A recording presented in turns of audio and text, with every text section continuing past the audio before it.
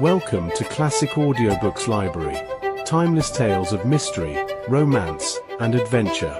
Please subscribe. And now, let's begin.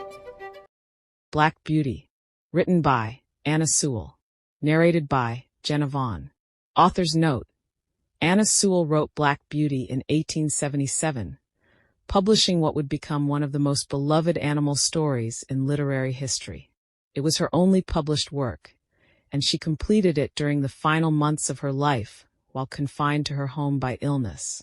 Far from being a simple children's story, Black Beauty was written as a social commentary to promote kindness, empathy, and humane treatment, especially toward horses. The novel is narrated by Black Beauty himself, giving voice to the voiceless and chronicling the hardships, kindnesses, and injustices he experiences throughout his life. Sewell's purpose was not just to entertain, but to inspire moral reflection, particularly in how humans treat animals and one another. Her work helped shape public attitudes toward animal welfare in Victorian England and contributed to reform. Through the eyes of a horse, Anna Sewell reminds us that dignity, compassion, and gentleness are virtues not only owed to one another, but to all living beings. Part 1. Chapter 1. My early home. The first place that I can well remember was a large, pleasant meadow with a pond of clear water in it. Some shady trees leaned over it, and rushes and water lilies grew at the deep end. Over the hedge on one side we looked into a plowed field, and on the other we looked over a gate at our master's house, which stood by the roadside. At the top of the meadow was a grove of fir trees, and at the bottom a running brook overhung by a steep bank. While I was young, I lived upon my mother's milk, as I could not eat grass. In the daytime I ran by her side, and at night I lay down close by her. When it was hot we used to stand by the pond in the shade of the trees, and when it was cold we had a nice warm shed near the grove. As soon as I was old enough to eat grass, my mother used to go out to work in the daytime, and come back in the evening. There were 6 young colts in the meadow besides me. They were older than I was. Some were nearly as large as grown-up horses. I used to run with them, and had great fun. We used to gallop all together round and round the field as hard as we could go. Sometimes we had rather rough play, for they would frequently bite and kick as well as gallop.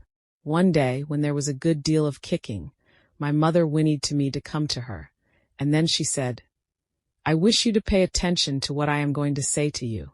The colts who live here are very good colts, but they are cart-horse colts, and of course they have not learned manners. You have been well-bred and well-born. Your father has a great name in these parts, and your grandfather won the cup 2 years at the Newmarket races. Your grandmother had the sweetest temper of any horse I ever knew, and I think you have never seen me kick or bite. I hope you will grow up gentle and good, and never learn bad ways. Do your work with a good will, lift your feet up well when you trot, and never bite or kick even in play." I have never forgotten my mother's advice. I knew she was a wise old horse, and our master thought a great deal of her. Her name was Duchess, but he often called her Pet. Our master was a good, kind man. He gave us good food, good lodging, and kind words. He spoke as kindly to us as he did to his little children. We were all fond of him, and my mother loved him very much. When she saw him at the gate, she would neigh with joy and trot up to him. He would pat and stroke her and say, "Well, old Pet, and how is your little darky?" I was a dull black, so he called me Darky. Then he would give me a piece of bread, which was very good, and sometimes he brought a carrot for my mother. All the horses would come to him, but I think we were his favorites. My mother always took him to the town on a market day in a light gig. There was a ploughboy, Dick, who sometimes came into our field to pluck blackberries from the hedge. When he had eaten all he wanted, he would have what he called fun with the colts, throwing stones and sticks at them to make them gallop. We did not much mind him, for we could gallop off, but sometimes a stone would hit and hurt us. One day he was at this game, and did not know that the master was in the next field. But he was there, watching what was going on.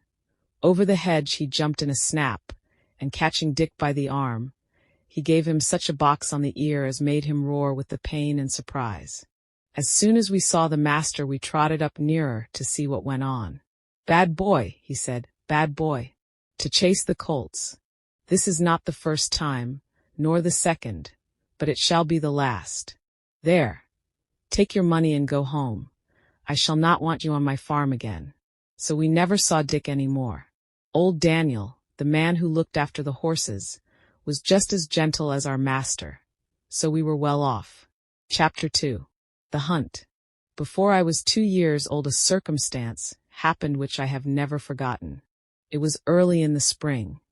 There had been a little frost in the night, and a light mist still hung over the woods and meadows. I and the other colts were feeding at the lower part of the field when we heard, quite in the distance, what sounded like the cry of dogs.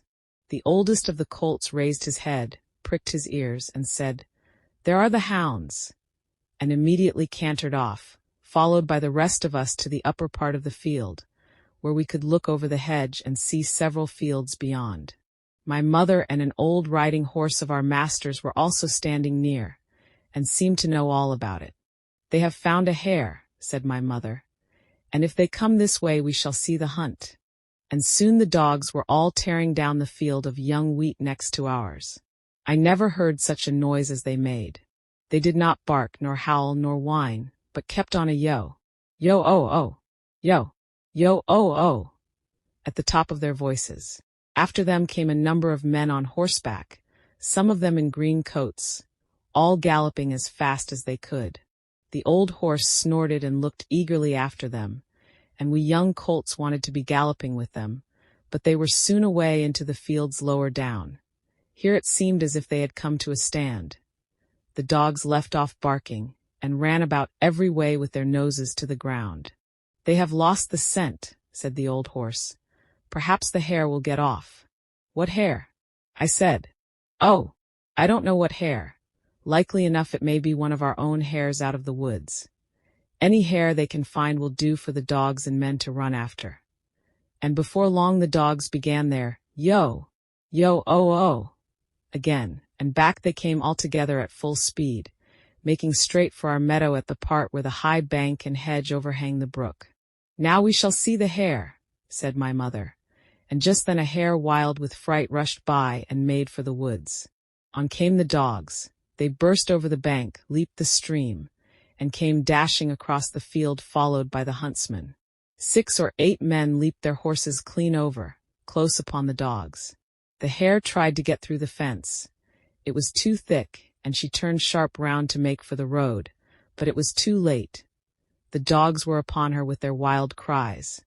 We heard one shriek, and that was the end of her. One of the huntsmen rode up and whipped off the dogs, who would soon have torn her to pieces.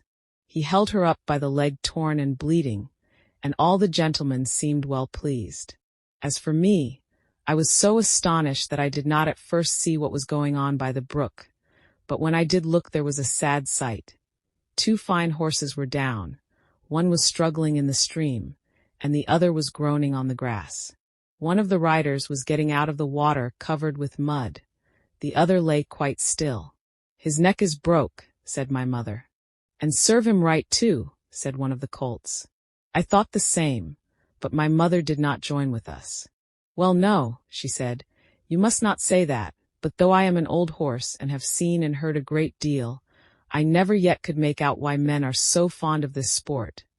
They often hurt themselves, often spoil good horses, and tear up the fields, and all for a hare or a fox or a stag that they could get more easily some other way. But we are only horses, and don't know." While my mother was saying this we stood and looked on. Many of the riders had gone to the young man, but my master, who had been watching what was going on, was the first to raise him. His head fell back and his arms hung down, and every one looked very serious. There was no noise now. Even the dogs were quiet, and seemed to know that something was wrong. They carried him to our master's house. I heard afterward that it was young George Gordon, the squire's only son, a fine, tall young man, and the pride of his family. There was now riding off in all directions to the doctor's, to the farrier's, and no doubt to Squire Gordon's, to let him know about his son. When Mr. Bond, the farrier, came to look at the black horse that lay groaning on the grass, he felt him all over, and shook his head. One of his legs was broken. Then someone ran to our master's house and came back with a gun. Presently there was a loud bang and a dreadful shriek, and then all was still. The black horse moved no more. My mother seemed much troubled. She said she had known that horse for years, and that his name was Rob Roy. He was a good horse, and there was no vice in him. She never would go to that part of the field afterward. Not many days after we heard the church bell tolling for a long time, and looking over the gate we saw a long, strange black coach that was covered with black cloth, and was drawn by black horses. After that came another and another and another, and all were black, while the bell kept tolling. They were carrying young Gordon to the churchyard to bury him. He would never ride again. What they did with Rob Roy I never knew, but 'twas all for one little hare. Chapter 3. My breaking in. I was now beginning to grow handsome. My coat had grown fine and soft, and was bright black. I had one white foot, and a pretty white star on my forehead. I was thought very handsome. My master would not sell me till I was 4 years old. He said lads ought not to work like men, and colts ought not to work like horses till they were quite grown up. When I was 4 years old, Squire Gordon came to look at me. He examined my eyes, my mouth, and my legs. He felt them all down. And then I had to walk and trot and gallop before him. He seemed to like me, and said, "When he has been well broken in, he will do very well." My master said he would break me in himself, as he should not like me to be frightened or hurt, and he lost no time about it, for the next day he began. Everyone may not know what breaking in is, therefore I will describe it. It means to teach a horse to wear a saddle and bridle, and to carry on his back a man, woman, or child, to go just the way they wish, and to go quietly. Besides this, he has to learn to wear a collar, a crupper, and a breeching, and to stand still while they are put on. Then to have a cart or a chaise fixed behind, so that he cannot walk or trot without dragging it after him. And he must go fast or slow, just as his driver wishes. He must never start at what he sees, nor speak to other horses, nor bite, nor kick, nor have any will of his own, but always do his master's will, even though he may be very tired or hungry. But the worst of all is, when his harness is once on, he may neither jump for joy nor lie down for weariness. So you see, this breaking in is a great thing. I had of course long been used to a halter and a headstall, and to be led about in the fields and lanes quietly, but now I was to have a bit and bridle. My master gave me some oats as usual, and after a good deal of coaxing he got the bit into my mouth, and the bridle fixed, but it was a nasty thing. Those who have never had a bit in their mouths cannot think how bad it feels.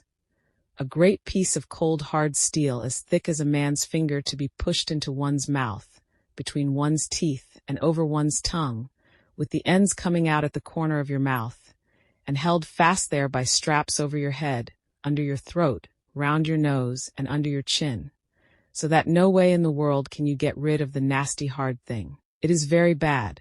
Yes, very bad. At least I thought so. But I knew my mother always wore one when she went out, and all horses did when they were grown up. And so, what with the nice oats, and what with my master's pats, kind words, and gentle ways, I got to wear my bit and bridle. Next came the saddle, but that was not half so bad. My master put it on my back very gently, while old Daniel held my head. He then made the girths fast under my body, patting and talking to me all the time. Then I had a few oats, then a little leading about, and this he did every day till I began to look for the oats and the saddle. At length, one morning, my master got on my back and rode me round the meadow on the soft grass. It certainly did feel queer, but I must say I felt rather proud to carry my master, and as he continued to ride me a little every day, I soon became accustomed to it. The next unpleasant business was putting on the iron shoes. That too was very hard at first. My master went with me to the smith's forge, to see that I was not hurt or got any fright. The blacksmith took my feet in his hand, one after the other, and cut away some of the hoof. It did not pain me, so I stood still on 3 legs till he had done them all. Then he took a piece of iron the shape of my foot, and clapped it on, and drove some nails through the shoe quite into my hoof, so that the shoe was firmly on. My feet felt very stiff and heavy, but in time I got used to it. And now, having got so far, my master went on to break me to harness. There were more new things to wear. First, a stiff heavy collar just on my neck, and a bridle with great side pieces against my eyes called blinkers. And blinkers indeed they were, for I could not see on either side, but only straight in front of me. Next, there was a small saddle with a nasty stiff strap that went right under my tail. That was the crupper. I hated the crupper. To have my long tail doubled up and poke through that strap was almost as bad as the bit. I never felt more like kicking, but of course I could not kick such a good master. And so in time I got used to everything, and could do my work as well as my mother. I must not forget to mention one part of my training, which I have always considered a very great advantage. My master sent me for a fortnight to a neighboring farmer's, who had a meadow which was skirted on one side by the railway. Here were some sheep and cows, and I was turned in among them. I shall never forget the first train that ran by. I was feeding quietly near the pales which separated the meadow from the railway, when I heard a strange sound at a distance, and before I knew whence it came, with a rush and a clatter and a puffing out of smoke, a long black train of something flew by, and was gone almost before I could draw my breath. I turned and galloped to the further side of the meadow as fast as I could go, and there I stood snorting with astonishment and fear. In the course of the day many other trains went by, some more slowly. These drew up at the station close by, and sometimes made an awful shriek and groan before they stopped. I thought it very dreadful, but the cows went on eating very quietly, and hardly raised their heads as the black frightful thing came puffing and grinding past. For the first few days I could not feed in peace, but as I found that this terrible creature never came into the field, or did me any harm, I began to disregard it, and very soon I cared as little about the passing of a train as the cows and sheep did. Since then I have seen many horses much alarmed and restive at the sight or sound of a steam engine. But thanks to my good master's care, I am as fearless at railway stations as in my own stable. Now if anyone wants to break in a young horse, well, that is the way. My master often drove me in double harness with my mother, because she was steady and could teach me how to go better than a strange horse. She told me the better I behaved the better I should be treated, and that it was wisest always to do my best to please my master. But, said she, there are a great many kinds of men. There are good thoughtful men like our master, that any horse may be proud to serve, and there are bad, cruel men, who never ought to have a horse or dog to call their own. Besides, there are a great many foolish men, vain, ignorant, and careless, who never trouble themselves to think. These spoil more horses than all, just for want of sense. They don't mean it, but they do it for all that. I hope you will fall into good hands. But a horse never knows who may buy him, or who may drive him. It is all a chance for us. But still I say, do your best wherever it is, and keep up your good name. Chapter 4. Birtwick Park. At this time I used to stand in the stable, and my coat was brushed every day till it shone like a rook's wing. It was early in May, when there came a man from Squire Gordon's, who took me away to the hall. My master said, "Good-bye, darky, be a good horse, and always do your best." I could not say good-bye, so I put my nose into his hand. He patted me kindly, and I left my first home. As I lived some years with Squire Gordon, I may as well tell something about the place. Squire Gordon's park skirted the village of Birtwick. It was entered by a large iron gate, at which stood the first lodge, and then you trotted along on a smooth road between clumps of large old trees. Then another lodge and another gate, which brought you to the house and the gardens. Beyond this lay the home paddock, the old orchard, and the stables. There was accommodation for many horses and carriages, but I need only describe the stable into which I was taken. This was very roomy, with 4 good stalls. A large swinging window opened into the yard, which made it pleasant and airy. The first stall was a large square one, shut in behind with a wooden gate. The others were common stalls, good stalls, but not nearly so large, It had a low rack for hay and a low manger for corn. It was called a loose box, because the horse that was put into it was not tied up, but left loose, to do as he liked. It is a great thing to have a loose box. Into this fine box the groom put me. It was clean, sweet, and airy. I never was in a better box than that, and the sides were not so high but that I could see all that went on through the iron rails that were at the top. He gave me some very nice oats, he patted me, spoke kindly, and then went away. When I had eaten my corn I looked round. In the stall next to mine stood a little fat gray pony, with a thick mane and tail, a very pretty head, and a pert little nose. I put my head up to the iron rails at the top of my box and said, "How do you do? What is your name?" He turned round as far as his halter would allow, held up his head, and said, "My name is Merrylegs. I am very handsome. I carry the young ladies on my back, and sometimes I take our mistress out in the low chair. They think a great deal of me, and so does James. Are you going to live next door to me in the box?" I said, "Yes." "Well then," he said, "I hope you are good-tempered. I do not like anyone next door who bites." Just then a horse's head looked over from the stall beyond. The ears were laid back, and the eye looked rather ill-tempered. This was a tall chestnut mare, with a long handsome neck. She looked across to me and said, "So it is you who have turned me out of my box. It is a very strange thing for a colt like you to come and turn a lady out of her own home." "I beg your pardon," I said. "I have turned no one out. The man who brought me put me here, and I had nothing to do with it. And as to my being a colt, I am turned 4 years old and am a grown-up horse. I never had words yet with horse or mare, and it is my wish to live at peace." "Well," she said, "we shall see. Of course, I do not want to have words with a young thing like you." I said no more. In the afternoon, when she went out, Merrylegs told me all about it. "The thing is this," said Merrylegs. "Ginger has a bad habit of biting and snapping. That is why they call her Ginger, and when she was in the loose box she used to snap very much. One day she bit James in the arm and made it bleed, and so Miss Flora and Miss Jessie, who are very fond of me, were afraid to come into the stable. They used to bring me nice things to eat, an apple or a carrot, or a piece of bread, but after Ginger stood in that box they dared not come, and I missed them very much. I hope they will now come again, if you do not bite or snap." I told him I never bit anything but grass, hay, and corn, and could not think what pleasure Ginger found it. "Well, I don't think she does find pleasure," says Merrylegs. "It is just a bad habit. She says no one was ever kind to her, and why should she not bite? Of course, it is a very bad habit. But I am sure if all she says be true, she must have been very ill-used before she came here. John does all he can to please her, and James does all he can, and our master never uses a whip if a horse acts right. So I think she might be good-tempered here. You see," he said with a wise look, "I am 12 years old.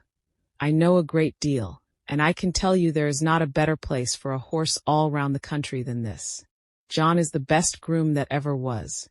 He has been here 14 years, and you never saw such a kind boy as James is, so that it is all Ginger's own fault that she did not stay in that box." Chapter 5. A Fair Start. The name of the coachman was John Manley. He had a wife and 1 little child, and they lived in the coachman's cottage, very near the stables. The next morning he took me into the yard and gave me a good grooming, and just as I was going into my box, with my coat soft and bright, the squire came in to look at me, and seemed pleased. "John," he said, "I meant to have tried the new horse this morning, but I have other business. You may as well take him around after breakfast. Go by the common and the highwood, and back by the watermill and the river. That will show his paces." "I will, sir," said John. After breakfast he came and fitted me with a bridle. He was very particular in letting out and taking in the straps, to fit my head comfortably. Then he brought a saddle, but it was not broad enough for my back. He saw it in a minute and went for another, which fitted nicely. He rode me first slowly, then a trot, then a canter, and when we were on the common he gave me a light touch with his whip, and we had a splendid gallop. "Ho ho! My boy," he said as he pulled me up. "You would like to follow the hounds, I think." As we came back through the park, we met the Squire and Mrs. Gordon walking. They stopped and John jumped off. "Well, John, how does he go?" "First rate, sir," answered John. "He is as fleet as a deer, and has a fine spirit too, but the lightest touch of the rein will guide him." Down at the end of the common we met one of those traveling carts hung all over with baskets, rugs, and such like. You know, sir, many horses will not pass those carts quietly. He just took a good look at it, and then went on as quiet and pleasant as could be. They were shooting rabbits near the highwood, and a gun went off close by. He pulled up a little and looked, but did not stir a step to right or left. I just held the rein steady and did not hurry him, and it's my opinion he has not been frightened or ill-used while he was young. "That's well," said the squire. "I will try him myself tomorrow." The next day I was brought up for my master. I remembered my mother's counsel and my good old master's, and I tried to do exactly what he wanted me to do. I found he was a very good rider, and thoughtful for his horse too. When he came home the lady was at the hall door as he rode up. "Well, my dear," she said, "how do you like him?" "He is exactly what John said," he replied. "A pleasanter creature I never wished to mount. What shall we call him?" "Would you like Ebony?" said she. "He is as black as ebony." "No, not Ebony." "Will you call him Blackbird, like your uncle's old horse?" "No, he is far handsomer than old Blackbird ever was." "Yes," she said, "he is really quite a beauty, and he has such a sweet, good-tempered face, and such a fine, intelligent eye. What do you say to calling him Black Beauty?" "Black Beauty? Why, yes, I think that is a very good name. If you like, it shall be his name." And so it was. When John went into the stable he told James that master and mistress had chosen a good, sensible English name for me. That meant something. Not like Marengo, or Pegasus, or Abdullah. They both laughed, and James said, "If it was not for bringing back the past, I should have named him Rob Roy, for I never saw two horses more alike." "That's no wonder," said John. "Didn't you know that Farmer Gray's old Duchess was the mother of them both?" I had never heard that before. "And so poor Rob Roy, who was killed at that hunt, was my brother. I did not wonder that my mother was so troubled. It seems that horses have no relations. At least they never know each other after they are sold." John seemed very proud of me. He used to make my mane and tail almost as smooth as a lady's hair, and he would talk to me a great deal. Of course I did not understand all he said, but I learned more and more to know what he meant, and what he wanted me to do.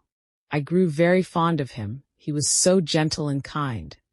He seemed to know just how a horse feels, and when he cleaned me he knew the tender places and the ticklish places. When he brushed my head he went as carefully over my eyes as if they were his own, and never stirred up any ill temper. James Howard, the stable boy, was just as gentle and pleasant in his way, so I thought myself well off. There was another man who helped in the yard, but he had very little to do with Ginger and me. A few days after this I had to go out with Ginger in the carriage. I wondered how we should get on together, but except laying her ears back when I was led up to her, she behaved very well. She did her work honestly, and did her full share, and I never wished to have a better partner in double harness. When we came to a hill, instead of slackening her pace, she would throw her weight right into the collar, and pull away straight up. We had both the same sort of courage at our work, and John had oftener to hold us and then to urge us forward. He never had to use the whip with either of us. Then our paces were much the same, and I found it very easy to keep step with her when trotting, which made it pleasant, and master always liked it when we kept step well, and so did John. After we had been out 2 or 3 times together we grew quite friendly and sociable, which made me feel very much at home. As for Merrylegs, he and I soon became great friends. He was such a cheerful, plucky, good-tempered little fellow that he was a favorite with every one, and especially with Miss Jessie and Flora, who used to ride him about in the orchard, and have fine games with him and their little dog Frisky. Our master had 2 other horses that stood in another stable. One was Justice, a roan cob, used for riding or for the luggage cart, The other was an old brown hunter, named Sir Oliver. He was past work now, but was a great favorite with the master, who gave him the run of the park. He sometimes did a little light carting on the estate, or carried one of the young ladies when they rode out with their father, for he was very gentle and could be trusted with a child as well as Merrylegs. The cob was a strong, well-made, good-tempered horse, and we sometimes had a little chat in the paddock. But of course I could not be so intimate with him as with Ginger, who stood in the same stable. Chapter 6. Liberty. I was quite happy in my new place, and if there was one thing that I missed, it must not be thought I was discontented. All who had to do with me were good, and I had a light, airy stable and the best of food. What more could I want? Why, liberty. For 3 years and a half of my life I had had all the liberty I could wish for. But now, week after week, month after month, and no doubt year after year, I must stand up in a stable night and day except when I am wanted, and then I must be just as steady and quiet as any old horse who has worked 20 years. Straps here and straps there, a bit in my mouth, and blinkers over my eyes. Now I am not complaining, for I know it must be so. I only mean to say that for a young horse full of strength and spirits, who has been used to some large field or plain where he can fling up his head and toss up his tail and gallop away at full speed, then round and back again with a snort to his companions, I say it is hard never to have a bit more liberty to do as you like. Sometimes, when I have had less exercise than usual, I have felt so full of life and spring that when John has taken me out to exercise I really could not keep quiet. Do what I would, it seemed as if I must jump or dance or prance, and many a good shake I know I must have given him, especially at the first, but he was always good and patient. "Steady, steady, my boy," he would say. "Wait a bit, and we will have a good swing, and soon get the tickle out of your feet." Then as soon as we were out of the village, he would give me a few miles at a spanking trot, and then bring me back as fresh as before, only clear of the fidgets, as he called them. Spirited horses, when not enough exercised, are often called skittish when it is only play, and some grooms will punish them, but our John did not. He knew it was only high spirits. Still, he had his own ways of making me understand by the tone of his voice or the touch of the rein. If he was very serious and quite determined, I always knew it by his voice, and that had more power with me than anything else, for I was very fond of him. I ought to say that sometimes we had our liberty for a few hours. This used to be on fine Sundays in the summer-time. The carriage never went out on Sundays, because the church was not far off. It was a great treat to us to be turned out into the home paddock or the old orchard.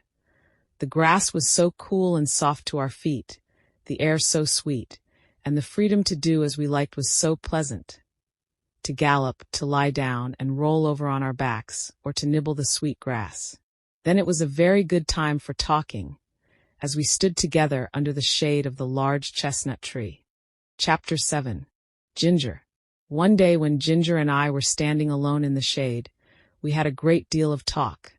She wanted to know all about my bringing up and breaking in, and I told her. "Well," said she, "if I had had your bringing up I might have had as good a temper as you, but now I don't believe I ever shall." "Why not?" I said. "Because it has been all so different with me," she replied. "I never had any one, horse or man, that was kind to me, or that I cared to please, for in the first place I was taken from my mother as soon as I was weaned, and put with a lot of other young colts. None of them cared for me, and I cared for none of them. There was no kind master like yours to look after me, and talk to me, and bring me nice things to eat. The man that had the care of us never gave me a kind word in my life. I do not mean that he ill-used me, but he did not care for us one bit further than to see that we had plenty to eat, and shelter in the winter. A footpath ran through our field, and very often the great boys passing through would fling stones to make us gallop. I was never hit, but one fine young colt was badly cut in the face, and I should think it would be a scar for life. We did not care for them, but of course it made us more wild, and we settled it in our minds that boys were our enemies. We had very good fun in the free meadows, galloping up and down and chasing each other round and round the field. then standing still under the shade of the trees. But when it came to breaking in, that was a bad time for me. Several men came to catch me, and when at last they closed me in at one corner of the field, one caught me by the forelock, another caught me by the nose and held it so tight I could hardly draw my breath. Then another took my under jaw in his hard hand and wrenched my mouth open, and so by force they got on the halter and the bar into my mouth. Then one dragged me along by the halter, another flogging behind, and this was the first experience I had of men's kindness. It was all force. They did not give me a chance to know what they wanted. I was high-bred and had a great deal of spirit, and was very wild, no doubt, and gave them, I dare say, plenty of trouble. But then it was dreadful to be shut up in a stall day after day instead of having my liberty, and I fretted and pined and wanted to get loose. You know yourself it's bad enough when you have a kind master and plenty of coaxing, but there was nothing of that sort for me. There was one, the old master, Mr. Ryder, who I think could soon have brought me round and could have done anything with me, but he had given up all the hard part of the trade to his son and to another experienced man, and he only came at times to oversee. His son was a strong, tall, bold man. They called him Samson, and he used to boast that he had never found a horse that could throw him. There was no gentleness in him, as there was in his father, but only hardness, a hard voice, a hard eye, a hard hand. And I felt from the first that what he wanted was to wear all the spirit out of me, and just make me into a quiet, humble, obedient piece of horseflesh.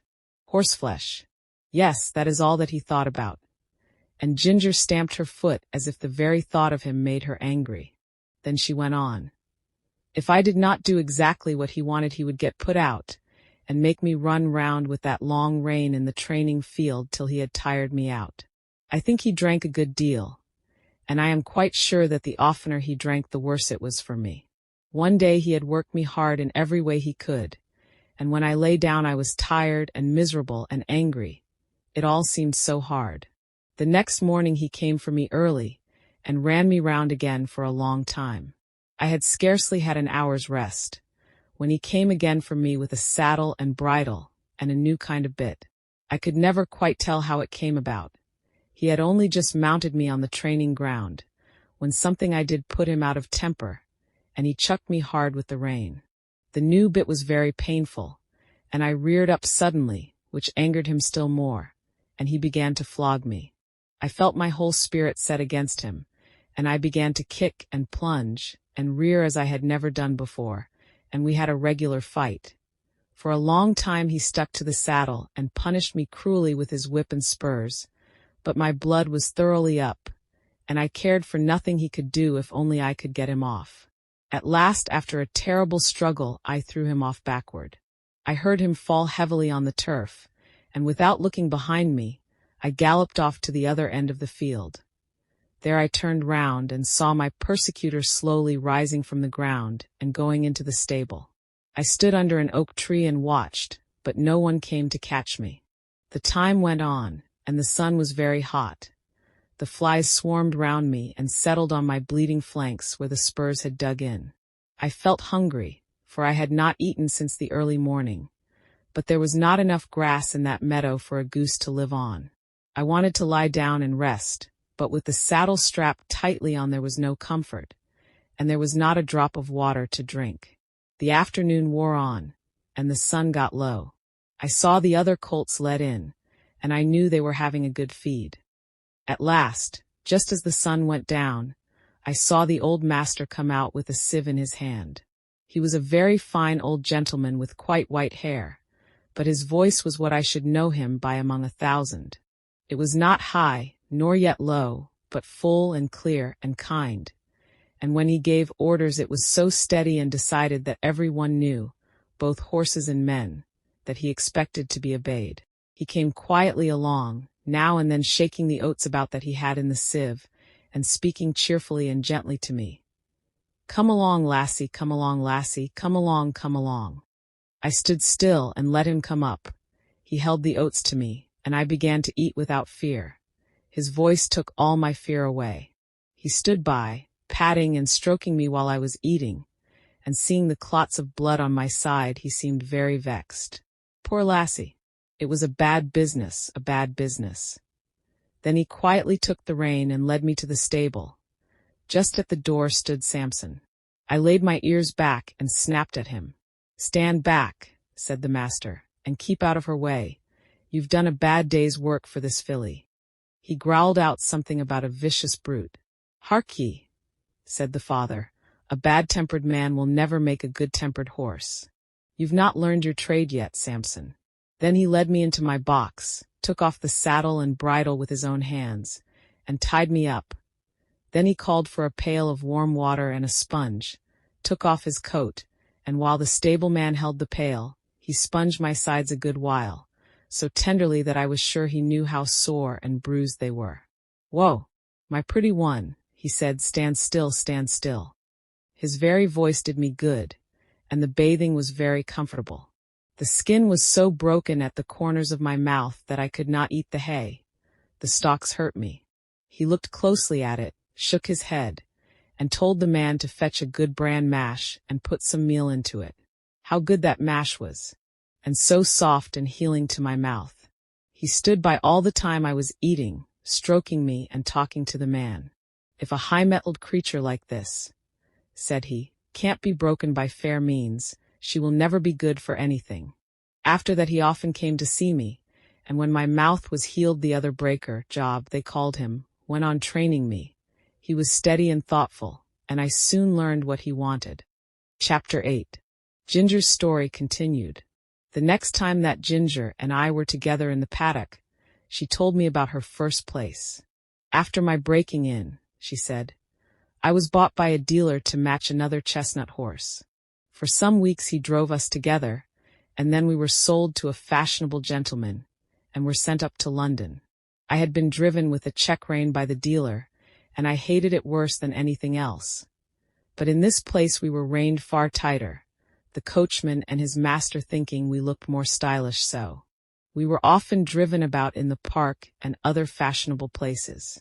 You who never had a check rein on don't know what it is, but I can tell you it is dreadful. I like to toss my head about and hold it as high as any horse. But fancy now yourself if you tossed your head up high and were obliged to hold it there, and that for hours together, not able to move it at all, except with a jerk still higher, your neck aching till you did not know how to bear it. Besides that, to have two bits instead of one. And mine was a sharp one, it hurt my tongue and my jaw, and the blood from my tongue colored the froth that kept flying from my lips as I chafed and fretted at the bits and rein. It was worst when we had to stand by the hour waiting for our mistress at some grand party or entertainment, and if I fretted or stamped with impatience the whip was laid on. It was enough to drive one mad. "Did not your master take any thought for you?" I said. "No," said she, "he only cared to have a stylish turnout, as they call it. I think he knew very little about horses. He left that to his coachman, who told him I had an irritable temper, that I had not been well broken to the check rein, but I should soon get used to it.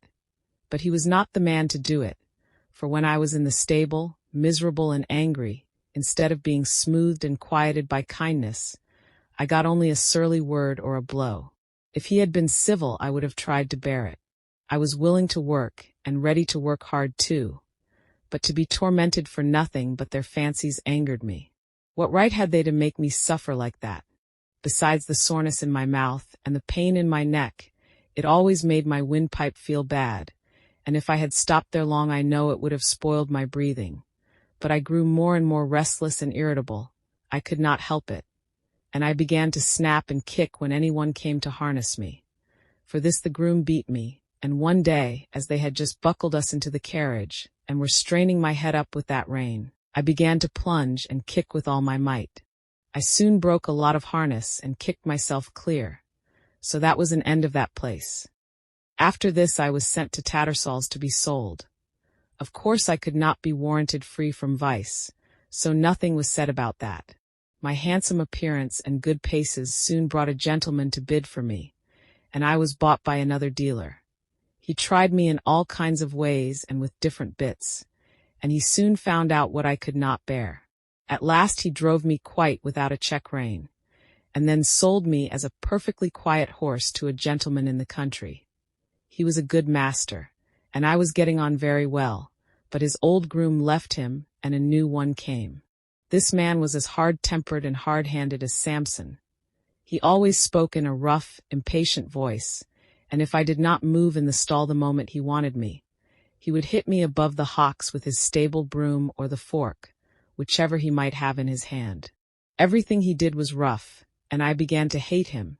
He wanted to make me afraid of him, but I was too high-mettled for that, and one day when he had aggravated me more than usual I bit him, which of course put him in a great rage, and he began to hit me about the head with a riding whip. After that he never dared to come into my stall again. Either my heels or my teeth were ready for him, and he knew it. I was quite quiet with my master, but of course he listened to what the man said, and so I was sold again. The same dealer heard of me, and said he thought he knew one place where I should do well. "'Twas a pity," he said, "that such a fine horse should go to the bad, for want of a real good chance. And the end of it was that I came here not long before you did. But I had then made up my mind that men were my natural enemies, and that I must defend myself. Of course it is very different here, but who knows how long it will last. I wish I could think about things as you do, but I can't after all I have gone through." "Well," I said, "I think it would be a real shame if you were to bite or kick John or James." "I don't mean to," she said, "while they are good to me. I did bite James once pretty sharp, but John said, 'Try her with kindness.' And instead of punishing me as I expected, James came to me with his arm bound up, and brought me a bran mash and stroked me, and I have never snapped at him since, and I won't either. I was sorry for Ginger, but of course I knew very little then, and I thought most likely she made the worst of it. However, I found that as the weeks went on she grew much more gentle and cheerful, and had lost the watchful, defiant look that she used to turn on any strange person who came near her, and one day James said, 'I do believe that Mare is getting fond of me. She quite whinnied after me this morning when I had been rubbing her forehead.'" Aye, Jim, 'tis the Birtwick balls," said John. "She'll be as good as Black Beauty by and by. Kindness is all the physic she wants, poor thing." Master noticed the change, too, and one day when he got out of the carriage and came to speak to us, as he often did, he stroked her beautiful neck. "Well, my pretty one, well, how do things go with you now? You are a good bit happier than when you came to us, I think." She put her nose up to him in a friendly, trustful way, while he rubbed it gently. "We shall make a cure of her, John," he said. "Yes, sir, she's wonderfully improved. She's not the same creature that she was. It's the Birtwick balls, sir," said John, laughing. This was a little joke of John's. He used to say that a regular course of the Birtwick horseballs would cure almost any vicious horse. These balls, he said, were made up of patience and gentleness, firmness and petting, 1 pound of each to be mixed up with half a pint of common sense, and given to the horse every day. Chapter 9. Merrylegs. Mr. Blomefield, the vicar, had a large family of boys and girls. Sometimes they used to come and play with Miss Jessie and Flora. One of the girls was as old as Miss Jessie. 2 of the boys were older, and there were several little ones. When they came there was plenty of work for Merrylegs, for nothing pleased them so much as getting on him by turns and riding him all about the orchard and the home paddock, and this they would do by the hour together. One afternoon he had been out with them a long time, and when James brought him in and put on his halter he said, "There, you rogue, mind how you behave yourself, or we shall get into trouble." "What have you been doing, Merrylegs?" I asked. "Oh," said he, tossing his little head, "I have only been giving those young people a lesson. They did not know when they had had enough, nor when I had had enough, so I just pitched them off backward. That was the only thing they could understand." "What?" said I. "You threw the children off. I thought you did no better than that. Did you throw Miss Jessie or Miss Flora?" He looked very much offended and said, "Of course not. I would not do such a thing for the best oats that ever came into the stable. Why, I am as careful of our young ladies as the master could be, and as for the little ones it is I who teach them to ride. When they seem frightened or a little unsteady on my back, I go as smooth and as quiet as old Pussy when she is after a bird. And when they are all right, I go on again faster, you see, just to use them to it. So don't you trouble yourself preaching to me. I am the best friend and the best writing master those children have. It is not them, it is the boys, said he, shaking his mane, are quite different. They must be broken in as we were broken in when we were colts, and just be taught what's what. The other children had ridden me about for nearly 2 hours, and then the boys thought it was their turn. And so it was, and I was quite agreeable. They rode me by turns, and I galloped them about, up and down the fields and all about the orchard, for a good hour. They had each cut a great hazel stick for a riding whip, and laid it on a little too hard. But I took it in good part, till at last I thought we had had enough, so I stopped 2 or 3 times by way of a hint. Boys, you see, think a horse or pony is like a steam engine or a thrashing machine, and can go on as long and as fast as they please. They never think that a pony can get tired or have any feelings. So as the one who was whipping me could not understand, I just rose up on my hind legs and let him slip off behind. That was all. He mounted me again, and I did the same. Then the other boy got up, and as soon as he began to use his stick I laid him on the grass, and so on, till they were able to understand. That was all. They are not bad boys. They don't wish to be cruel. I like them very well. But you see, I had to give them a lesson. When they brought me to James and told him, I think he was very angry to see such big sticks. He said they were only fit for drovers or gypsies, and not for young gentlemen. If I had been you, said Ginger, I would have given those boys a good kick, and that would have given them a lesson. No doubt you would, said Merrylegs. But then I am not quite such a fool, begging your pardon, as to anger our master or make James ashamed of me. Besides, those children are under my charge when they are riding. I tell you they are entrusted to me. Why, only the other day I heard our master say to Mrs. Blomefield, my dear madam, you need not be anxious about the children. My old Merrylegs will take as much care of them as you or I could. I assure you I would not sell that pony for any money. He is so perfectly good-tempered and trustworthy. And do you think I am such an ungrateful brute as to forget all the kind treatment I have had here for 5 years, and all the trust they place in me, and turn vicious because a couple of ignorant boys use me badly? No, no. You never had a good place where they were kind to you, and so you don't know, and I'm sorry for you. But I can tell you good places make good horses. I wouldn't vex our people for anything. I love them, I do, said Merrylegs, and he gave a low ho ho ho through his nose, as he used to do in the morning when he heard James' footstep at the door. Besides, he went on, if I took to kicking, where should I be? Why, sold off in a jiffy and no character, and I might find myself slaved about under a butcher's boy, or worked to death at some seaside place where no one cared for me, except to find out how fast I could go, or be flogged along in some cart with 3 or 4 great men in it going out for a Sunday spree, as I have often seen in the place I lived in before I came here. No, said he, shaking his head, I hope I shall never come to that. Chapter 10. A Talk in the Orchard. Ginger and I were not of the regular tall carriage horse breed. We had more of the racing blood in us. We stood about 15½ hands high. We were therefore just as good for riding as we were for driving, and our master used to say that he disliked either horse or man that could do but one thing. And as he did not want to show off in London parks, he preferred a more active and useful kind of horse. As for us, our greatest pleasure was when we were saddled for a riding party. The master on Ginger, the mistress on me, and the young ladies on Sir Oliver and Merrylegs. It was so cheerful to be trotting and cantering all together that it always put us in high spirits. I had the best of it, for I always carried the mistress. Her weight was little, her voice was sweet, and her hand was so light on the rein that I was guided almost without feeling it. Oh, if people knew what a comfort to horses a light hand is, and how it keeps a good mouth and a good temper, they surely would not chuck and drag and pull at the rein as they often do. Our mouths are so tender that where they have not been spoiled or hardened with bad or ignorant treatment, they feel the slightest movement of the driver's hand, and we know in an instant what is required of us.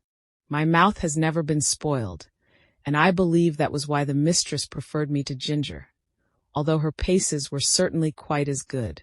She used often to envy me, and said it was all the fault of breaking in, and the gag bit in London, that her mouth was not so perfect as mine, and then old Sir Oliver would say, "There, there, don't vex yourself, you have the greatest honour. A mare that can carry a tall man of our master's weight, with all your spring and sprightly action, does not need to hold her head down because she does not carry the lady. We horses must take things as they come, and always be contented and willing so long as we are kindly used." I had often wondered how it was that Sir Oliver had such a very short tail.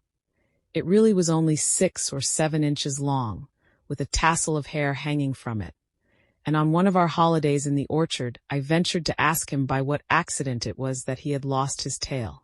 "Accident?" he snorted with a fierce look. "It was no accident. It was a cruel, shameful, cold-blooded act.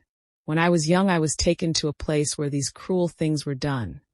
I was tied up and made fast so that I could not stir, and then they came and cut off my long and beautiful tail, through the flesh and through the bone, and took it away." "How dreadful!" I exclaimed. "Dreadful, ah! It was dreadful. But it was not only the pain, though that was terrible and lasted a long time. It was not only the indignity of having my best ornament taken from me, though that was bad, but it was this: how could I ever brush the flies off my sides and my hind legs any more? You who have tails just whisk the flies off without thinking about it. And you can't tell what a torment it is to have them settle upon you and sting, and have nothing in the world to lash them off with. I tell you it is a lifelong wrong and a lifelong loss, but thank heaven they don't do it now." "What did they do it for then?" said Ginger. "For fashion," said the old horse with a stamp of his foot. "For fashion. If you know what that means. There was not a well-bred young horse in my time that had not his tail docked in that shameful way, just as if the good God that made us did not know what we wanted and what looked best. I suppose it is fashion that makes them strap our heads up with those horrid bits that I was tortured with in London," said Ginger. "Of course it is," said he. "To my mind, fashion is one of the wickedest things in the world.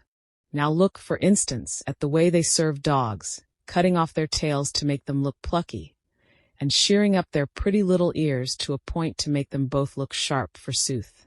I had a dear friend once, a brown terrier. Skye they called her. She was so fond of me that she never would sleep out of my stall.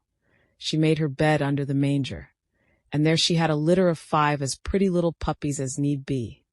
None were drowned, for they were a valuable kind, and how pleased she was with them. And when they got their eyes open and crawled about, it was a real pretty sight. But one day the man came and took them all away. I thought he might be afraid I should tread upon them. But it was not so. In the evening poor Skye brought them back again, one by one in her mouth, not the happy little things that they were, but bleating and crying pitifully. They had all had a piece of their tails cut off, and the soft flap of their pretty little ears was cut quite off. How their mother licked them, and how troubled she was, poor thing. I never forgot it. They healed in time, and they forgot the pain, but the nice soft flap, that of course was intended to protect the delicate part of their ears from dust and injury, was gone forever. Why don't they cut their own children's ears into points to make them look sharp? Why don't they cut the end off their noses to make them look plucky? One would be just as sensible as the other. What right have they to torment and disfigure God's creatures? Sir Oliver, though he was so gentle, was a fiery old fellow, and what he said was all so new to me, and so dreadful, that I found a bitter feeling toward men rise up in my mind that I never had before. Of course Ginger was very much excited. She flung up her head with flashing eyes and distended nostrils, declaring that men were both brutes and blockheads. "Who talks about blockheads?"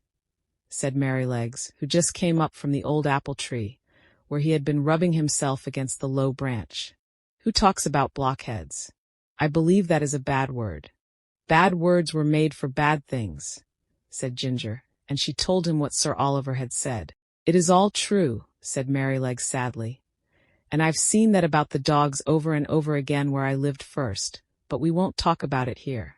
You know that Master, and John and James are always good to us, and talking against men in such a place as this doesn't seem fair or grateful.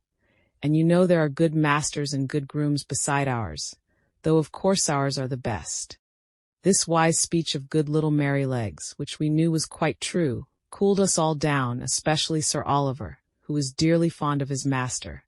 And to turn the subject, I said, "Can anyone tell me the use of blinkers?"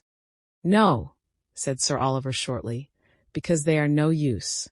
"They are supposed," said Justice the roan cob in his calm way, "to prevent horses from shying and starting, and getting so frightened as to cause accidents." "Then what is the reason they do not put them on riding horses, especially on ladies' horses?" said I. "There is no reason at all," said he quietly, "except the fashion. They say that a horse would be so frightened to see the wheels of his own cart or carriage coming behind him that he would be sure to run away, although of course when he is ridden he sees them all about him if the streets are crowded. I admit they do sometimes come too close to be pleasant, but we don't run away. We are used to it, and understand it, and if we never had blinkers put on we should never want them. We should see what was there, and know what was what, and be much less frightened than by only seeing bits of things that we can't understand. Of course there may be some nervous horses who have been hurt or frightened when they were young, who may be the better for them. But as I never was nervous, I can't judge. I consider, said Sir Oliver, that blinkers are dangerous things in the night. We horses can see much better in the dark than men can, and many an accident would never have happened if horses might have had the full use of their eyes. Some years ago, I remember, there was a hearse with 2 horses returning one dark night, and just by Farmer Sparrow's house, where the pond is close to the road, the wheels went too near the edge, and the hearse was overturned into the water. Both the horses were drowned, and the driver hardly escaped. Of course after this accident a stout white rail was put up that might be easily seen.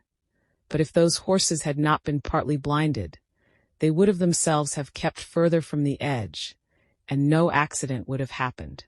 When our master's carriage was overturned, before you came here, it was said that if the lamp on the left side had not gone out, John would have seen the great hole that the road-makers had left.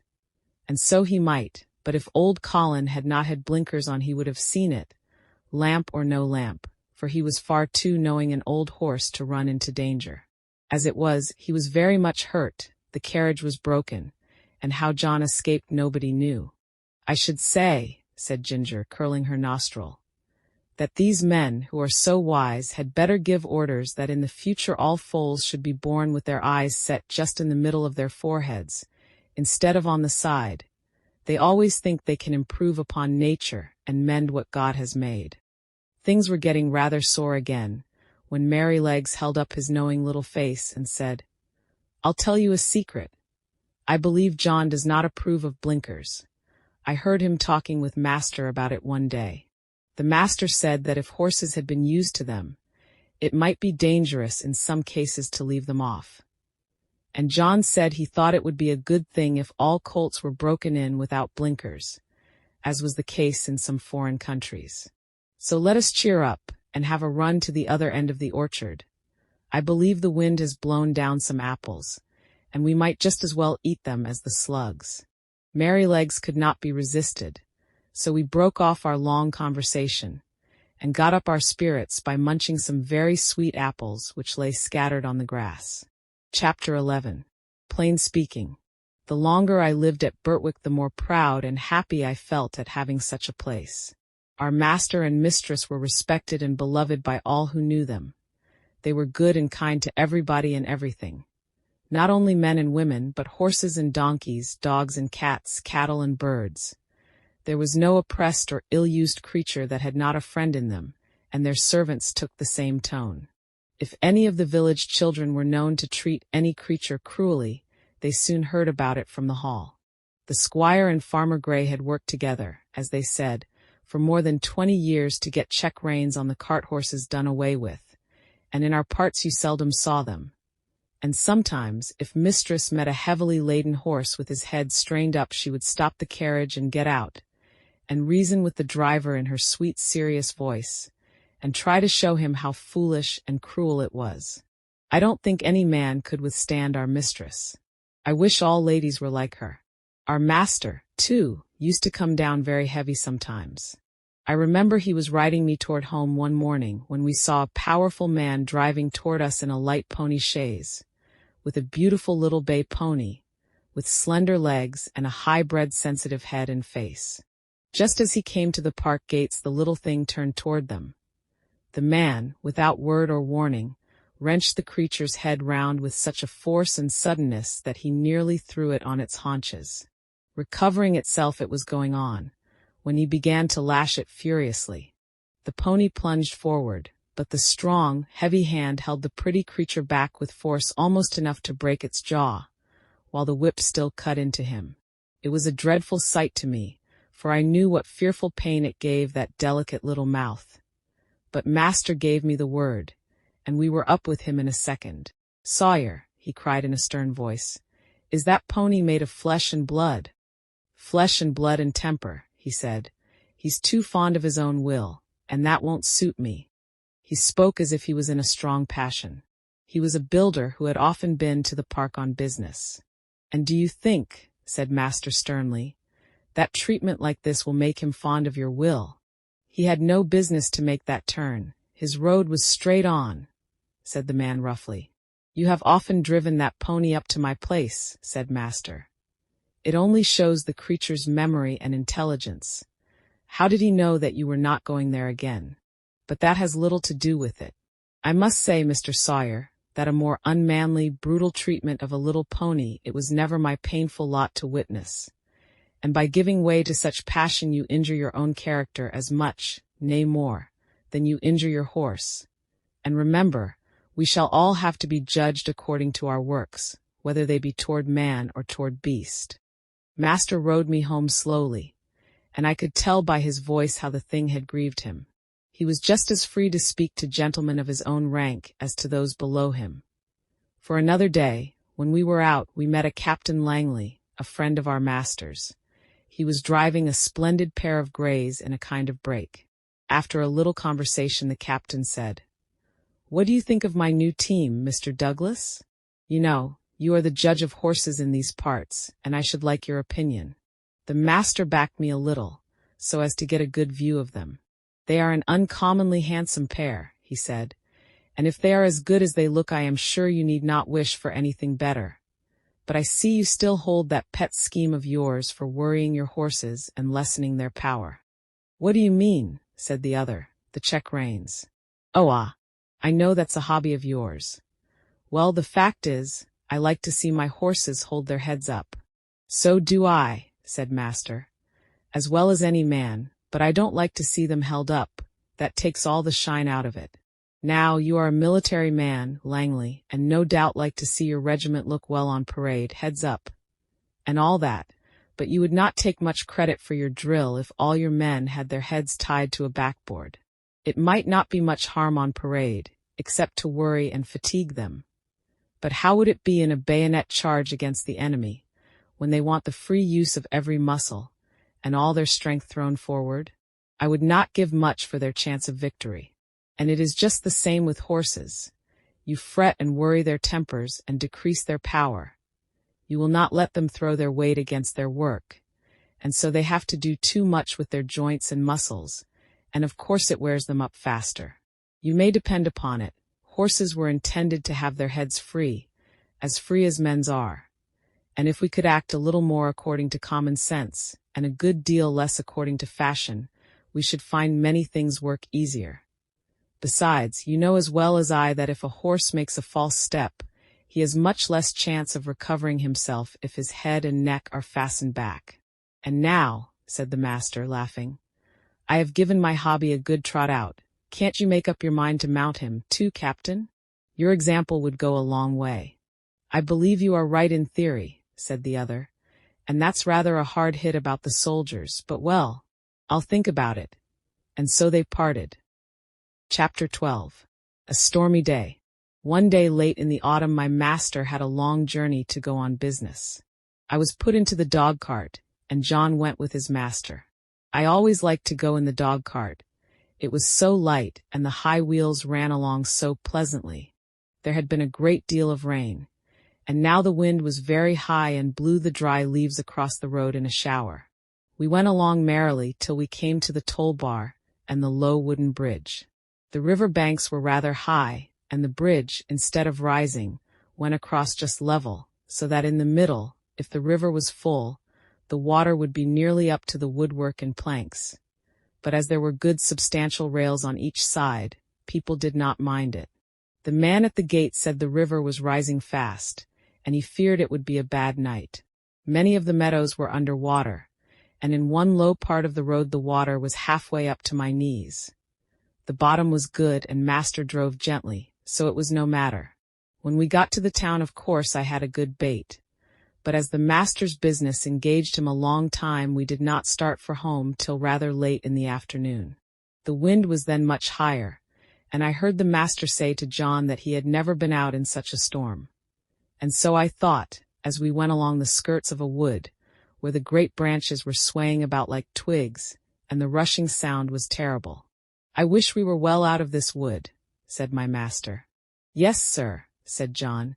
It would be rather awkward if one of these branches came down upon us. The words were scarcely out of his mouth when there was a groan, and a crack, and a splitting sound, and tearing, crashing down among the other trees came an oak, torn up by the roots, and it fell right across the road just before us. I will never say I was not frightened, for I was. I stopped still, and I believe I trembled. Of course I did not turn round or run away. I was not brought up to that. John jumped out, and was in a moment at my head. That was a very near touch, said my master. What's to be done now? Well, sir, we can't drive over that tree, nor yet get round it. There will be nothing for it, but to go back to the 4 crossways, and that will be a good 6 miles before we get round to the wooden bridge again. It will make us late, but the horse is fresh. So back we went and round by the crossroads. But by the time we got to the bridge it was very nearly dark. We could just see that the water was over the middle of it. But as that happened sometimes when the floods were out, master did not stop. We were going along at a good pace, but the moment my feet touched the first part of the bridge, I felt sure there was something wrong. I dare not go forward, and I made a dead stop.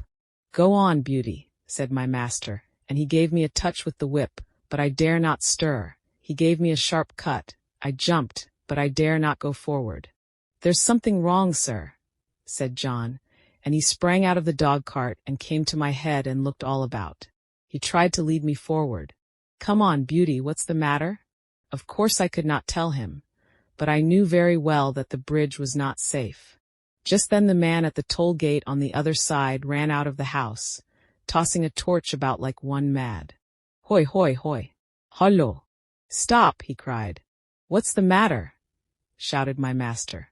The bridge is broken in the middle, and part of it is carried away. If you come on you'll be into the river. Thank God, said my master. You Beauty, said John, and took the bridle and gently turned me round to the right-hand road by the river side. The sun had set some time. The wind seemed to have lulled off after that furious blast which tore up the tree. It grew darker and darker, stiller and stiller. I trotted quietly along, the wheels hardly making a sound on the soft road. For a good while neither master nor John spoke, and then master began in a serious voice.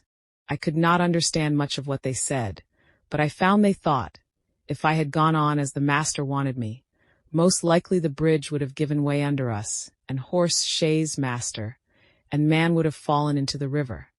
And as the current was flowing very strongly, and there was no light and no help at hand, it was more than likely we should all have been drowned. Master said God had given men reason, by which they could find out things for themselves. But he had given animals knowledge which did not depend on reason, and which was much more prompt and perfect in its way, and by which they had often saved the lives of men. John had many stories to tell of dogs and horses, and the wonderful things they had done. He thought people did not value their animals half enough, nor make friends of them as they ought to do. I am sure he makes friends of them if ever a man did. At last we came to the park gates, and found the gardener looking out for us. He said that mistress had been in a dreadful way ever since dark, fearing some accident had happened, and that she had sent James off on justice, the roan cob, toward the wooden bridge to make inquiry after us. We saw a light at the hall door and at the upper windows, and as we came up mistress ran out, saying, "Are you really safe, my dear? Oh, I have been so anxious, fancying all sorts of things. Have you had no accident?" "No, my dear. But if your Black Beauty had not been wiser than we were, we should all have been carried down the river at the wooden bridge." I heard no more, as they went into the house, and John took me to the stable. Oh, what a good supper he gave me that night, a good bran mash and some crushed beans with my oats, and such a thick bed of straw. And I was glad of it, for I was tired. Chapter 13.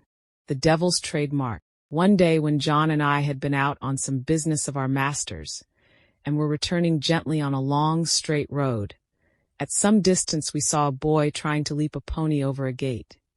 The pony would not take the leap, and the boy cut him with the whip, but he only turned off on one side. He whipped him again, but the pony turned off on the other side. Then the boy got off and gave him a hard thrashing, and knocked him about the head. Then he got up again and tried to make him leap the gate, kicking him all the time shamefully, but still the pony refused. When we were nearly at the spot, the pony put down his head and threw up his heels, and sent the boy neatly over into a broad quickset hedge, and with the rein dangling from his head he set off home at a full gallop. John laughed out quite loud. "Served him right," he said. "Oh, oh, oh," cried the boy as he struggled about among the thorns. "I say, come and help me out." "Thank ye," said John. "I think you are quite in the right place, and maybe a little scratching will teach you not to leap a pony over a gate that is too high for him." And so with that John rode off. "It may be," said he to himself, "that young fellow is a liar as well as a cruel one. We'll just go home by Farmer Bushby's Beauty, and then if anybody wants to know you and I can tell him, ye see." So we turned off to the right, and soon came up to the stackyard, and within sight of the house. The farmer was hurrying out into the road, and his wife was standing at the gate, looking very frightened. "Have you seen my boy?" said Mr. Bushby as we came up. "He went out an hour ago on my black pony, and the creature is just come back without a rider." "I should think, sir," said John, "he had better be without a rider, unless he can be ridden properly." "What do you mean?" said the farmer. "Well, sir, I saw your son whipping and kicking and knocking that good little pony about shamefully because he would not leap a gate that was too high for him. The pony behaved well, sir, and showed no vice, but at last he just threw up his heels and tipped the young gentleman into the thorn hedge. He wanted me to help him out, but I hope you will excuse me, sir. I did not feel inclined to do so. There's no bones broken, sir. He'll only get a few scratches. I love horses, and it riles me to see them badly used. It is a bad plan to aggravate an animal till he uses his heels. The first time is not always the last." During this time the mother began to cry. "Oh, my poor Bill, I must go and meet him. He must be hurt." "You had better go into the house, wife," said the farmer. "Bill wants a lesson about this, and I must see that he gets it. This is not the first time, nor the second, that he has ill-used that pony, and I shall stop it. I am much obliged to you, Manly. Good evening." So we went on, John chuckling all the way home. Then he told James about it, who laughed and said, "Serve him right. I knew that boy at school. He took great airs on himself because he was a farmer's son. He used to swagger about and bully the little boys. Of course, we elder ones would not have any of that nonsense, and let him know that in the school and the playground farmers' sons and laborers' sons were all alike. I well remember one day, just before afternoon school, I found him at the large window catching flies and pulling off their wings. He did not see me, and I gave him a box on the ears that laid him sprawling on the floor. Well, angry as I was almost frightened. He roared and bellowed in such a style. The boys rushed in from the playground, and the master ran in from the road to see who was being murdered. Of course I said fair and square at once what I had done, and why. Then I showed the master the flies, some crushed and some crawling about helpless, and I showed him the wings on the window sill. I never saw him so angry before. But as Bill was still howling and whining, like the coward that he was, he did not give him any more punishment of that kind, but set him up on a stool for the rest of the afternoon, and said that he should not go out to play for that week. Then he talked to all the boys very seriously about cruelty, and said how hard-hearted and cowardly it was to hurt the weak and the helpless. But what stuck in my mind was this: he said that cruelty was the devil's own trademark, and if we saw anyone who took pleasure in cruelty, we might know who he belonged to, for the devil was a murderer from the beginning, and a tormentor to the end. On the other hand, where we saw people who loved their neighbors, and were kind to man and beast, we might know that was God's mark. Your master never taught you a truer thing, said John.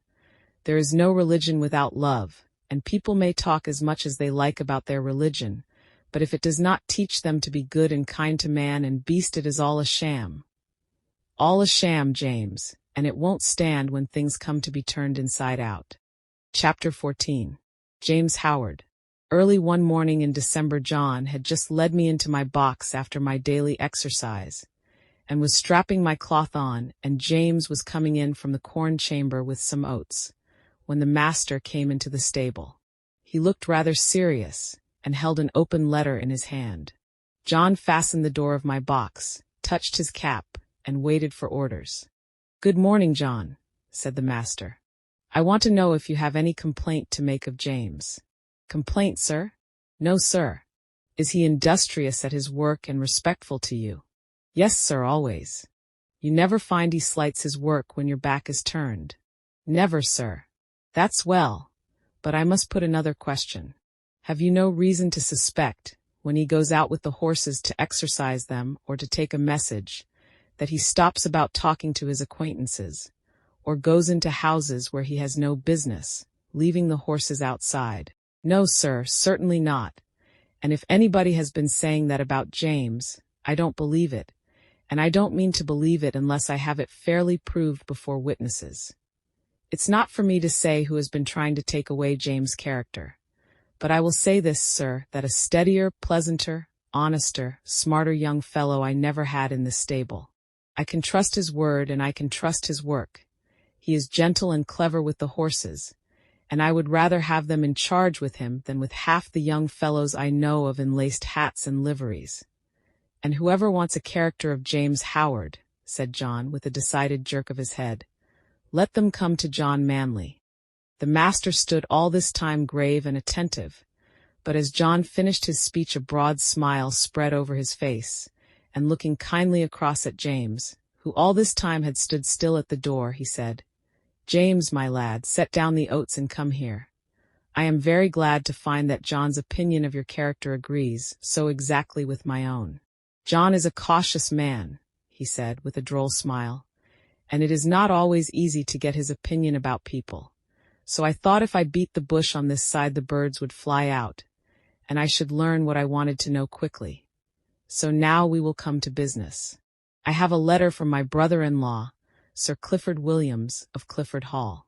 He wants me to find him a trustworthy young groom, about 20 or 21, who knows his business. His old coachman, who has lived with him 30 years, is getting feeble, and he wants a man to work with him and get into his ways, who would be able, when the old man was pensioned off, to step into his place. He would have 18 shillings a week at first, a stable suit, a driving suit, a bedroom over the coach-house, and a boy under him. Sir Clifford is a good master, and if you could get the place it would be a good start for you. I don't want to part with you, and if you left us I know John would lose his right hand." "That I should, sir," said John, "but I would not stand in his light for the world." "How old are you, James?" said master. 19 next May, sir." "That's young. What do you think, John?" "Well, sir, it is young, but he is as steady as a man and is strong and well grown, and though he has not had much experience in driving, he has a light firm hand and a quick eye, and he is very careful, and I am quite sure no horse of his will be ruined for want of having his feet and shoes looked after." "Your word will go the furthest, John," said the master. For Sir Clifford adds in a postscript, "If I could find a man trained by your John the First should like him better than any other.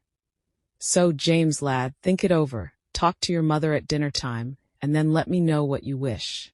In a few days after this conversation it was fully settled that James should go to Clifford Hall, in a month or 6 weeks, as it suited his master, and in the meantime he was to get all the practice in driving that could be given to him. I never knew the carriage to go out so often before. When the mistress did not go out the master drove himself in the 2-wheeled chaise. But now, whether it was master or the young ladies, or only an errand, Ginger and I were put in the carriage and James drove us. At the first John rode with him on the box, telling him this and that, and after that James drove alone. Then it was wonderful what a number of places the master would go to in the city on Saturday, and what queer streets we were driven through. He was sure to go to the railway station just as the train was coming in, and cabs and carriages, carts and omnibuses were all trying to get over the bridge together. That bridge wanted good horses and good drivers when the railway bell was ringing, for it was narrow, and there was a very sharp turn up to the station, where it would not have been at all difficult for people to run into each other, if they did not look sharp and keep their wits about them. Chapter 15. The Old Hostler. After this it was decided by my master and mistress to pay a visit to some friends who lived about 46 miles from our home, and James was to drive them. The first day we traveled 32 miles. There were some long, heavy hills, but James drove so carefully and thoughtfully that we were not at all harassed. He never forgot to put on the brake as we went downhill, nor to take it off at the right place. He kept our feet on the smoothest part of the road, and if the uphill was very long, he set the carriage wheels a little across the road, so as not to run back, and gave us a breathing. All these little things help a horse very much, particularly if he gets kind words into the bargain. We stopped once or twice on the road, and just as the sun was going down we reached the town where we were to spend the night. We stopped at the principal hotel, which was in the marketplace. It was a very large one. We drove under an archway into a long yard, at the further end of which were the stables and coach houses. 2 hostlers came to take us out. The head hostler was a pleasant, active little man, with a crooked leg and a yellow striped waistcoat. I never saw a man unbuckle harness so quickly as he did, and with a pat and a good word he led me to a long stable, with 6 or 8 stalls in it, and 2 or 3 horses. The other man brought Ginger. James stood by while we were rubbed down and cleaned.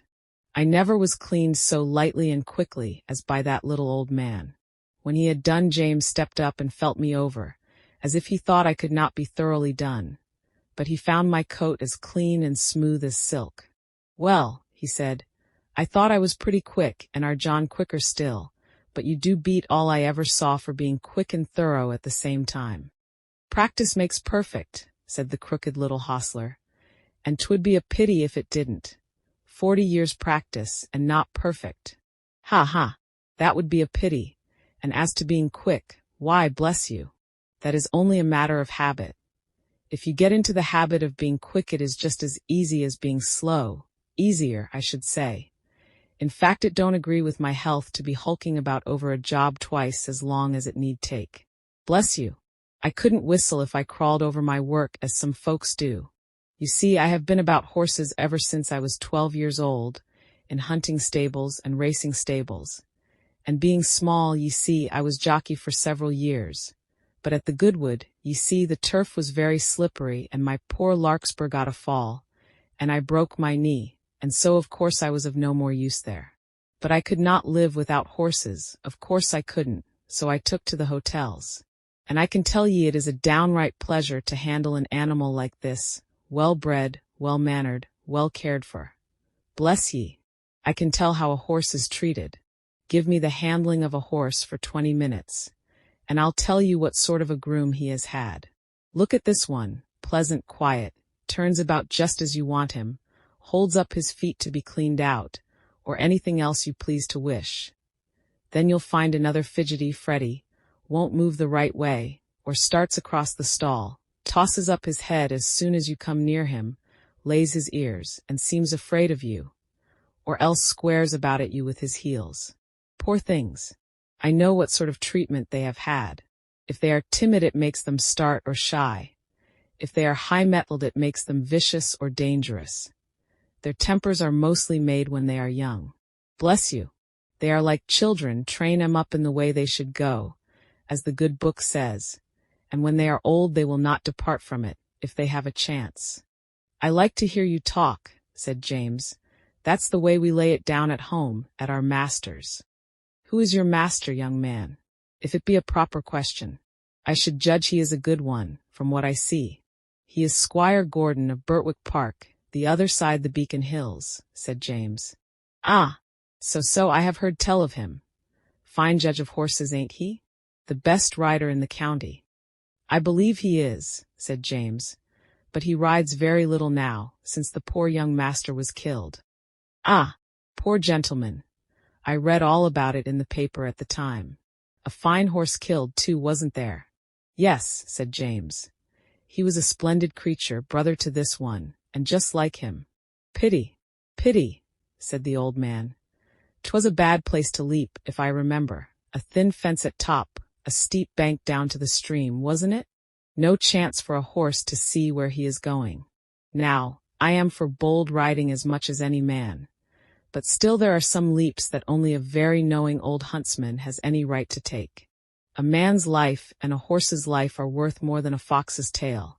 At least, I should say they ought to be. During this time the other man had finished ginger and had brought our corn, and James and the old man left the stable together. Chapter 16. The Fire. Later on in the evening a traveler's horse was brought in by the second hostler, and while he was cleaning him a young man with a pipe in his mouth lounged into the stable to gossip. I say, Towler, said the hostler, just run up the ladder into the loft and put some hay down into this horse's rack, will you? Only lay down your pipe.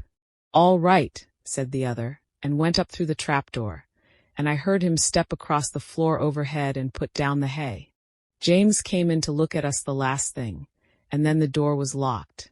I cannot say how long I had slept, nor what time in the night it was, but I woke up very uncomfortable, though I hardly knew why. I got up.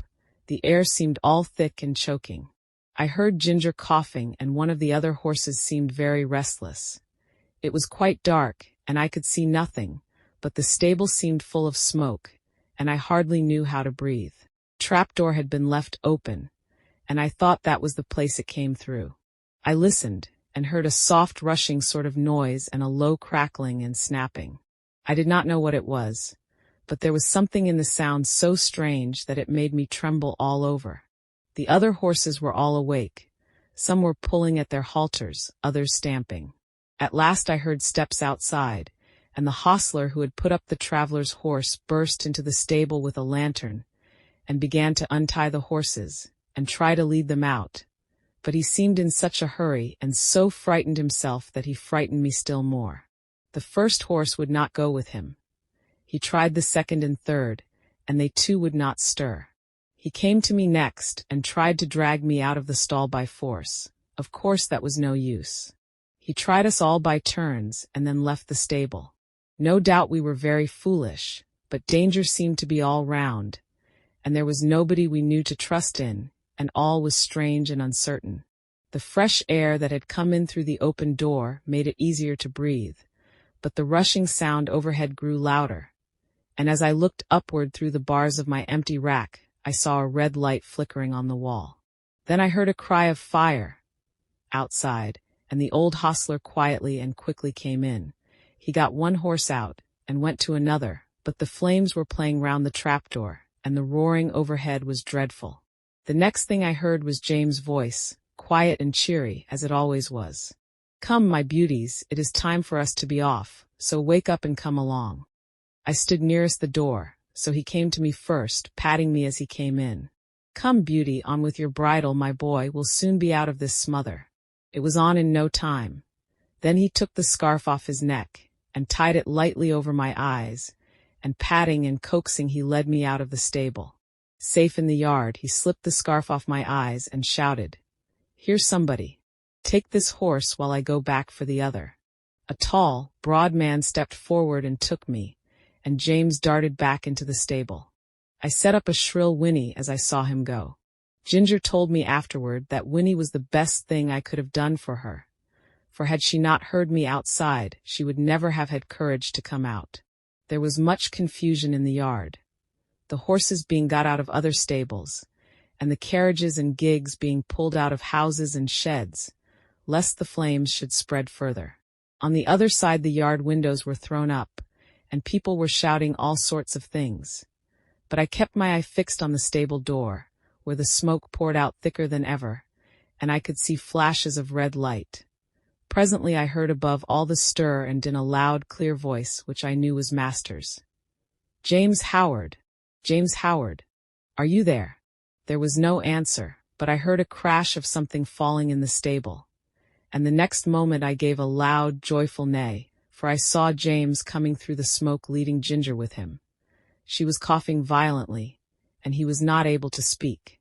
"My brave lad," said Master, laying his hand on his shoulder, "are you hurt?" James shook his head, for he could not yet speak. "Aye," said the big man who held me. "He is a brave lad, and no mistake." "And now," said Master, "when you have got your breath, James, we'll get out of this place as quickly as we can." And we were moving toward the entry, when from the marketplace there came a sound of galloping feet and loud rumbling wheels. "'Tis the fire engine! The fire engine!" shouted 2 or 3 voices. "Stand back, make way." And clattering and thundering over the stones, 2 horses dashed into the yard with a heavy engine behind them. The firemen leaped to the ground. There was no need to ask where the fire was. It was rolling up in a great blaze from the roof. We got out as fast as we could into the broad, quiet marketplace. The stars were shining, and except the noise behind us, all was still. Master led the way to a large hotel on the other side, and as soon as the hostler came, he said, "James, I must now hasten to your mistress. I trust the horses entirely to you. Order whatever you think is needed." And with that he was gone. The master did not run, but I never saw mortal man walk so fast as he did that night. There was a dreadful sound before we got into our stalls. The shrieks of those poor horses that were left burning to death in the stable. It was very terrible, and made both Ginger and me feel very bad. We, however, were taken in and well done by. The next morning the master came to see how we were, and to speak to James. I did not hear much, for the hostler was rubbing me down, but I could see that James looked very happy, and I thought the master was proud of him. Our mistress had been so much alarmed in the night that the journey was put off till the afternoon. So James had the morning on hand, and went first to the inn to see about our harness and the carriage, and then to hear more about the fire. When he came back, we heard him tell the hostler about it. At first no one could guess how the fire had been caused. But at last a man said he saw Dick Towler go into the stable with a pipe in his mouth, and when he came out he had not one, and went to the tap for another. Then the under hostler said he had asked Dick to go up the ladder to put down some hay, but told him to lay down his pipe first. Dick denied taking the pipe with him, but no one believed him. I remember our John Manley's rule, never to allow a pipe in the stable, and thought it ought to be the rule everywhere. James said the roof and floor had all fallen in, and that only the black walls were standing. The 2 poor horses that could not be got out were buried under the burnt rafters and tiles. Chapter 17. John Manley's Talk. The rest of our journey was very easy, and a little after sunset we reached the house of my master's friend. We were taken into a clean, snug stable. There was a kind coachman, who made us very comfortable, and who seemed to think a good deal of James when he heard about the fire. "There is one thing quite clear, young man," he said. "Your horses know who they can trust. It is one of the hardest things in the world to get horses out of a stable when there is either fire or flood. I don't know why they won't come out, but they won't. Not 1 in 20. We stopped 2 or 3 days at this place, and then returned home. All went well on the journey. We were glad to be in our own stable again, and John was equally glad to see us. Before he and James left us for the night, James said, "I wonder who is coming in my place." "Little Joe Green at the lodge," said John. "Little Joe Green? Why, he's a child." "He is 14 and a half, said John. "But he is such a little chap." "Yes, he is small, but he is quick and willing and kind-hearted too, and then he wishes very much to come, and his father would like it, and I know the master would like to give him the chance. He said if I thought he would not do he would look out for a bigger boy. But I said I was quite agreeable to try him for 6 weeks. 6 weeks, said James. Why, it will be 6 months before he can be of much use. It will make you a deal of work, John. Well, said John with a laugh, work and I are very good friends. I never was afraid of work yet. You are a very good man, said James. I wish I may ever be like you. I don't often speak of myself, said John. But as you are going away from us out into the world to shift for yourself, I'll just tell you how I look on these things. I was just as old as Joseph when my father and mother died of the fever within 10 days of each other, and left me and my cripple sister Nellie alone in the world, without a relation that we could look to for help. I was a farmer's boy, not earning enough to keep myself, much less both of us, and she must have gone to the workhouse but for our mistress. Nellie calls her angel, and she has good right to do so. She went and hired a room for her with old widow Mallet, and she gave her knitting and needlework when she was able to do it. And when she was ill she sent her dinners and many nice, comfortable things, and was like a mother to her. Then the master he took me into the stable under old Norman, the coachman that was then.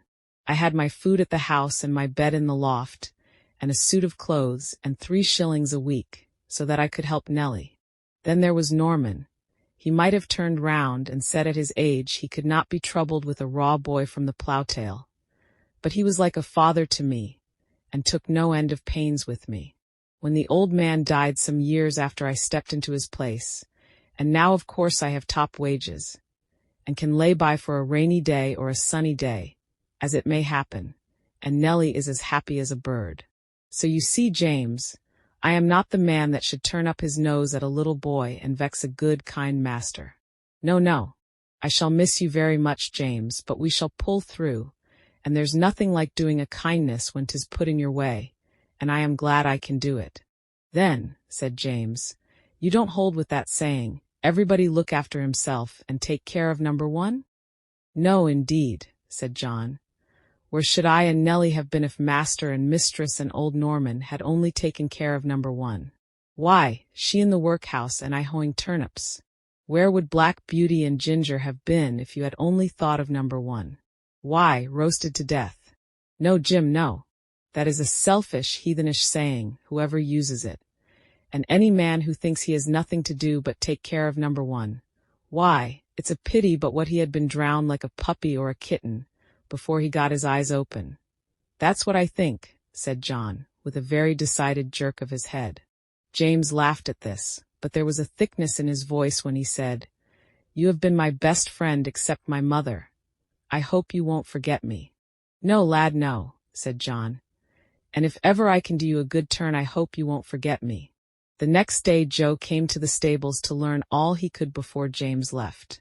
He learned to sweep the stable, to bring in the straw and hay. He began to clean the harness, and helped to wash the carriage. As he was quite too short to do anything in the way of grooming Ginger and me, James taught him upon Merrylegs, for he was to have full charge of him under John.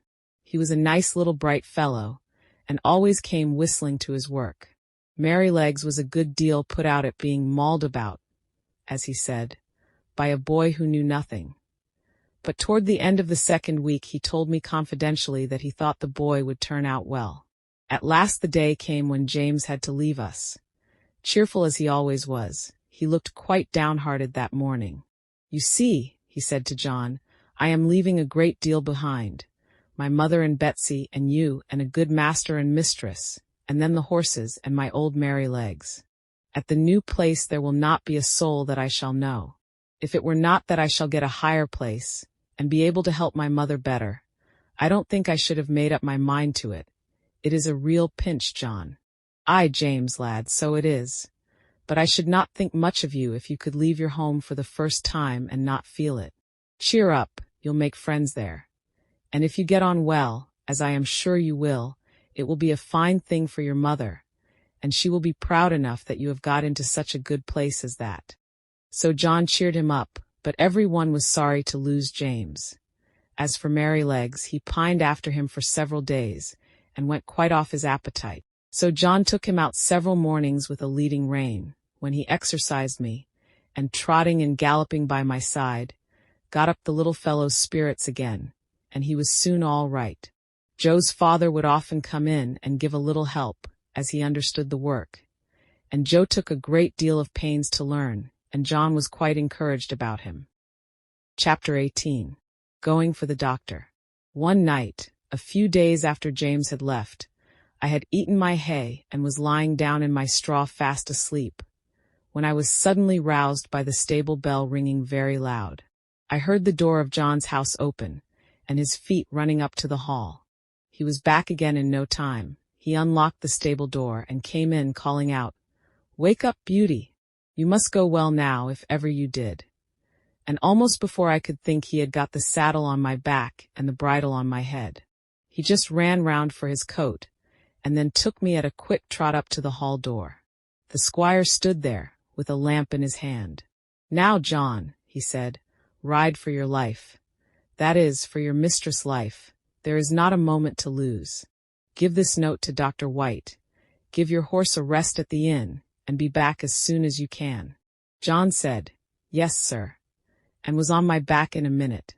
The gardener who lived at the lodge had heard the bell ring, and was ready with the gate open, and away we went through the park, and through the village, and down the hill till we came to the toll gate. John called very loud and thumped upon the door. The man was soon out and flung open the gate. "Now," said John, "do you keep the gate open for the doctor. Here's the money," and off he went again. There was before us a long piece of level road by the river side. John said to me, "Now, Beauty, do your best," and so I did. I wanted no whip nor spur, and for 2 miles I galloped as fast as I could lay my feet to the ground. I don't believe that my old grandfather, who won the race at Newmarket, could have gone faster. When we came to the bridge, John pulled me up a little and patted my neck. "Well done, Beauty. Good old fellow," he said. He would have let me go slower, but my spirit was up, and I was off again as fast as before. The air was frosty, the moon was bright, it was very pleasant. We came through a village, then through a dark wood, then uphill, then downhill, till after 8 miles run we came to the town, through the streets and into the marketplace. It was all quite still except the clatter of my feet on the stones. Everybody was asleep. The church clock struck 3 as we drew up at Dr. White's door. John rang the bell twice, and then knocked at the door like thunder. A window was thrown up, and Dr. White, in his nightcap, put his head out and said, "What do you want?" "Mrs. Gordon is very ill, sir. Master wants you to go at once. He thinks she will die if you cannot get there. Here is a note." "Wait," he said, "I will come." He shut the window, and was soon at the door.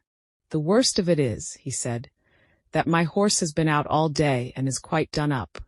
My son has just been sent for, and he has taken the other. What is to be done? Can I have your horse? He has come at a gallop nearly all the way, sir, and I was to give him a rest here. But I think my master would not be against it if you think fit, sir." "All right," he said. "I will soon be ready." John stood by me and stroked my neck. I was very hot. The doctor came out with his riding whip. "You need not take that, sir," said John. "Black Beauty will go till he drops. Take care of him, sir, if you can. I should not like any harm to come to him." "No, no, John," said the doctor. "I hope not." And in a minute we had left John far behind. I will not tell about our way back. The doctor was a heavier man than John, and not so good a rider. However, I did my very best. The man at the toll gate had it open. When we came to the hill, the doctor drew me up. "Now, my good fellow," he said, "take some breath." I was glad he did, for I was nearly spent, but that breathing helped me on, and soon we were in the park. Joe was at the lodge gate. My master was at the hall door, for he had heard us coming. He spoke not a word. The doctor went into the house with him, and Joe led me to the stable. I was glad to get home. My legs shook under me, and I could only stand and pant. I had not a dry hair on my body. The water ran down my legs, and I steamed all over. Joe used to say, like a pot on the fire. Poor Joe. He was young and small, and as yet he knew very little, and his father, who would have helped him, had been sent to the next village. But I am sure he did the very best he knew. He rubbed my legs and my chest, but he did not put my warm cloth on me. He thought I was so hot I should not like it. Then he gave me a pailful of water to drink. It was cold and very good, and I drank it all. Then he gave me some hay and some corn, and thinking he had done right, he went away. Soon I began to shake and tremble and turned deadly cold. My legs ached, my loins ached, and my chest ached, and I felt sore all over. Oh, how I wished for my warm, thick cloth, as I stood and trembled. I wished for John, but he had 8 miles to walk, so I lay down in my straw and tried to go to sleep. After a long while I heard John at the door. I gave a low moan, for I was in great pain. He was at my side in a moment, stooping down by me. I could not tell him how I felt, but he seemed to know it all. He covered me up with 2 or 3 warm cloths, and then ran to the house for some hot water. He made me some warm gruel, which I drank, and then I think I went to sleep.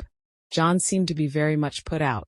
I heard him say to himself over and over again, "Stupid boy, stupid boy, no cloth put on," and I dare say the water was cold, too. Boys are no good. But Joe was a good boy after all. I was now very ill. A strong inflammation had attacked my lungs, and I could not draw my breath without pain. John nursed me night and day. He would get up 2 or 3 times in the night to come to me. My master, too, often came to see me. "My poor Beauty," he said one day. "My good horse, you saved your mistress' life, Beauty. Yes, you saved her life."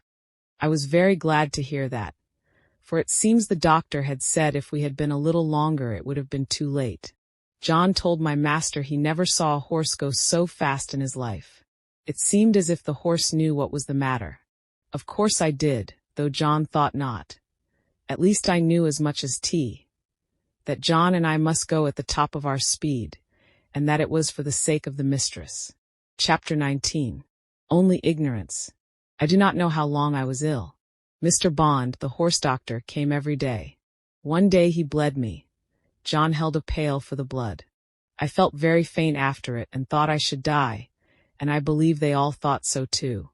Ginger and Merrylegs had been moved into the other stable, so that I might be quiet, for the fever made me very quick of hearing. Any little noise seemed quite loud, and I could tell every one's footstep going to and from the house. I knew all that was going on. One night John had to give me a draught. Thomas Green came in to help him. After I had taken it, and John had made me as comfortable as he could, he said he should stay half an hour to see how the medicine settled. Thomas said he would stay with him. So they went and sat down on a bench that had been brought into Merryleg's stall, and put down the lantern at their feet, that I might not be disturbed with the light. For a while both men sat silent, and then Tom Green said in a low voice, "I wish, John, you'd say a bit of a kind word to Joe. The boy is quite broken-hearted. He can't eat his meals, and he can't smile. He says he knows it was all his fault, though he is sure he did the best he knew. And he says if Beauty dies no one will ever speak to him again. It goes to my heart to hear him. I think you might give him just a word. He is not a bad boy." After a short pause John said slowly, "You must not be too hard upon me, Tom. I know he meant no harm. I never said he did. I know he is not a bad boy. But you see, I am sore myself. That horse is the pride of my heart, to say nothing of his being such a favorite with the master and mistress. And to think that his life may be flung away in this manner is more than I can bear. But if you think I am hard on the boy, I will try to give him a good word tomorrow. That is, I mean if Beauty is better." "Well, John, thank you. I knew you did not wish to be too hard, and I am glad you see it was only ignorance." John's voice almost startled me as he answered, "Only ignorance. Only ignorance. How can you talk about only ignorance? Don't you know that it is the worst thing in the world, next to wickedness? And which does the most mischief heaven only knows. If people can say, "Oh, I did not know, I did not mean any harm," they think it is all right. I suppose Martha Mulwash did not mean to kill that baby when she dosed it with Dalby and soothing syrups, but she did kill it, and was tried for manslaughter. And serve her right too, said Tom. A woman should not undertake to nurse a tender little child without knowing what is good and what is bad for it. Bill Starkey, continued John, did not mean to frighten his brother into fits when he dressed up like a ghost and ran after him in the moonlight. But he did, and that bright, handsome little fellow, that might have been the pride of any mother's heart, is just no better than an idiot, and never will be, if he lives to be 80 years old. You were a good deal cut up yourself, Tom, 2 weeks ago, when those young ladies left your hothouse door open, with a frosty east wind blowing right in. You said it killed a good many of your plants. A good many, said Tom. There was not one of the tender cuttings that was not nipped off. I shall have to strike all over again, and the worst of it is that I don't know where to go to get fresh ones. I was nearly mad when I came in and saw what was done. And yet, said John, I am sure the young ladies did not mean it, it was only ignorance. I heard no more of this conversation, for the medicine did well and sent me to sleep, and in the morning I felt much better. But I often thought of John's words when I came to know more of the world. Chapter 20. Joe Green. Joe Green went on very well. He learned quickly, and was so attentive and careful that John began to trust him in many things. But as I have said, he was small of his age, and it was seldom that he was allowed to exercise either Ginger or me. But it so happened one morning that John was out with Justice in the luggage cart, and the master wanted a note to be taken immediately to a gentleman's house, about 3 miles distant, and sent his orders for Joe to saddle me and take it, adding the caution that he was to ride steadily. The note was delivered, and we were quietly returning when we came to the brick field. Here we saw a cart heavily laden with bricks. The wheels had stuck fast in the stiff mud of some deep ruts, and the carter was shouting and flogging the 2 horses unmercifully. Joe pulled up. It was a sad sight. There were the 2 horses straining and struggling with all their might to drag the cart out, but they could not move it. The sweat streamed from their legs and flanks, their sides heaved, and every muscle was strained, while the man, fiercely pulling at the head of the 4-horse, swore and lashed most brutally. "Hold hard," said Joe. "Don't go on flogging the horses like that. The wheels are so stuck that they cannot move the cart." The man took no heed, but went on lashing. "Stop, pray stop," said Joe. "I'll help you to lighten the cart. They can't move it now. Mind your own business, you impudent young rascal, and I'll mind mine." The man was in a towering passion, and the worse for drink, and laid on the whip again. Joe turned my head, and the next moment we were going at a round gallop toward the house of the master brickmaker. I cannot say if John would have approved of our pace, but Joe and I were both of one mind, and so angry that we could not have gone slower. The house stood close by the roadside. Joe knocked at the door and shouted, "Halloo, is Mr. Clay at home?" The door was opened, and Mr. Clay himself came out. "Halloo, young man. You seem in a hurry. Any orders from the squire this morning?" "No, Mr. Clay, but there's a fellow in your brickyard flogging 2 horses to death. I told him to stop, and he wouldn't. I said I'd help him to lighten the cart, and he wouldn't. So I have come to tell you. Pray, sir, go." Joe's voice shook with excitement. "Thank ye, my lad," said the man, running in for his hat, then pausing for a moment. "Will you give evidence of what you saw if I should bring the fellow up before a magistrate?" "That I will," said Joe, and glad too. The man was gone, and we were on our way home at a smart trot. "Why, what's the matter with you, Joe? You look angry all over," said John, as the boy flung himself from the saddle. "I am angry all over, I can tell you," said the boy, and then in hurried, excited words he told all that had happened. Joe was usually such a quiet, gentle little fellow that it was wonderful to see him so roused. "Right, Joe. You did right, my boy, whether the fellow gets a summons or not. Many folks would have ridden by and said it was not their business to interfere. Now I say that with cruelty and oppression it is everybody's business to interfere when they see it. You did right, my boy. Joe was quite calm by this time, and proud that John approved of him, and cleaned out my feet and rubbed me down with a firmer hand than usual. They were just going home to dinner when the footman came down to the stable to say that Joe was wanted directly in Master's private room. There was a man brought up for ill-using horses, and Joe's evidence was wanted. The boy flushed up to his forehead, and his eyes sparkled. "They shall have it," said he. "Put yourself a bit straight," said John. Joe gave a pull at his necktie and a twitch at his jacket, and was off in a moment. Our master being one of the county magistrates, cases were often brought to him to settle, or say what should be done. In the stable we heard no more for some time, as it was the men's dinner hour, but when Joe came next into the stable I saw he was in high spirits. He gave me a good-natured slap, and said, "We won't see such things done, will we, old fellow?" We heard afterward that he had given his evidence so clearly, and the horses were in such an exhausted state, bearing marks of such brutal usage, that the carter was committed to take his trial, and might possibly be sentenced to 2 or 3 months in prison. It was wonderful what a change had come over Joe.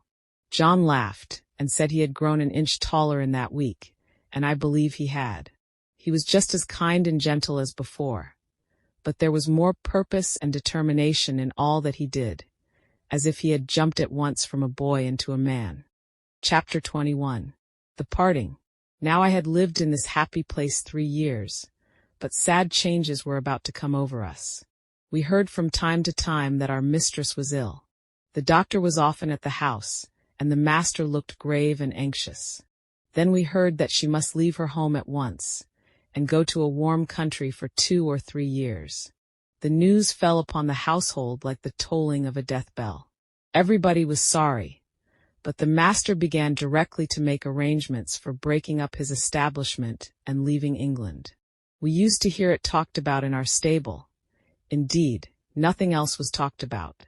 John went about his work silent and sad, and Joe scarcely whistled. There was a great deal of coming and going. Ginger and I had full work. The first of the party who went were Miss Jessie and Flora, with their governess. They came to bid us good-bye. They hugged poor Merrylegs like an old friend, and so indeed he was. Then we heard what had been arranged for us. Master had sold Ginger and me to his old friend, the Earl of W., for he thought we should have a good place there. Merrylegs he had given to the vicar, who was wanting a pony for Mrs. Blomefield, but it was on the condition that he should never be sold, and that when he was past work he should be shot and buried. Joe was engaged to take care of him and to help in the house, so I thought that Merrylegs was well off. John had the offer of several good places, but he said he should wait a little and look round. The evening before they left the master came into the stable to give some directions, and to give his horses the last pat. He seemed very low-spirited. I knew that by his voice. I believe we horses can tell more by the voice than many men can. "Have you decided what to do, John?" he said. "I find you have not accepted either of those offers." "No, sir. I have made up my mind that if I could get a situation with some first-rate colt breaker and horse trainer, it would be the right thing for me. Many young animals are frightened and spoiled by wrong treatment, which need not be if the right man took them in hand. I always get on well with horses, and if I could help some of them to a fair start I should feel as if I was doing some good. What do you think of it, sir?" "I don't know a man anywhere," said Master, "that I should think so suitable for it as yourself. You understand horses, and somehow they understand you, and in time you might set up for yourself. I think you could not do better. If in any way I can help you, write to me. I shall speak to my agent in London, and leave your character with him." Master gave John the name and address, and then he thanked him for his long and faithful service. But that was too much for John. "Pray don't, sir, I can't bear it. You and my dear mistress have done so much for me that I could never repay it. But we shall never forget you, sir, and please God, we may some day see mistress back again like herself. We must keep up hope, sir." Master gave John his hand, But he did not speak, and they both left the stable. The last sad day had come. The footman and the heavy luggage had gone off the day before, and there were only master and mistress and her maid. Ginger and I brought the carriage up to the hall door for the last time. The servants brought out cushions and rugs and many other things. And when all were arranged, master came down the steps carrying the mistress in his arms. I was on the side next to the house and could see all that went on. He placed her carefully in the carriage, while the house servants stood round crying. "Goodbye again," he said. "We shall not forget any of you." And he got in. "Drive on, John." Joe jumped up, and we trotted slowly through the park and through the village, where the people were standing at their doors to have a last look and to say, "God bless them." When we reached the railway station, I think mistress walked from the carriage to the waiting room. I heard her say in her own sweet voice, "Goodbye, John. God bless you." I felt the rein twitch, but John made no answer. Perhaps he could not speak. As soon as Joe had taken the things out of the carriage, John called him to stand by the horses, while he went on the platform. Poor Joe! He stood close up to our heads to hide his tears. Very soon the train came puffing up into the station. Then 2 or 3 minutes, and the doors were slammed to, the guard whistled, and the train glided away, leaving behind it only clouds of white smoke and some very heavy hearts. When it was quite out of sight, John came back. "We shall never see her again," he said. "Never." He took the reins, mounted the box, and with Joe drove slowly home. But it was not our home now. Part 2. Chapter 22. Earlshall. The next morning after breakfast, Joe put Merrylegs into the mistress' low chaise to take him to the vicarage. He came first and said good-bye to us, and Merrylegs neighed to us from the yard. Then John put the saddle on Ginger and the leading rein on me, and rode us across the country about 15 miles to Earlshall Park, where the Earl of W. lived. There was a very fine house and a great deal of stabling. We went into the yard through a stone gateway, and John asked for Mr. York. It was some time before he came. He was a fine-looking, middle-aged man, and his voice said at once that he expected to be obeyed. He was very friendly and polite to John, and after giving us a slight look he called a groom to take us to our boxes, and invited John to take some refreshment. We were taken to a light, airy stable, and placed in boxes adjoining each other, where we were rubbed down and fed. In about half an hour John and Mr. York, who was to be our new coachman, came in to see us. "Now, Mr. Manley," he said, after carefully looking at us both, "I can see no fault in these horses, but we all know that horses have their peculiarities as well as men, and that sometimes they need different treatment. I should like to know if there is anything particular in either of these that you would like to mention."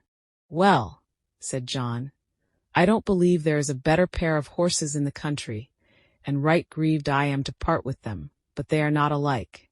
The black one is the most perfect temper I ever knew. I suppose he has never known a hard word or a blow since he was foaled, and all his pleasure seems to be to do what you wish. But the chestnut, I fancy, must have had bad treatment. We heard as much from the dealer. She came to us snappish and suspicious, but when she found what sort of place ours was, it all went off by degrees. For 3 years I have never seen the smallest sign of temper, and if she is well treated there is not a better, more willing animal than she is.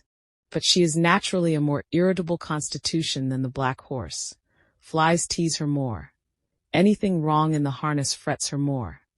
And if she were ill-used or unfairly treated, she would not be unlikely to give tit for tat. You know that many high-mettled horses will do so."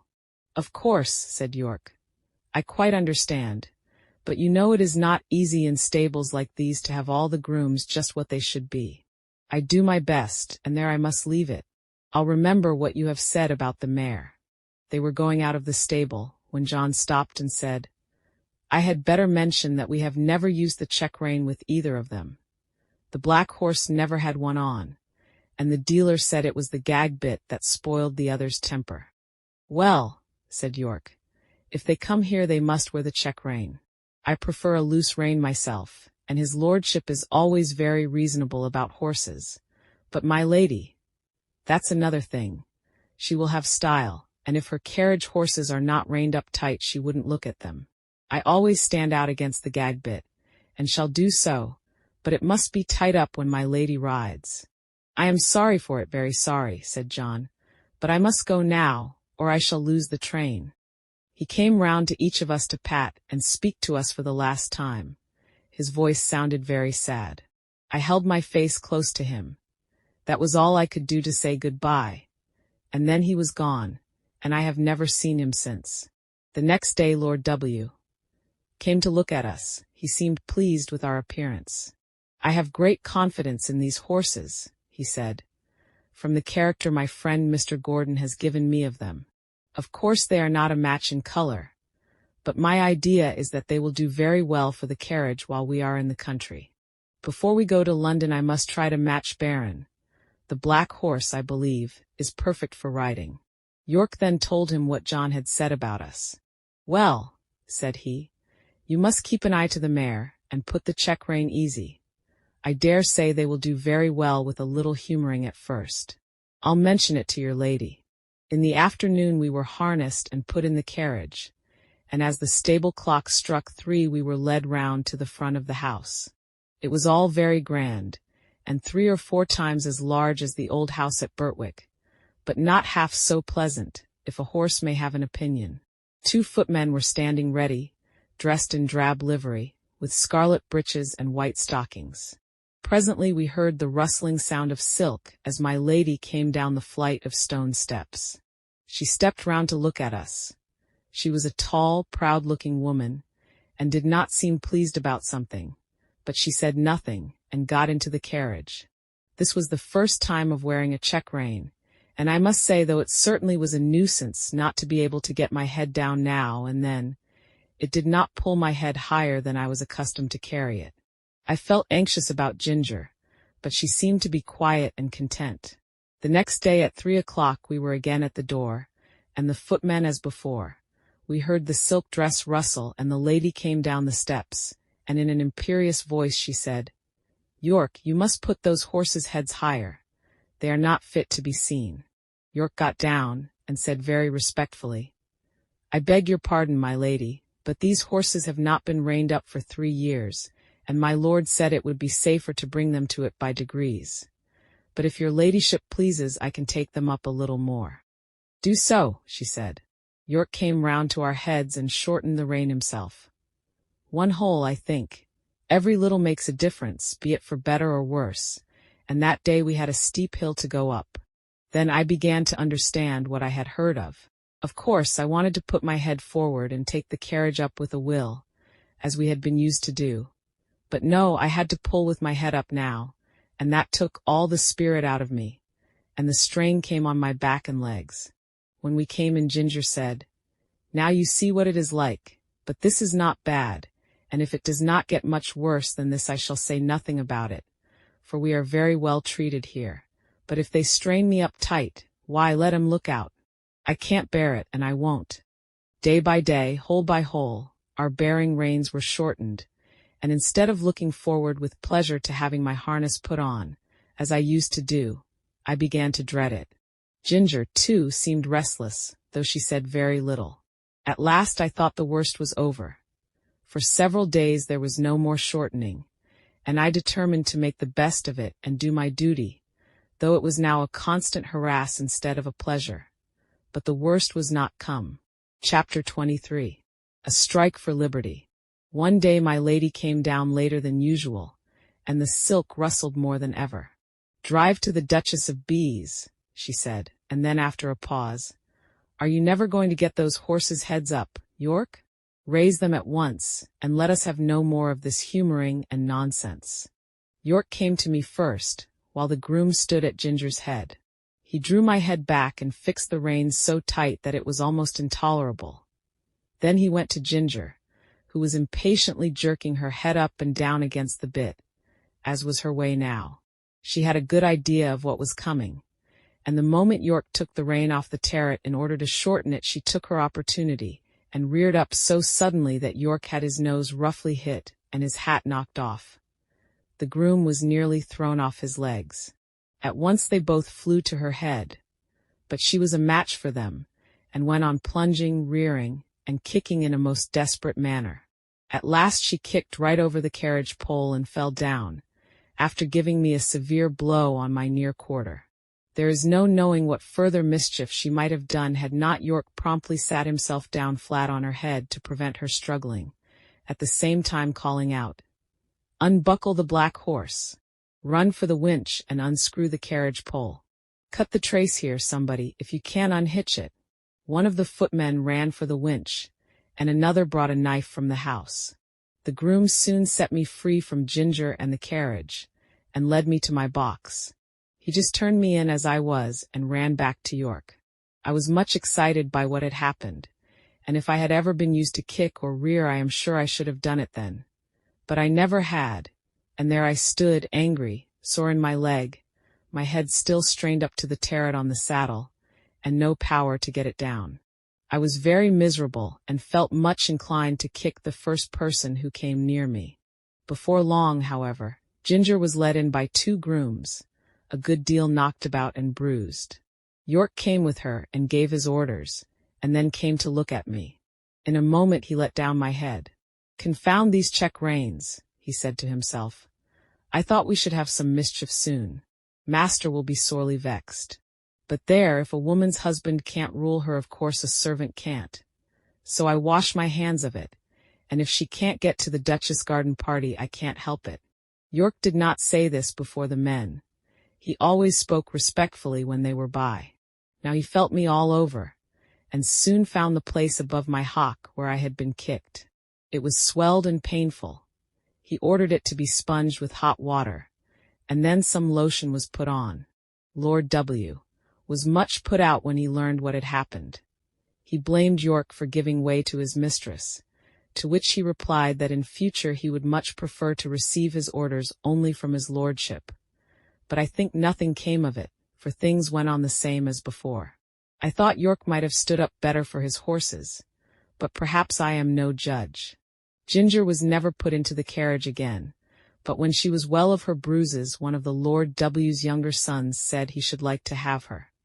He was sure she would make a good hunter. As for me, I was obliged still to go in the carriage, and had a fresh partner called Max. He had always been used to the tight rein. I asked him how it was he bore it. "Well," he said, "I bear it because I must, but it is shortening my life, and it will shorten yours too if you have to stick to it." "Do you think," I said, "that our masters know how bad it is for us?" "I can't say," he replied, "but the dealers and the horse doctors know it very well. I was at a dealer's once, who was training me and another horse to go as a pair. He was getting our heads up, as he said, a little higher and a little higher every day. A gentleman who was there asked him why he did so. "Because," said he, "people won't buy them unless we do. The London people always want their horses to carry their heads high, and to step high. Of course it is very bad for the horses, but then it is good for trade. The horses soon wear up, or get diseased, and they come for another pair." "That," said Max, "is what he said in my hearing, and you can judge for yourself. What I suffered with that rein for 4 long months in my lady's carriage it would be hard to describe. But I am quite sure that, had it lasted much longer, either my health or my temper would have given way. Before that I never knew what it was to foam at the mouth, but now the action of the sharp bit on my tongue and jaw, and the constrained position of my head and throat, always caused me to froth at the mouth more or less. Some people think it very fine to see this, and say, 'What fine-spirited creatures!' But it is just as unnatural for horses as for men to foam at the mouth. It is a sure sign of some discomfort, and should be attended to. Besides this, there was a pressure on my windpipe, which often made my breathing very uncomfortable. When I returned from my work my neck and chest were strained and painful, my mouth and tongue tender, and I felt worn and depressed. In my old home I always knew that John and my master were my friends, but here, although in many ways I was well treated, I had no friend. York might have known, and very likely did know, how that rein harassed me, but I suppose he took it as a matter of course that it could not be helped. At any rate, Nothing was done to relieve me. Chapter 24. The Lady Anne, or a Runaway Horse. Early in the spring, Lord W. and part of his family went up to London and took York with them. I and Ginger and some other horses were left at home for use, and the head groom was left in charge. The Lady Harriet, who remained at the hall, was a great invalid, and never went out in the carriage, and the lady and preferred riding on horseback with her brother or cousins. She was a perfect horsewoman, and as gay and gentle as she was beautiful. She chose me for her horse and named me Black Auster. I enjoyed these rides very much in the clear cold air, sometimes with Ginger, sometimes with Lizzie. This Lizzie was a bright bay mare, almost thoroughbred, and a great favorite with the gentlemen, on account of her fine action and lively spirit. But Ginger, who knew more of her than I did, told me she was rather nervous. There was a gentleman of the name of Blantyre staying at the hall.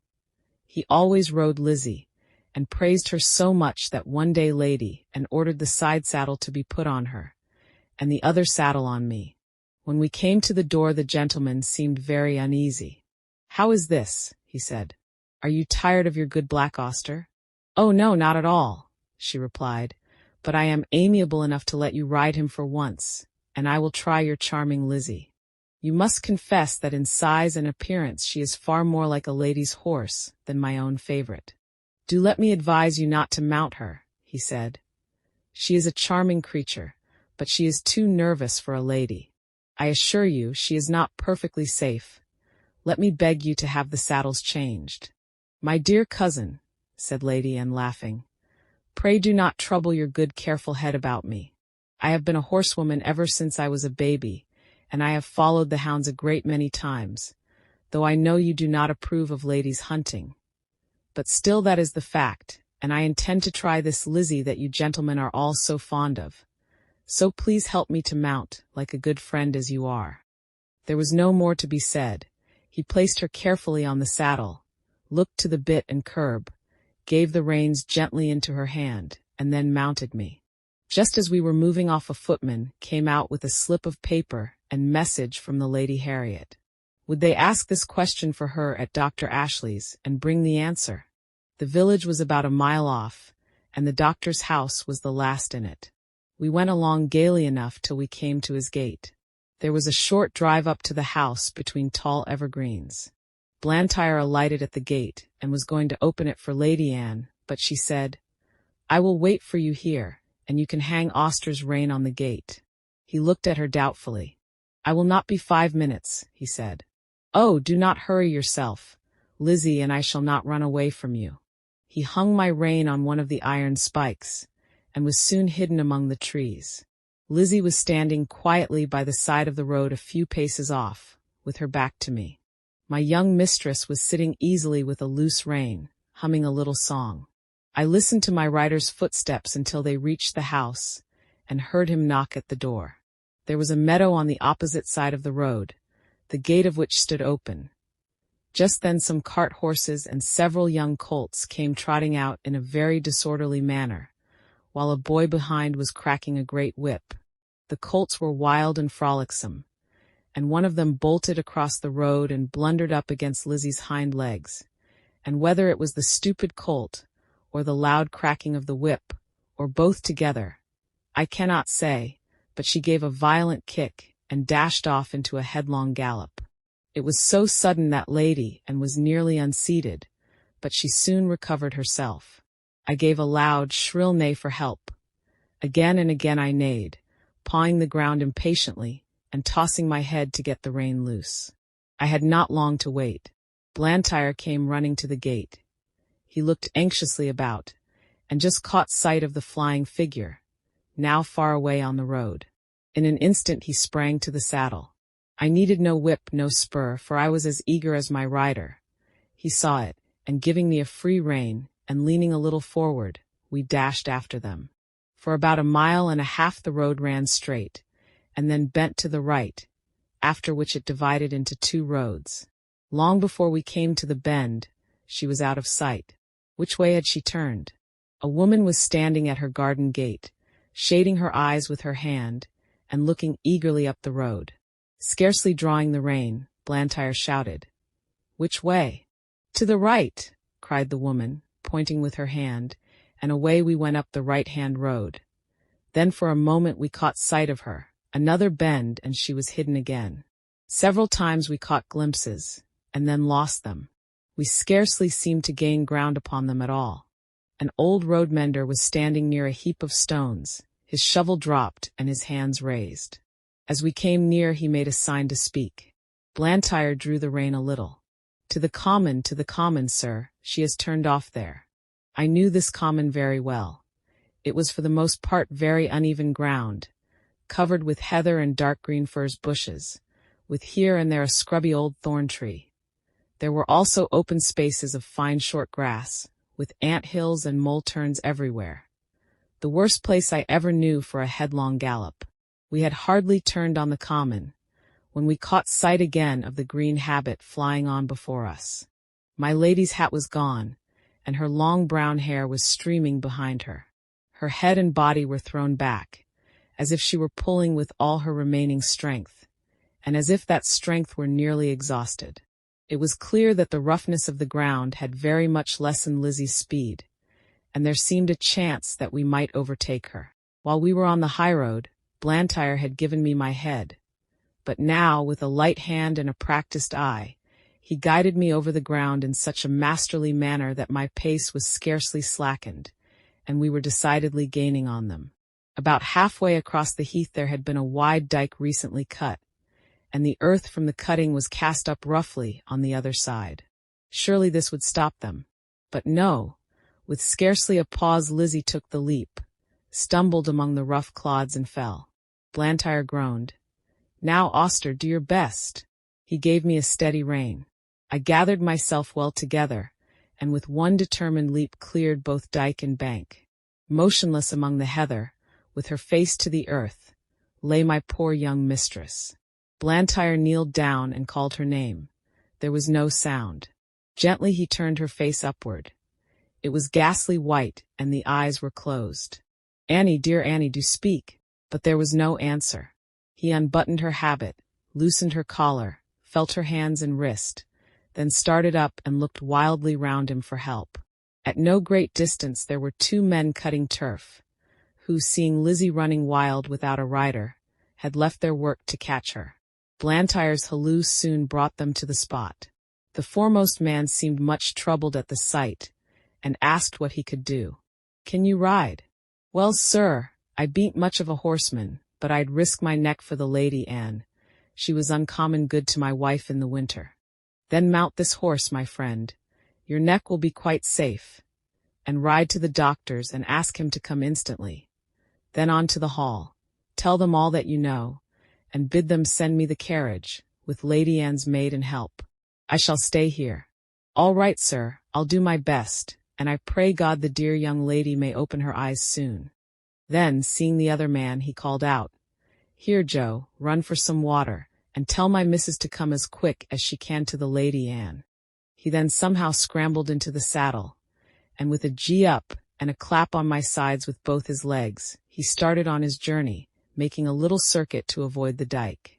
He had no whip, which seemed to trouble him, but my pace soon cured that difficulty, and he found the best thing he could do was to stick to the saddle and hold me in, which he did manfully.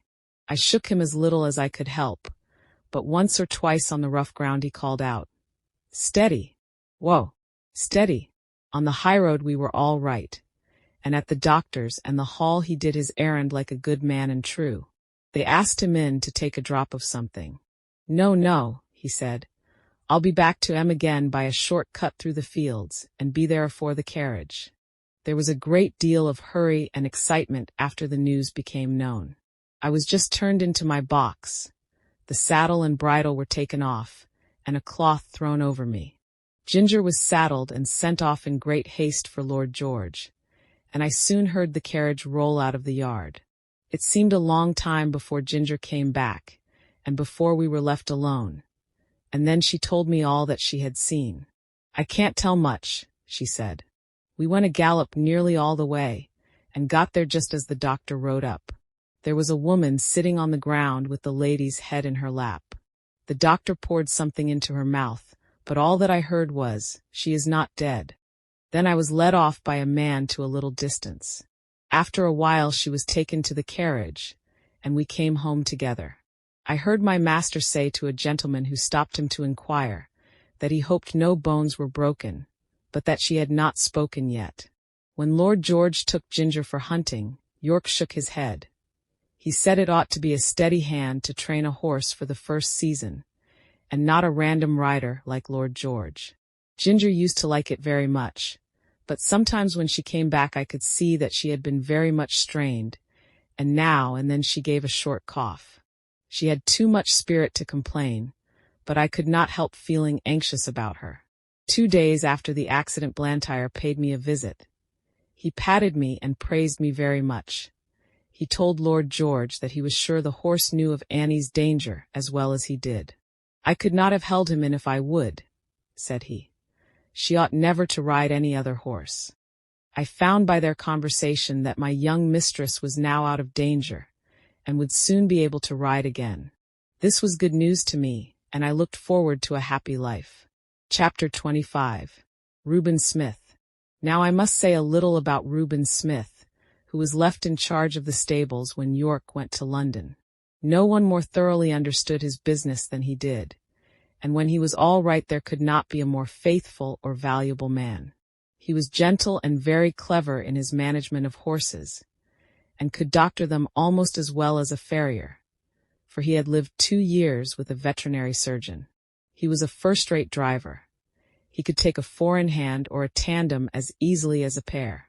He was a handsome man, a good scholar, and had very pleasant manners. I believe everybody liked him. Certainly the horses did. The only wonder was that he should be in an under situation, and not in the place of a head coachman like York. But he had one great fault, and that was the love of drink. He was not like some men always at it. He used to keep steady for weeks or months together, and then he would break out and have a bout of it, as York called it, and be a disgrace to himself, a terror to his wife, and a nuisance to all that had to do with him. He was, however, so useful that 2 or 3 times York had hushed the matter up and kept it from the Earl's knowledge. But one night, when Reuben had to drive a party home from a ball, he was so drunk that he could not hold the reins, and a gentleman of the party had to mount the box and drive the ladies home. Of course, this could not be hidden, and Reuben was at once dismissed. His poor wife and little children had to turn out of the pretty cottage by the park gate and go where they could. Old Max told me all this, for it happened a good while ago. But shortly before Ginger and I came, Smith had been taken back again. York had interceded for him with the Earl, who is very kind-hearted, and the man had promised faithfully that he would never taste another drop as long as he lived there. He had kept his promise so well that York thought he might be safely trusted to fill his place while he was away, and he was so clever and honest that no one else seemed so well fitted for it. It was now early in April, and the family was expected home sometime in May.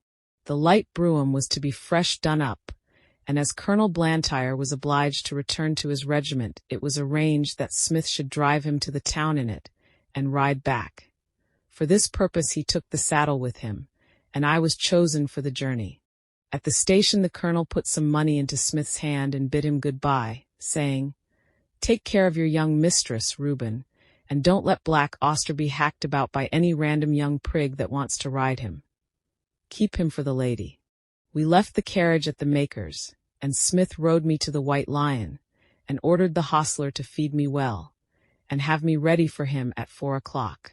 A nail in one of my front shoes had started as I came along, but the hostler did not notice it till just about 4 o'clock. Smith did not come into the yard till 5, and then he said he should not leave till 6, as he had met with some old friends. The man then told him of the nail, and asked if he should have the shoe looked to. "No," said Smith, "that will be all right till we get home." He spoke in a very loud, offhand way, and I thought it very unlike him not to see about the shoe, as he was generally wonderfully particular about loose nails in our shoes. He did not come at 6 nor 7 nor 8, and it was nearly 9 o'clock before he called for me, and then it was with a loud, rough voice. He seemed in a very bad temper, and abused the hostler, though I could not tell what for. The landlord stood at the door and said, "Have a care, Mr. Smith." But he answered angrily with an oath, and almost before he was out of the town he began to gallop, frequently giving me a sharp cut with his whip, though I was going at full speed. The moon had not yet risen, and it was very dark. The roads were stony, having been recently mended. Going over them at this pace, my shoe became looser, and as we neared the turnpike gate it came off. If Smith had been in his right senses he would have been sensible of something wrong in my pace, but he was too drunk to notice. Beyond the turnpike was a long piece of road, upon which fresh stones had just been laid. Large sharp stones, over which no horse could be driven quickly without risk of danger. Over this road, with one shoe gone, I was forced to gallop at my utmost speed, my rider meanwhile cutting into me with his whip, and with wild curses urging me to go still faster. Of course my shoeless foot suffered dreadfully. The hoof was broken and split down to the very quick, and the inside was terribly cut by the sharpness of the stones. This could not go on. No horse could keep his footing under such circumstances. The pain was too great. I stumbled, and fell with violence on both my knees. Smith was flung off by my fall, and owing to the speed I was going at, he must have fallen with great force. I soon recovered my feet and limped to the side of the road, where it was free from stones. The moon had just risen above the hedge, and by its light I could see Smith lying a few yards beyond me. He did not rise. He made one slight effort to do so, and then there was a heavy groan. I could have groaned, too, for I was suffering intense pain both from my foot and knees. But horses are used to bear their pain in silence. I uttered no sound, but I stood there and listened. One more heavy groan from Smith, but though he now lay in the full moonlight I could see no motion. I could do nothing for him nor myself, but oh, how I listened for the sound of horse, or wheels, or footsteps. The road was not much frequented, and at this time of the night we might stay for hours before help came to us. I stood watching and listening. It was a calm, sweet April night. There were no sounds but a few low notes of a nightingale, and nothing moved but the white clouds near the moon and a brown owl that flitted over the hedge. It made me think of the summer nights long ago, when I used to lie beside my mother in the green pleasant meadow at Farmer Gray's. Chapter 26. How it ended. It must have been nearly midnight when I heard at a great distance the sound of a horse's feet. Sometimes the sound died away, then it grew clearer again and nearer. The road to Earlshall led through woods that belonged to the Earl. The sound came in that direction, and I hoped it might be some one coming in search of us. As the sound came nearer and nearer I was almost sure I could distinguish Ginger's step. A little nearer still, and I could tell she was in the dog-cart. I neighed loudly, and was overjoyed to hear an answering neigh from Ginger, and men's voices. They came slowly over the stones, and stopped at the dark figure that lay upon the ground. One of the men jumped out, and stooped down over it. "It is Reuben," he said, "and he does not stir." The other man followed, and bent over him. "He's dead," he said. "Feel how cold his hands are." They raised him up, but there was no life, and his hair was soaked with blood. They laid him down again, and came and looked at me. They soon saw my cut knees. "Why, the horse has been down and thrown him. Who would have thought the black horse would have done that? Nobody thought he could fall. Reuben must have been lying here for hours. Odd, too, that the horse has not moved from the place." Robert then attempted to lead me forward. I made a step, but almost fell again. "Hullo! He's bad in his foot as well as his knees. Look here. His hoof is cut all to pieces. He might well come down, poor fellow. I tell you what, Ned, I'm afraid it hasn't been all right with Reuben. Just think of his riding a horse over these stones without a shoe. Why, if he had been in his right senses he would just as soon have tried to ride him over the moon. I'm afraid it has been the old thing over again. Poor Susan. She looked awfully pale when she came to my house to ask if he had not come home. She made believe she was not a bit anxious, and talked of a lot of things that might have kept him. but for all that she begged me to go and meet him. But what must we do? There's the horse to get home as well as the body, and that will be no easy matter. Then followed a conversation between them, till it was agreed that Robert, as the groom, should lead me, and that Ned must take the body. It was a hard job to get it into the dog-cart, for there was no one to hold Ginger. But she knew as well as I did what was going on, and stood as still as a stone.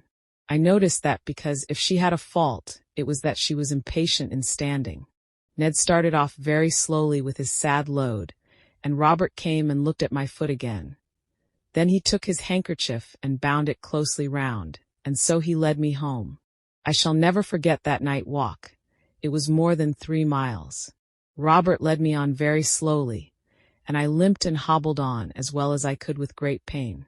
I am sure he was sorry for me, for he often patted and encouraged me, talking to me in a pleasant voice.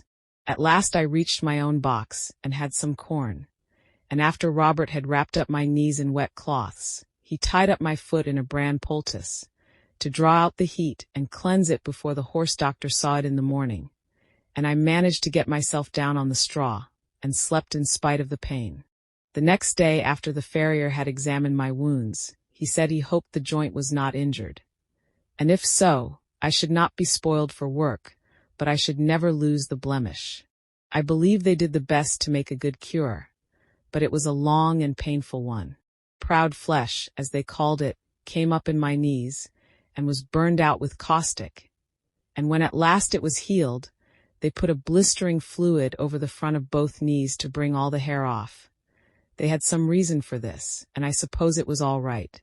As Smith's death had been so sudden, and no one was there to see it, there was an inquest held. The landlord and hostler at the White Lion, with several other people, gave evidence that he was intoxicated when he started from the inn. The keeper of the toll gate said he rode at a hard gallop through the gate, and my shoe was picked up among the stones, so that the case was quite plain to them, and I was cleared of all blame. Everybody pitied Susan. She was nearly out of her mind. She kept saying over and over again, "Oh, he was so good, so good. It was all that cursed drink. Why will they sell that cursed drink? Oh, Reuben, Reuben." So she went on till after he was buried.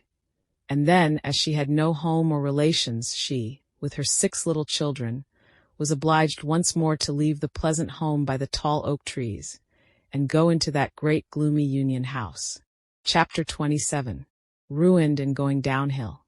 As soon as my knees were sufficiently healed, I was turned into a small meadow for a month or 2. No other creature was there, and though I enjoyed the liberty and the sweet grass, yet I had been so long used to society that I felt very lonely. Ginger and I had become fast friends, and now I missed her company extremely.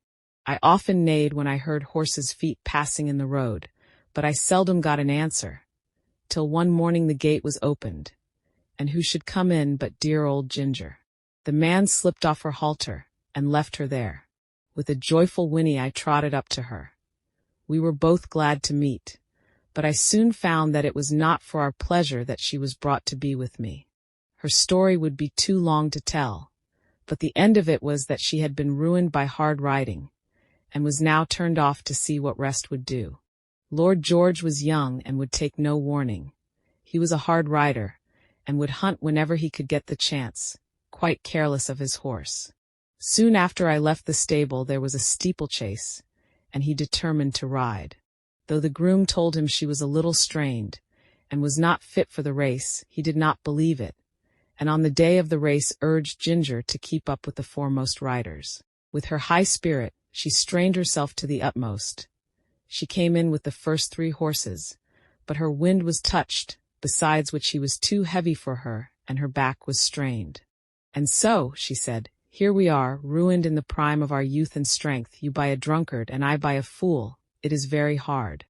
We both felt in ourselves that we were not what we had been. However, that did not spoil the pleasure we had in each other's company. We did not gallop about as we once did, but we used to feed, and lie down together, and stand for hours under one of the shady lime trees with our heads close to each other. And so we passed our time till the family returned from town. One day we saw the Earl come into the meadow, and York was with him. Seeing who it was, we stood still under our lime tree, and let them come up to us. They examined us carefully. The Earl seemed much annoyed. "There is 300 pounds flung away for no earthly use," said he. "But what I care most for is that these horses of my old friend, who thought they would find a good home with me, are ruined. The mare shall have a 12-months run, and we shall see what that will do for her, but the black one, he must be sold. 'Tis a great pity, but I could not have knees like these in my stables." "No, my lord, of course not," said York. "But he might get a place where appearance is not of much consequence, and still be well treated. I know a man in Bath, the master of some livery stables, who often wants a good horse at a low figure. I know he looks well after his horses. The inquest cleared the horse's character, and your lordship's recommendation, or mine, would be sufficient warrant for him. You had better write to him, York. I should be more particular about the place than the money he would fetch." After this they left us. "They'll soon take you away," said Ginger, "and I shall lose the only friend I have, and most likely we shall never see each other again. 'Tis a hard world." About a week after this Robert came into the field with a halter, which he slipped over my head, and led me away. There was no leave-taking of Ginger. We neighed to each other as I was led off, and she trotted anxiously along by the hedge, calling to me as long as she could hear the sound of my feet. Through the recommendation of York, I was bought by the master of the livery stables. I had to go by train, which was new to me, and required a good deal of courage the first time. But as I found the puffing, rushing, whistling, and more than all, the trembling of the horse box in which I stood did me no real harm, I soon took it quietly. When I reached the end of my journey, I found myself in a tolerably comfortable stable, and well attended to. These stables were not so airy and pleasant as those I had been used to. The stalls were laid on a slope instead of being level, and as my head was kept tied to the manger, I was obliged always to stand on the slope, which was very fatiguing. Men do not seem to know yet that horses can do more work if they can stand comfortably and can turn about. However, I was well fed and well cleaned, and on the whole, I think our master took as much care of us as he could. He kept a good many horses and carriages of different kinds for hire. Sometimes his own men drove them. At others, the horse and chaise were let to gentlemen or ladies who drove themselves. Chapter 28. A Job Horse and His Drivers. Hitherto I had always been driven by people who at least knew how to drive. But in this place I was to get my experience of all the different kinds of bad and ignorant driving to which we horses are subjected. For I was a job horse, and was let out to all sorts of people who wished to hire me.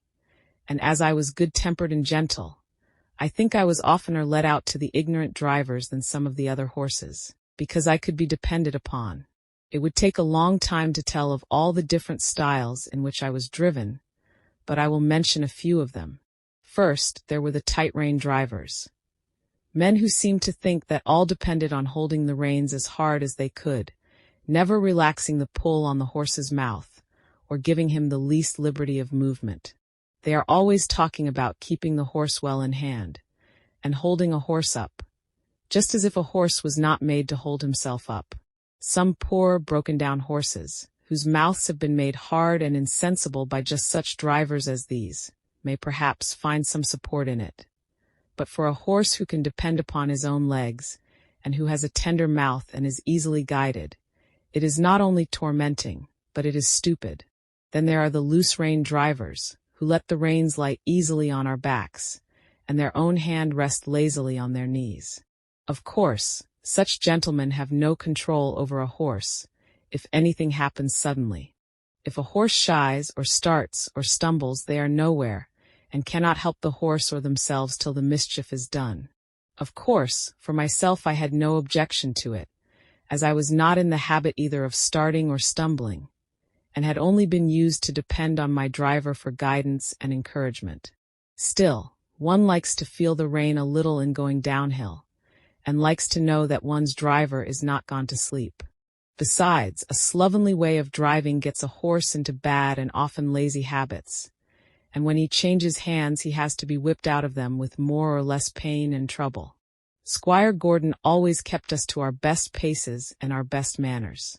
He said that spoiling a horse and letting him get into bad habits was just as cruel as spoiling a child, and both had to suffer for it afterward. Besides, these drivers are often careless altogether, and will attend to anything else more than their horses. I went out in the phaeton one day with one of them. He had a lady and 2 children behind. He flopped the reins about as we started, and of course gave me several unmeaning cuts with the whip, though I was fairly off. There had been a good deal of road mending going on, and even where the stones were not freshly laid down there were a great many loose ones about. My driver was laughing and joking with the lady and the children, and talking about the country to the right and the left, but he never thought it worth while to keep an eye on his horse or to drive on the smoothest parts of the road, and so it easily happened that I got a stone in one of my 4 feet.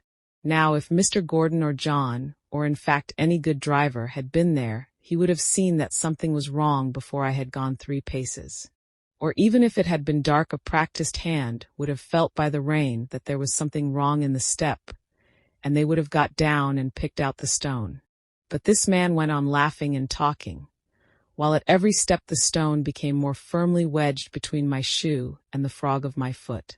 The stone was sharp on the inside and round on the outside, which, as everyone knows, is the most dangerous kind that a horse can pick up, at the same time cutting his foot and making him most liable to stumble and fall.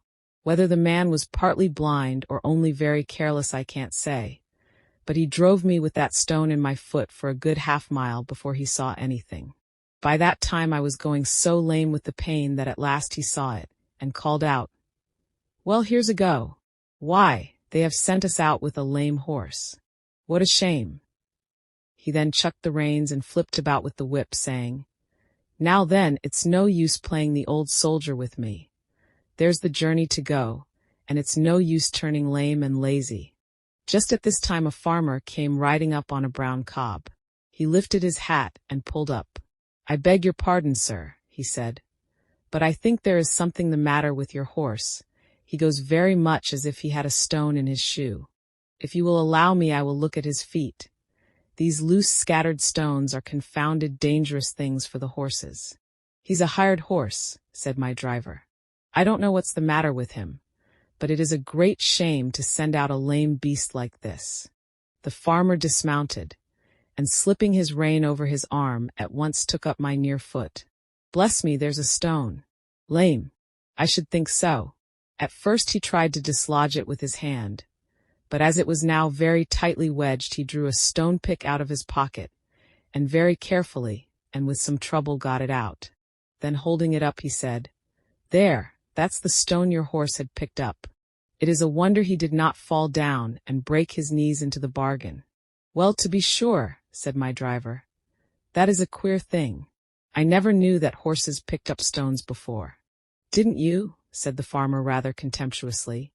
"But they do, though, and the best of them will do it, and can't help it sometimes on such roads as these. And if you don't want to lame your horse, you must look sharp and get them out quickly. This foot is very much bruised," he said, setting it gently down and patting me. "If I might advise, sir, you had better drive him gently for a while. The foot is a good deal hurt, and the lameness will not go off directly." Then mounting his cob and raising his hat to the lady, he trotted off. When he was gone, my driver began to flop the reins about and whip the harness, by which I understood that I was to go on, which of course I did, glad that the stone was gone, but still in a good deal of pain. This was the sort of experience we job horses often came in for. Chapter 29. Cockneys. Then there is the steam engine style of driving. These drivers were mostly people from towns, who never had a horse of their own and generally traveled by rail. They always seemed to think that a horse was something like a steam engine, only smaller. At any rate, they think that if only they pay for it, a horse is bound to go just as far and just as fast and with just as heavy a load as they please.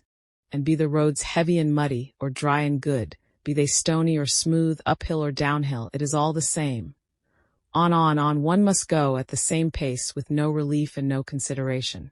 These people never think of getting out to walk up a steep hill. Oh no, they have paid to ride, and ride they will. The horse? Oh, he's used to it. What were horses made for, if not to drag people uphill? Walk. A good joke indeed. And so the whip is plied and the rein is chucked, and often a rough, scolding voice cries out, "Go along, you lazy beast." And then another slash of the whip, when all the time we are doing our very best to get along, uncomplaining and obedient, though often sorely harassed and downhearted. This steam engine style of driving wears us up faster than any other kind. I would far rather go 20 miles with a good considerate driver than I would go 10 with some of these. It would take less out of me. Another thing, they scarcely ever put on the brake, however steep the downhill may be, and thus bad accidents sometimes happen.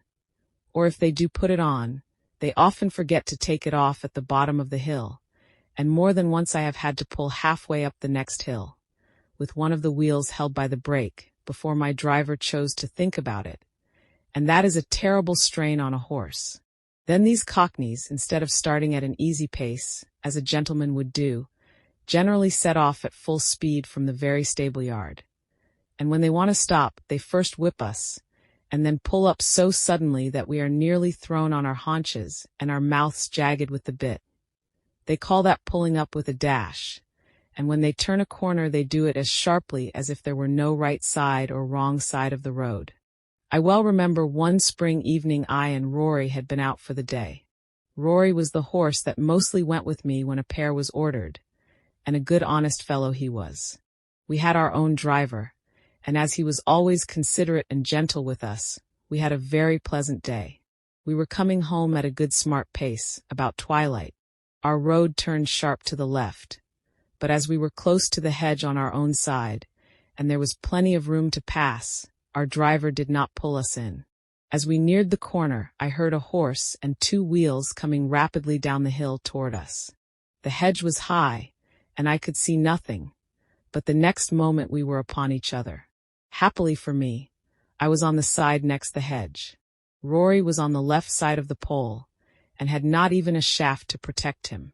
The man who was driving was making straight for the corner, and when he came in sight of us, he had no time to pull over to his own side. The whole shock came upon Rory.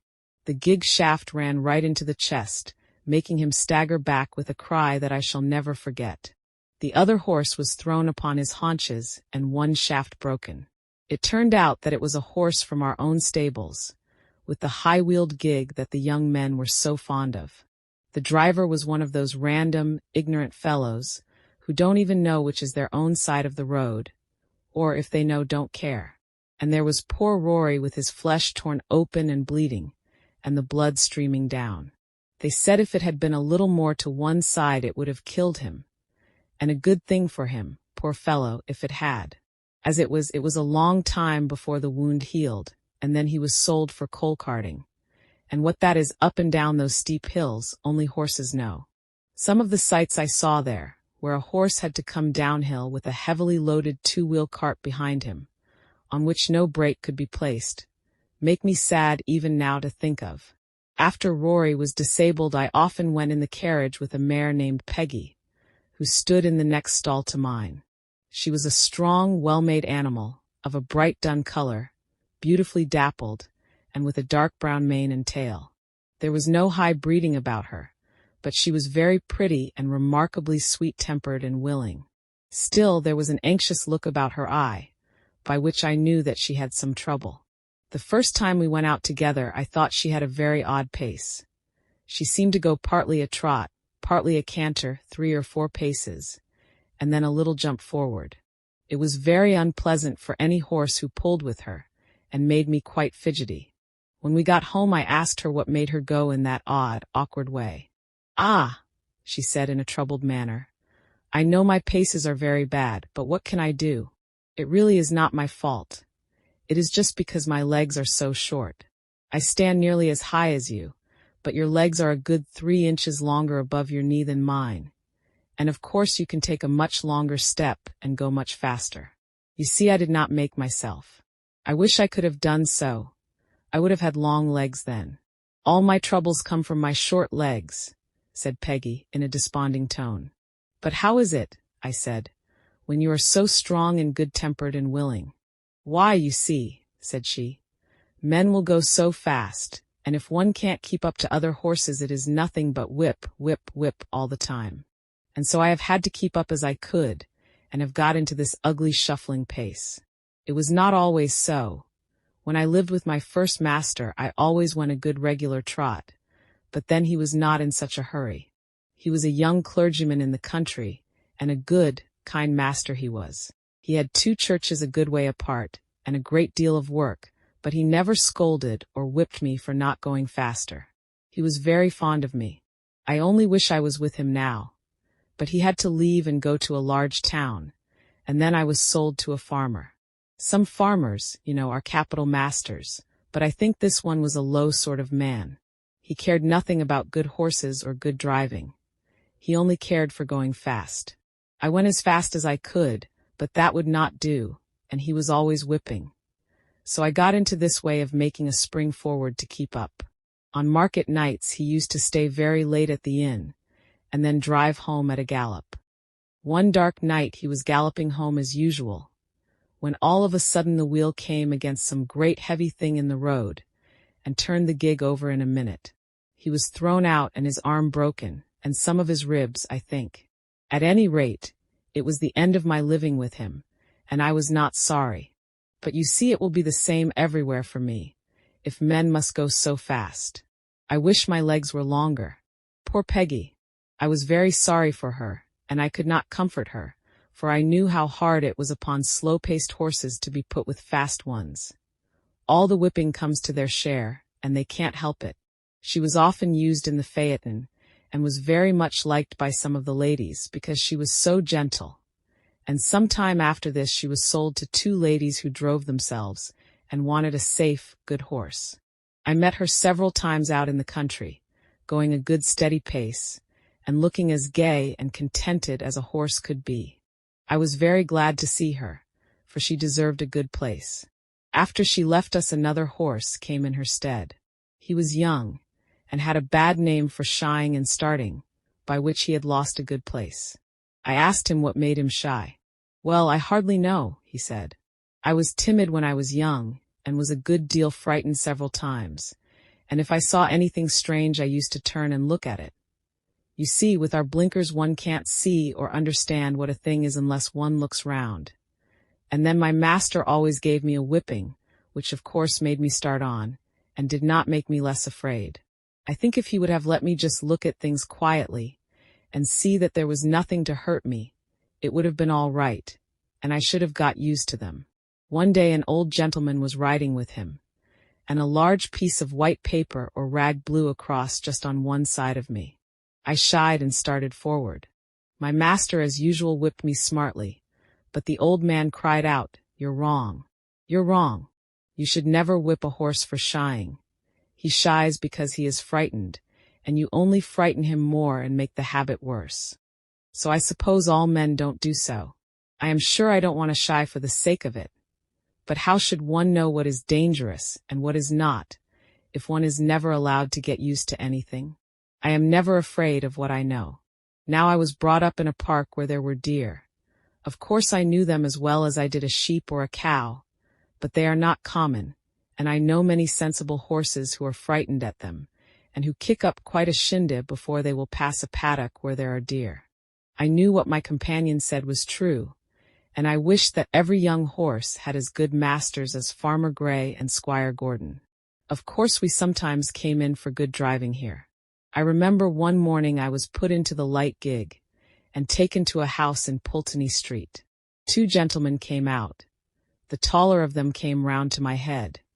He looked at the bit and bridle, and just shifted the collar with his hand, to see if it fitted comfortably. "Do you consider this horse wants a curb?" he said to the hostler. "Well," said the man, "I should say he would go just as well without. He has an uncommon good mouth, and though he has a fine spirit he has no vice, but we generally find people like the curb." "I don't like it," said the gentleman. "Be so good as to take it off, and put the rein in at the cheek. An easy mouth is a great thing on a long journey, "Is it not, old fellow?" he said, patting my neck. Then he took the reins, and they both got up. I can remember now how quietly he turned me round, and then with a light feel of the rein, and drawing the whip gently across my back, we were off. I arched my neck and set off at my best pace. I found I had someone behind me who knew how a good horse ought to be driven. It seemed like old times again, and made me feel quite gay. This gentleman took a great liking to me, and after trying me several times with the saddle, he prevailed upon my master to sell me to a friend of his, who wanted a safe, pleasant horse for riding. And so it came to pass that in the summer I was sold to Mr. Barry. Chapter 30. A thief. My new master was an unmarried man. He lived at Bath, and was much engaged in business. His doctor advised him to take horse exercise, and for this purpose he bought me. He hired a stable a short distance from his lodgings, and engaged a man named Filcher as groom. My master knew very little about horses, but he treated me well, and I should have had a good and easy place, but for circumstances of which he was ignorant. He ordered the best hay with plenty of oats, crushed beans, and bran, with vetches or rye grass, as the man might think needful. I heard the master give the order, so I knew there was plenty of good food, and I thought I was well off. For a few days all went on well. I found that my groom understood his business. He kept the stable clean and airy, and he groomed me thoroughly, and was never otherwise than gentle. He had been an hostler in one of the great hotels in Bath. He had given that up, and now cultivated fruit and vegetables for the market, and his wife bred and fattened poultry and rabbits for sale. After a while it seemed to me that my oats came very short.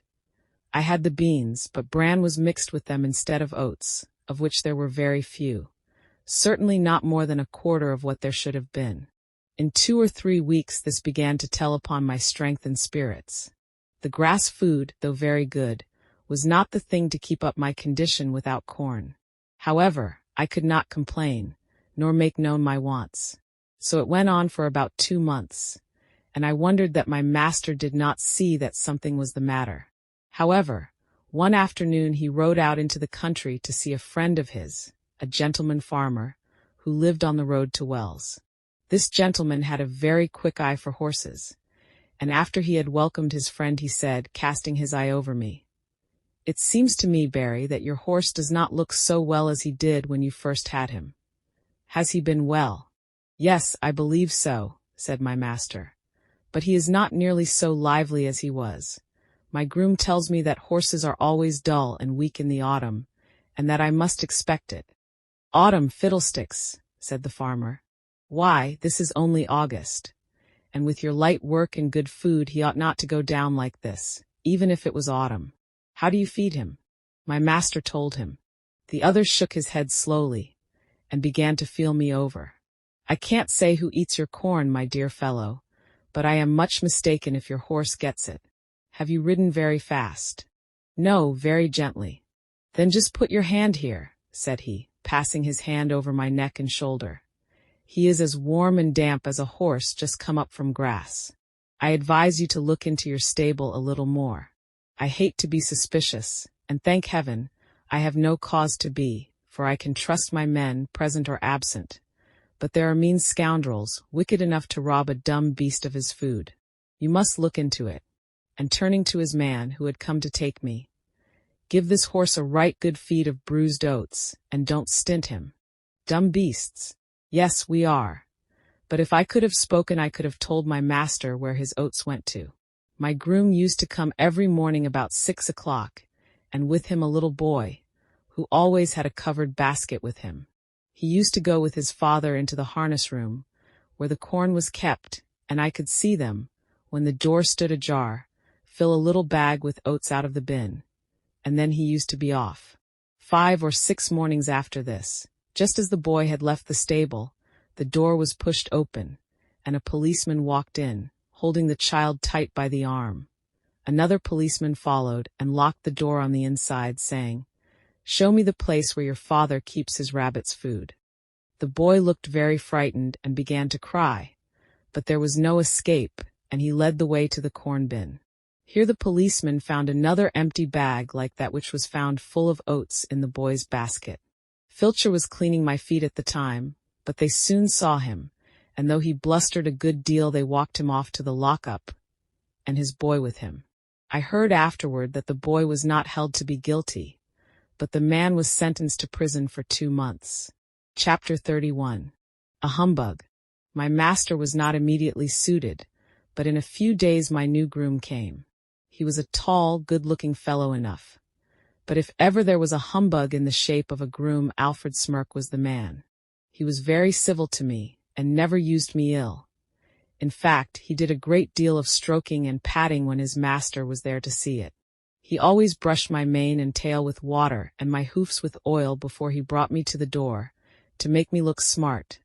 But as to cleaning my feet or looking to my shoes, or grooming me thoroughly, he thought no more of that than if I had been a cow. He left my bit rusty, my saddle damp, and my crupper stiff. Alfred Smirk considered himself very handsome. He spent a great deal of time about his hair, whiskers and necktie, before a little looking-glass in the harness room. When his master was speaking to him it was always, yes, sir, touching his hat at every word, and every one thought he was a very nice young man, and that Mr. Barry was very fortunate to meet with him. I should say he was the laziest, most conceited fellow I ever came near. Of course, it was a great thing not to be ill-used, but then a horse wants more than that. I had a loose box, and might have been very comfortable if he had not been too indolent to clean it out. He never took all the straw away, and the smell from what lay underneath was very bad, while the strong vapors that rose made my eyes smart and inflame, and I did not feel the same appetite for my food. One day his master came in and said, "Alfred, the stable smells rather strong. Should not you give that stall a good scrub and throw down plenty of water?" "Well, sir," he said, touching his cap, "I'll do so if you please, sir, but it is rather dangerous, sir, throwing down water in a horse's box. They are very apt to take cold, sir. I should not like to do him an injury, but I'll do it if you please, sir." "Well," said his master, "I should not like him to take cold, but I don't like the smell of this stable. Do you think the drains are all right?" "Well, sir, now you mention it, I think the drain does sometimes send back a smell. There may be something wrong, sir."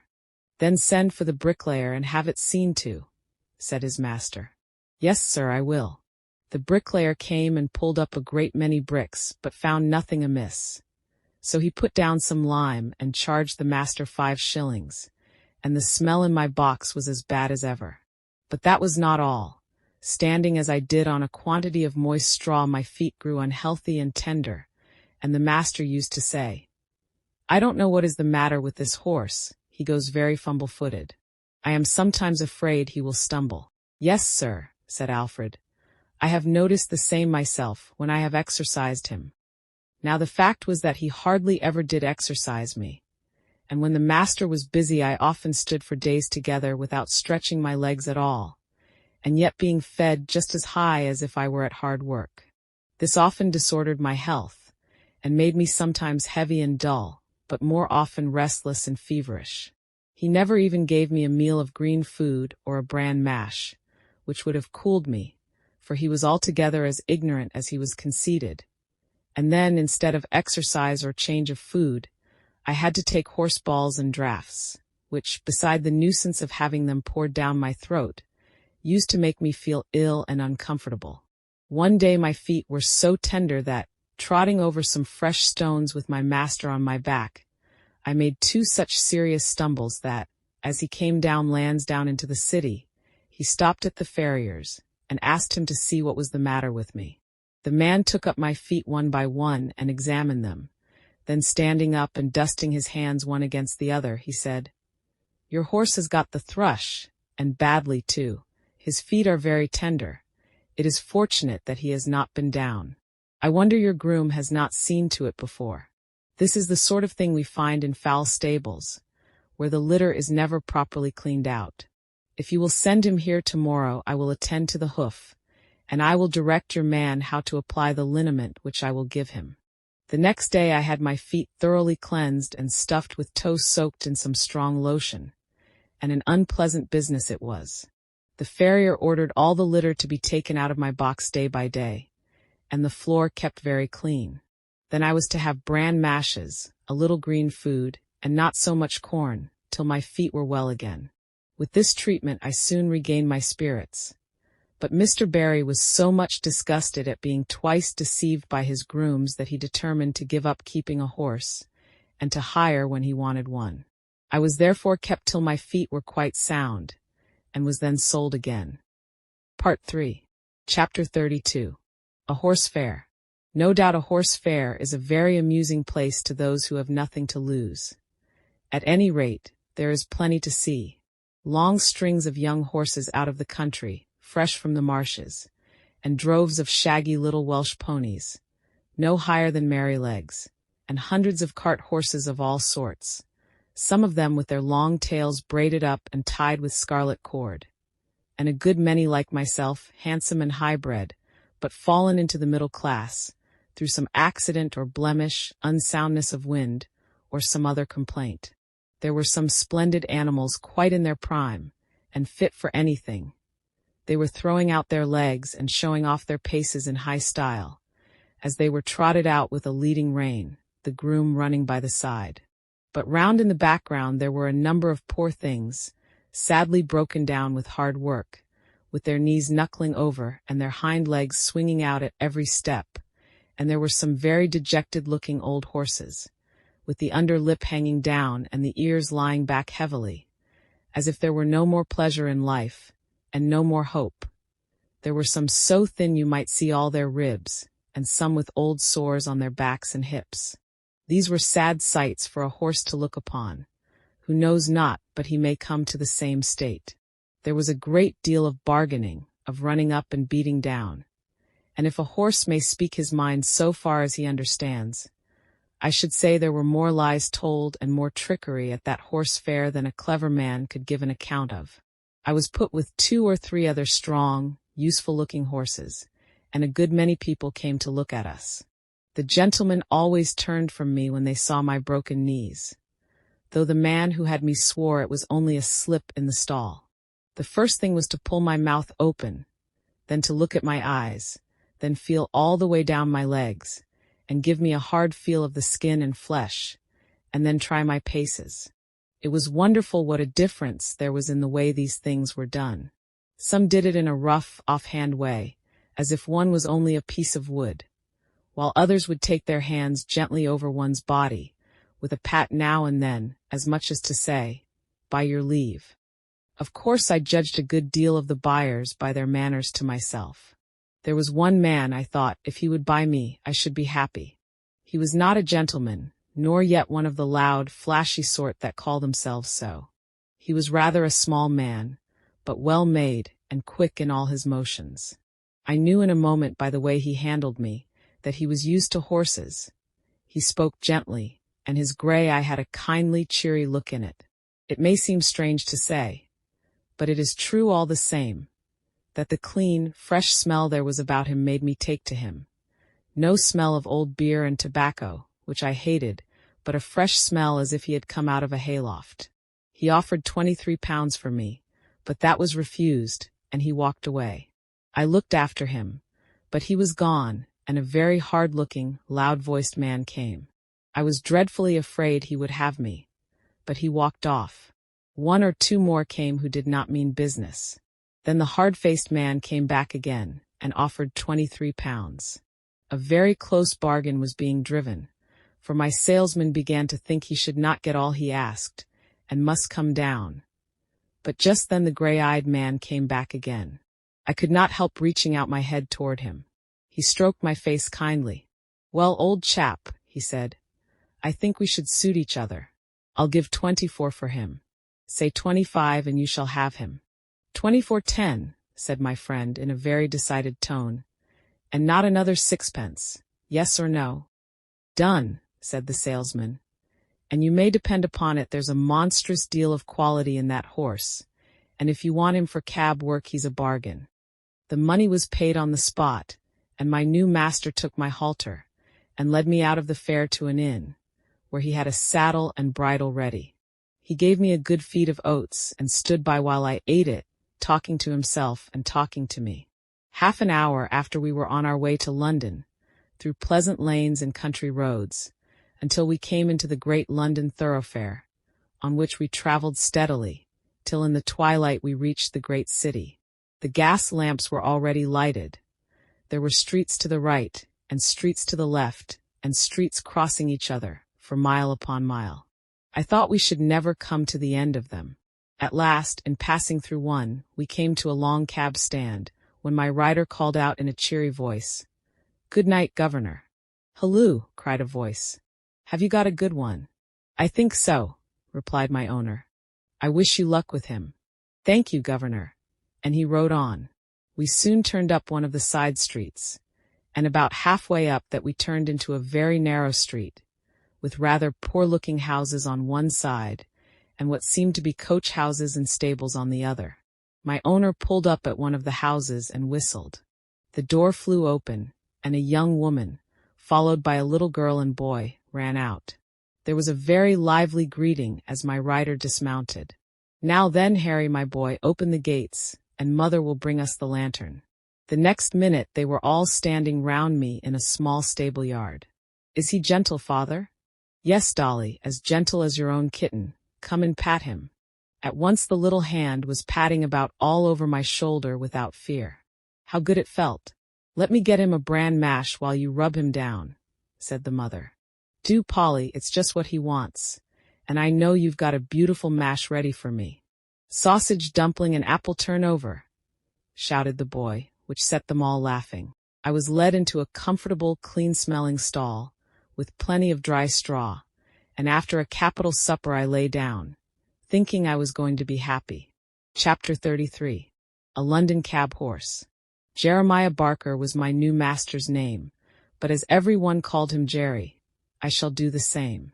Polly, his wife, was just as good a match as a man could have. She was a plump, trim, tidy little woman, with smooth, dark hair, dark eyes, and a merry little mouth. The boy was 12 years old, a tall, frank, good-tempered lad, and little Dorothy, Dolly they called her, was her mother over again at 8 years old. They were all wonderfully fond of each other. I never knew such a happy, merry family before or since. Jerry had a cab of his own, and 2 horses, which he drove and attended to himself. His other horse was a tall, white, rather large-boned animal called Captain. He was old now, but when he was young he must have been splendid. He had still a proud way of holding his head and arching his neck. In fact, he was a high-bred, fine-mannered, noble old horse, every inch of him. He told me that in his early youth he went to the Crimean War. He belonged to an officer in the cavalry, and used to lead the regiment. I will tell more of that hereafter. The next morning, when I was well groomed, Polly and Dolly came into the yard to see me and make friends. Harry had been helping his father since the early morning, and had stated his opinion that I should turn out a regular brick. Polly brought me a slice of apple, and Dolly a piece of bread, and made as much of me as if I had been the Black Beauty of olden time. It was a great treat to be petted again and talked to in a gentle voice, and I let them see as well as I could that I wished to be friendly. Polly thought I was very handsome, and a great deal too good for a cab, if it was not for the broken knees. "Of course there's no one to tell us whose fault that was," said Jerry, "and as long as I don't know I shall give him the benefit of the doubt, for a firmer, neater stepper I never rode. We'll call him Jack, after the old one. Shall we, Polly?" "Do," she said, "for I like to keep a good name going." Captain went out in the cab all the morning. Harry came in after school to feed me and give me water. In the afternoon I was put into the cab. Jerry took as much pains to see if the collar and bridle fitted comfortably as if he had been John Manley over again. When the crupper was let out a hole or two it all fitted well. There was no check-rein, no curb, nothing but a plain ring snaffle. What a blessing that was! After driving through the side street we came to the large cab stand where Jerry had said, "Good night." On one side of this wide street were high houses with wonderful shop fronts, and on the other was an old church and churchyard, surrounded by iron palisades. Alongside these iron rails a number of cabs were drawn up, waiting for passengers. Bits of hay were lying about on the ground. Some of the men were standing together talking. Some were sitting on their boxes reading the newspaper, and one or two were feeding their horses with bits of hay and giving them a drink of water. We pulled up in the rank at the back of the last cab. 2 or 3 men came round and began to look at me and pass their remarks. "Very good for a funeral," said one. "Too smart-looking," said another, shaking his head in a very wise way. "You'll find out something wrong one of these fine mornings, or my name isn't Jones." "Well," said Jerry pleasantly, "I suppose I need not find it out till it finds me out, eh? And if so, I'll keep up my spirits a little longer." Then there came up a broad-faced man, dressed in a great gray coat with great gray cape and great white buttons, a gray hat, and a blue comforter loosely tied round his neck. His hair was gray, too, but he was a jolly-looking fellow, and the other men made way for him. He looked me all over, as if he had been going to buy me, and then straightening himself up with a grunt, he said, "He's the right sort for you, Jerry. I don't care what you gave for him, he'll be worth it." Thus my character was established on the stand. This man's name was Grant, but he was called Gray Grant, or Governor Grant. He had been the longest on that stand of any of the men, and he took it upon himself to settle matters and stop disputes. He was generally a good-humored, sensible man, but if his temper was a little out, as it was sometimes when he had drunk too much, nobody liked to come too near his fist, for he could deal a very heavy blow.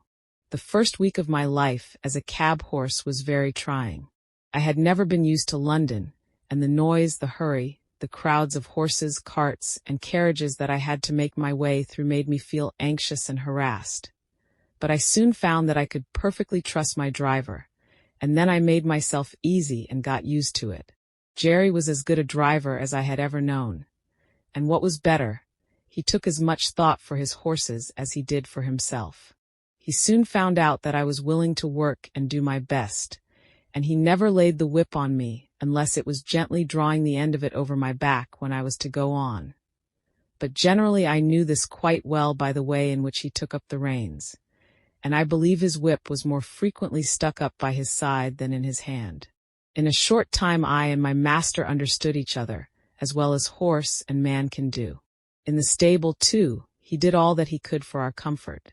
The stalls were the old-fashioned style, too much on the slope, but he had 2 movable bars fixed across the back of our stalls, so that at night, and when we were resting, he just took off our halters and put up the bars, and thus we could turn about and stand whichever way we pleased, which is a great comfort. Jerry kept us very clean, and gave us as much change of food as he could, and always plenty of it.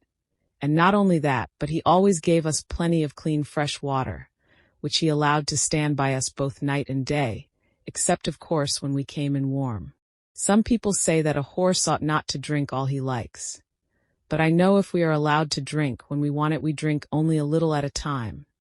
And it does us a great deal more good than swallowing down half a bucketful at a time, because we have been left without till we are thirsty and miserable. Some grooms will go home to their beer and leave us for hours with our dry hay and oats and nothing to moisten them. Then of course we gulp down too much at once, which helps to spoil our breathing and sometimes chills our stomachs. But the best thing we had here was our Sundays for rest. We worked so hard in the week that I do not think we could have kept up to it but for that day. Besides, we had then time to enjoy each other's company. It was on these days that I learned my companion's history. Chapter 34. An Old War Horse. Captain had been broken in and trained for an army horse. His first owner was an officer of cavalry going out to the Crimean War. He said he quite enjoyed the training with all the other horses, trotting together, turning together, to the right hand or the left, halting at the word of command, or dashing forward at full speed at the sound of the trumpet or signal of the officer. He was when young a dark, dappled iron gray, and considered very handsome. His master, a young, high-spirited gentleman, was very fond of him, and treated him from the first with the greatest care and kindness. He told me he thought the life of an army horse was very pleasant, but when it came to being sent abroad over the sea in a great ship, he almost changed his mind. "That part of it," said he, "was dreadful. Of course we could not walk off the land into the ship, so they were obliged to put strong straps under our bodies, and then we were lifted off our legs in spite of our struggles, and were swung through the air over the water to the deck of the great vessel. There we were placed in small close stalls, and never for a long time saw the sky, or were able to stretch our legs. The ship sometimes rolled about in high winds, and we were knocked about, and felt bad enough. However, at last it came to an end, and we were hauled up and swung over again to the land. We were very glad, and snorted and neighed for joy, when we once more felt firm ground under our feet. We soon found that the country we had come to was very different from our own, and that we had many hardships to endure besides the fighting. But many of the men were so fond of their horses that they did everything they could to make them comfortable in spite of snow, wet, and all things out of order. "But what about the fighting?" said I. "Was not that worse than anything else?" "Well," said he, "I hardly know. We always liked to hear the trumpet sound, and to be called out, and were impatient to start off, though sometimes we had to stand for hours, waiting for the word of command. And when the word was given we used to spring forward as gaily and eagerly as if there were no cannonballs, bayonets, or bullets. I believe so long as we felt our rider firm in the saddle, and his hand steady on the bridle, not one of us gave way to fear, not even when the terrible bombshells whirled through the air and burst into 1,000 pieces. I, with my noble master, went into many actions together without a wound, and though I saw horses shot down with bullets, pierced through with lances, and gashed with fearful saber cuts, though we left them dead on the field, or dying in the agony of their wounds, I don't think I feared for myself. My master's cheery voice, as he encouraged his men, made me feel as if he and I could not be killed. I had such perfect trust in him, that while he was guiding me, I was ready to charge up to the very cannon's mouth. I saw many brave men cut down, many fall mortally wounded from their saddles. I had heard the cries and groans of the dying, I had cantered over ground slippery with blood, and frequently had to turn aside to avoid trampling on wounded man or horse, but until one dreadful day, I had never felt terror. That day I shall never forget. Here old Captain paused for a while and drew a long breath. I waited, and he went on. It was one autumn morning, and as usual, an hour before daybreak our cavalry had turned out, ready caparisoned for the day's work, whether it might be fighting or waiting. The men stood by their horses waiting, ready for orders. As the light increased there seemed to be some excitement among the officers, and before the day was well begun we heard the firing of the enemy's guns. Then one of the officers rode up and gave the word for the men to mount, and in a second every man was in his saddle, and every horse stood expecting the touch of the rein, or the pressure of his rider's heels, all animated, all eager. But still we had been trained so well that, except by the champing of our bits, and the restive tossing of our heads from time to time, it could not be said that we stirred. My dear master and I were at the head of the line, and as all sat motionless and watchful, he took a little stray lock of my mane which had turned over on the wrong side, laid it over on the right, and smoothed it down with his hand.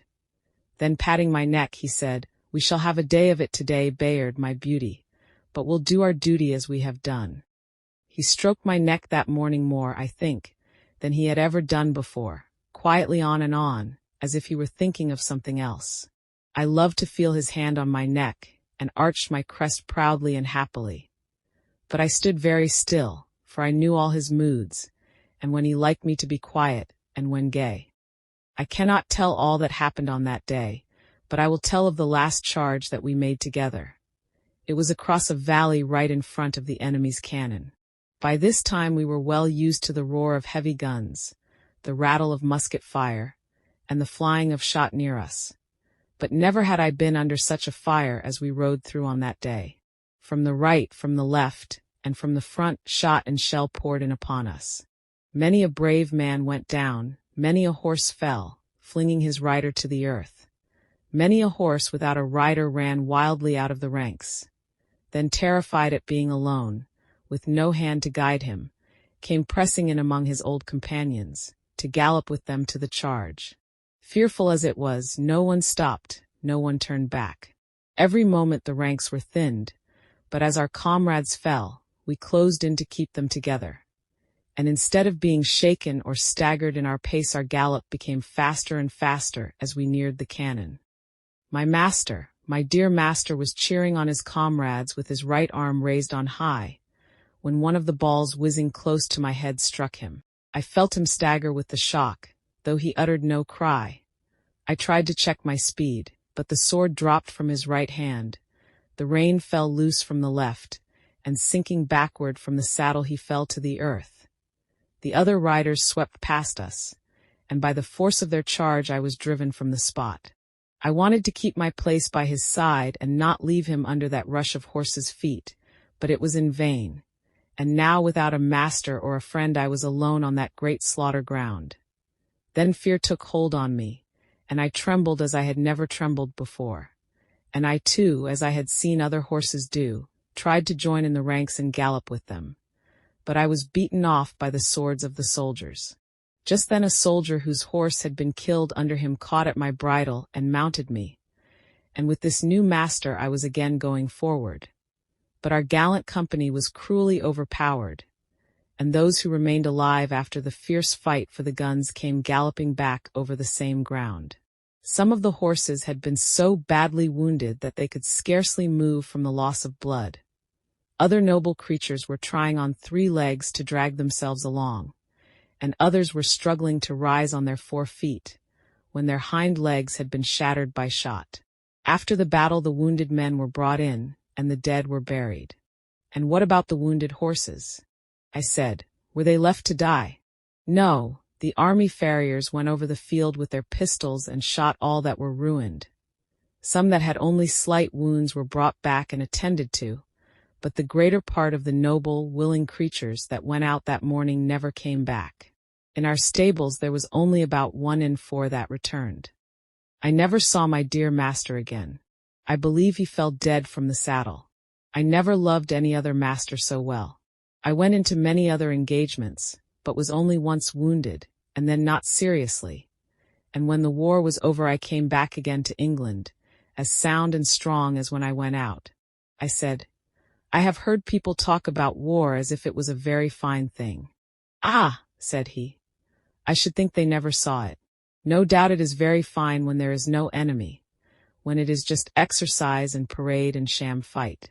Yes, it is very fine then, but when thousands of good brave men and horses are killed or crippled for life, it has a very different look.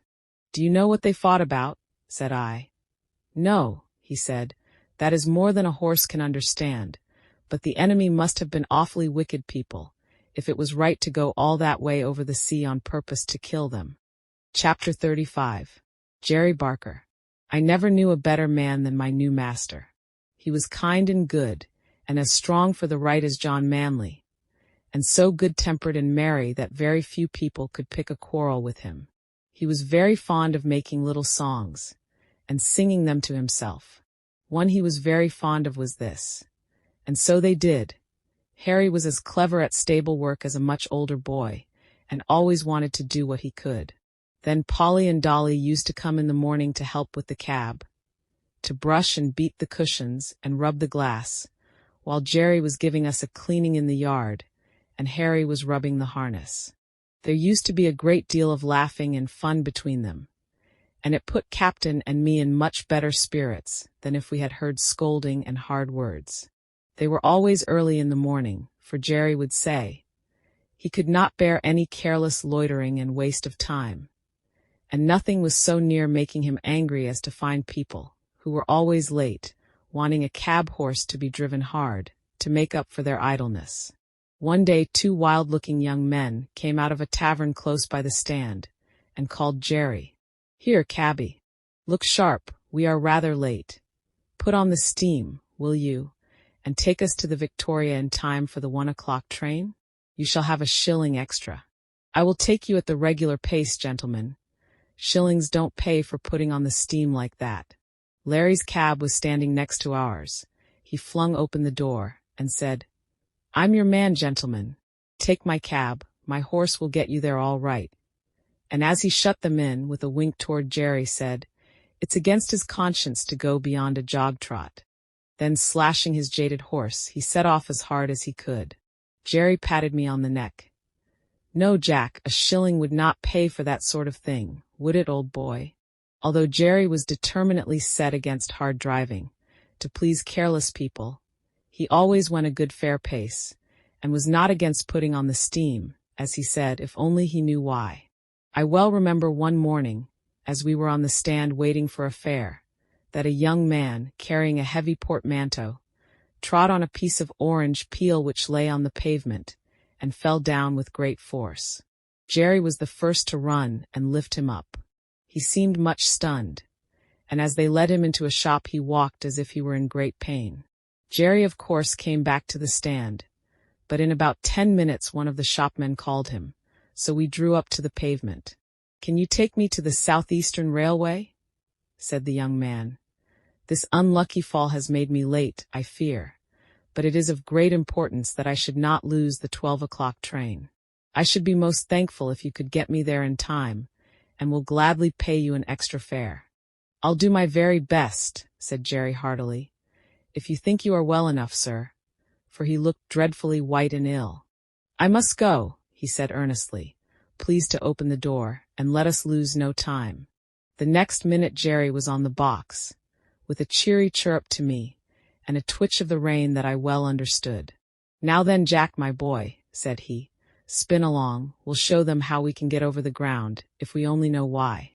It is always difficult to drive fast in the city in the middle of the day, when the streets are full of traffic, but we did what could be done, and when a good driver and a good horse, who understand each other, are of one mind, it is wonderful what they can do. I had a very good mouth.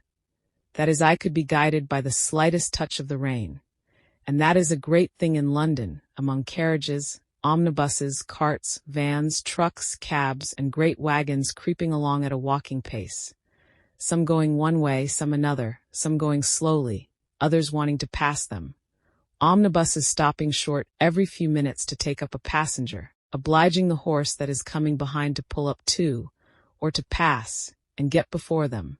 Perhaps you try to pass, but just then something else comes dashing in through the narrow opening, and you have to keep in behind the omnibus again. Presently you think you see a chance, and manage to get to the front, going so near the wheels on each side that half an inch nearer, and they would scrape. Well, you get along for a bit, but soon find yourself in a long train of carts and carriages all obliged to go at a walk. Perhaps you come to a regular block-up, and have to stand still for minutes together, till something clears out into a side street, or the policeman interferes. You have to be ready for any chance, to dash forward if there be an opening, and be quick as a rat dog to see if there be room, and if there be time, lest you get your own wheels locked or smashed, or the shaft of some other vehicle run into your chest or shoulder. All this is what you have to be ready for. If you want to get through London fast in the middle of the day, it wants a deal of practice. Jerry and I were used to it, and no one could beat us at getting through when we were set upon it. I was quick and bold and could always trust my driver. Jerry was quick and patient at the same time, and could trust his horse, which was a great thing too. He very seldom used the whip. I knew by his voice and his click-click when he wanted to get on fast, and by the rein where I was to go, so there was no need for whipping. But I must go back to my story. The streets were very full that day, but we got on pretty well as far as the bottom of Cheapside, where there was a block for 3 or 4 minutes. The young man put his head out and said anxiously, "I think I had better get out and walk. I shall never get there if this goes on." "I'll do all that can be done, sir," said Jerry. "I think we shall be in time. This block-up cannot last much longer, and your luggage is very heavy for you to carry, sir." Just then the cart in front of us began to move on, and then we had a good turn. In and out we went, as fast as horseflesh could do it, and for a wonder had a good clear time on London Bridge, for there was a whole train of cabs and carriages all going our way at a quick trot, perhaps wanting to catch that very train. At any rate, we whirled into the station with many more, just as the great clock pointed to 8 minutes to 12 o'clock. "Thank God. We are in time," said the young man. "And thank you too, my friend, and your good horse. You have saved me more than money can ever pay for. Take this extra half-crown." "No, sir, no, thank you all the same. So glad we hit the time, sir. But don't stay now, sir, the bell is ringing. Here, porter, take this gentleman's luggage. Dover Line 12 o'clock train." That's it. And without waiting for another word, Jerry wheeled me round to make room for other cabs that were dashing up at the last minute, and drew up on one side till the crush was past. "So glad," he said, "so glad. Poor young fellow. I wonder what it was that made him so anxious." Jerry often talked to himself quite loud enough for me to hear when we were not moving. On Jerry's return to the rank, there was a good deal of laughing and chaffing at him for driving hard to the train for an extra fare, as they said, all against his principles, and they wanted to know how much he had pocketed. "A good deal more than I generally get," said he, nodding slyly. "What he gave me will keep me in little comforts for several days." "Gammon," said one. "He's a humbug," said another, preaching to us and then doing the same himself. "Look here, mates," said Jerry. "The gentleman offered me half-a-crown extra, but I didn't take it. 'Twas quite pay enough for me to see how glad he was to catch that train. And if Jack and I choose to have a quick run now and then to please ourselves, that's our business and not yours." "Well," said Larry, "you'll never be a rich man." "Most likely not," said Jerry. "But I don't know that I shall be the less happy for that. I have heard the commandments read a great many times, and I never noticed that any of them said, 'Thou shalt be rich.' And there are a good many curious things said in the New Testament about rich men that I think would make me feel rather queer if I was one of them." "If you ever do get rich," said Governor Gray, looking over his shoulder across the top of his cab, "you'll deserve it, Jerry, and you won't find a curse come with your wealth. As for you, Larry, you'll die poor. You spend too much in whipcord." "Well," said Larry, "what is a fellow to do if his horse won't go without it? You never take the trouble to see if he will go without it. Your whip is always going, as if you had the St. Vitus dance in your arm, and if it does not wear you out, it wears your horse out. You know you are always changing your horses. And why? Because you never give them any peace or encouragement." "Well, I have not had good luck," said Larry. "That's where it is." "And you never will," said the governor. "Good luck is rather particular who she rides with, and mostly prefers those who have got common sense and a good heart. At least that is my experience." Governor Gray turned round again to his newspaper, and the other men went to their cabs. "Come, father and mother, and sister and brother, come, all of you turn to, and help one another. If you in the morning throw minutes away, you can't pick them up. In the course of a day, you may hurry and scurry and flurry and worry. You've lost them forever, forever and aye." Chapter 36. The Sunday Cab.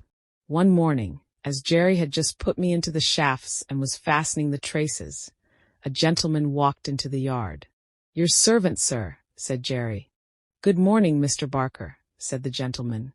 "I should be glad to make some arrangements with you for taking Mrs. Briggs regularly to church on Sunday mornings. We go to the new church now, and that is rather further than she can walk." "Thank you, sir," said Jerry, "but I have only taken out a 6 days license, and therefore I could not take a fare on a Sunday.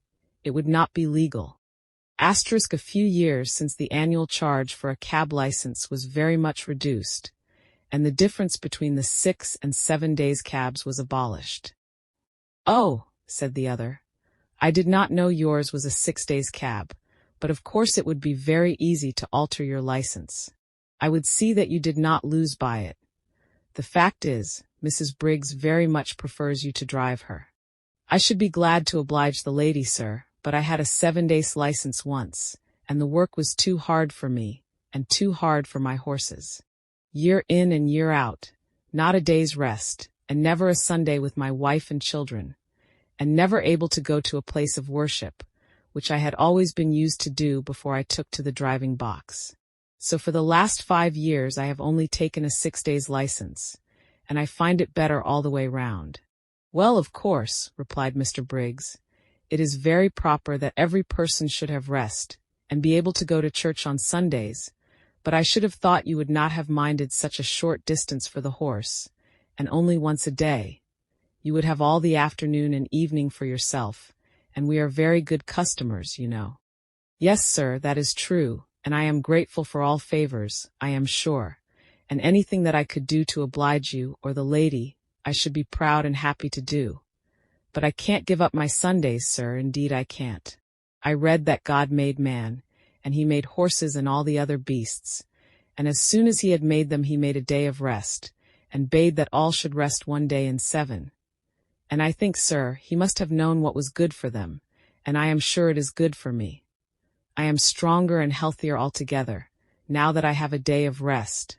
The horses are fresh too, and do not wear up nearly so fast.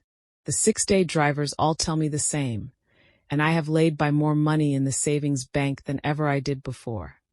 And as for the wife and children, sir, why, heart alive, they would not go back to the 7 days for all they could see.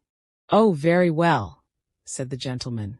Don't trouble yourself, Mr. Barker, any further. I will inquire somewhere else. And he walked away. Well, says Jerry to me, we can't help it, Jack, old boy. We must have our Sundays. Polly, he shouted, Polly, come here. She was there in a minute. What is it all about, Jerry? Why, my dear, Mr. Briggs wants me to take Mrs. Briggs to church every Sunday morning. I say I have only a 6 days license. He says get a 7 days license, and I'll make it worth your while. And you know, Polly, they are very good customers to us. Mrs. Briggs often goes out shopping for hours or making calls, and then she pays down fair and honorable like a lady. There's no beating down or making 3 hours into 2 hours and a half, as some folks do, and it is easy work for the horses. Not like tearing along to catch trains for people that are always a quarter of an hour too late. And if I don't oblige her in this matter, it is very likely we shall lose them altogether.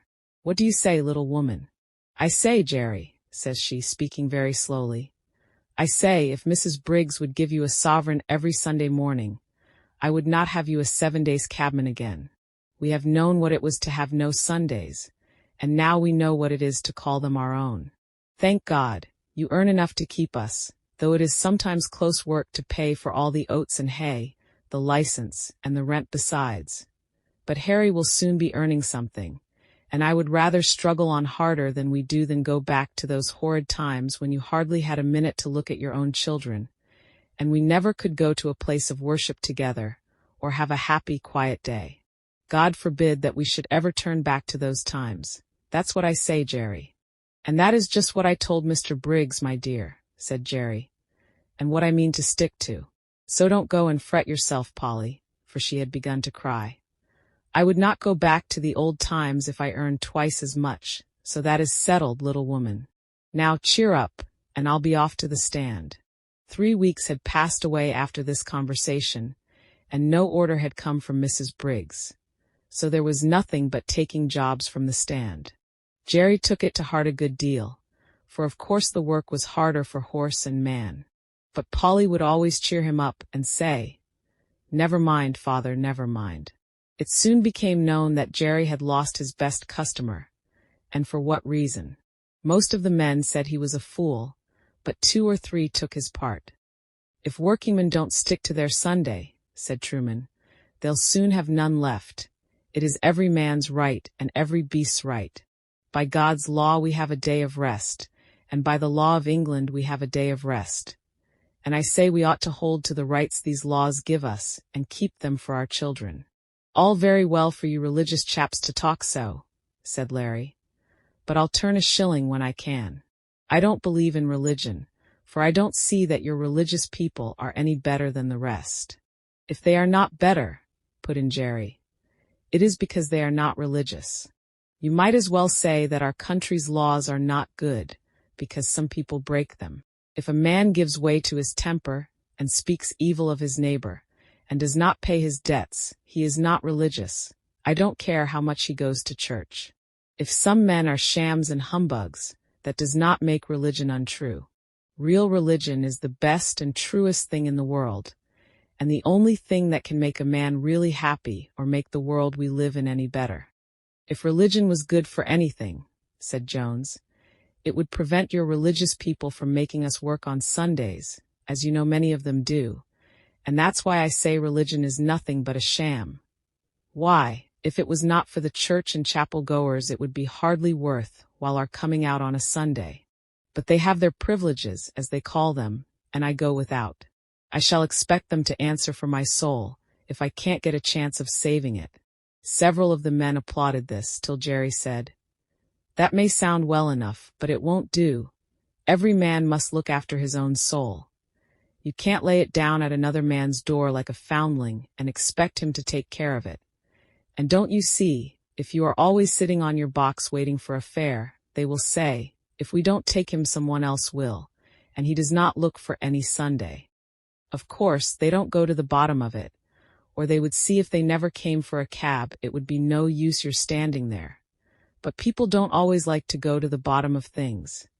It may not be convenient to do it, but if you Sunday drivers would all strike for a day of rest, the thing would be done. And what would all the good people do if they could not get to their favorite preachers?" said Larry. "'Tis not for me to lay down plans for other people," said Jerry, "but if they can't walk so far they can go to what is nearer, and if it should rain they can put on their mackintoshes as they do on a weekday. If a thing is right it can be done, and if it is wrong it can be done without, and a good man will find a way. And that is as true for us cabmen as it is for the churchgoers. Do your best and leave the rest, 'twill all come right, some day or night." Chapter 37. The Golden Rule. 2 or 3 weeks after this, as we came into the yard rather late in the evening, Polly came running across the road with the lantern. She always brought it to him if it was not very wet. "It has all come right, Jerry. Mrs. Briggs sent her servant this afternoon to ask you to take her out tomorrow at 11 o'clock. I said, yes, I thought so, but we supposed she employed someone else now. Well, said he, the real fact is, Master was put out because Mr. Barker refused to come on Sundays, and he has been trying other cabs, but there's something wrong with them all. Some drive too fast, and some too slow, and the mistress says there is not one of them so nice and clean as yours, and nothing will suit her but Mr. Barker's cab again." Polly was almost out of breath, and Jerry broke out into a merry laugh. "'Twill all come right some day or night. You were right, my dear. You generally are. Run in and get the supper, and I'll have Jack's harness off and make him snug and happy in no time." After this Mrs. Briggs wanted Jerry's cab quite as often as before, never, however, on a Sunday. But there came a day when we had Sunday work, and this was how it happened.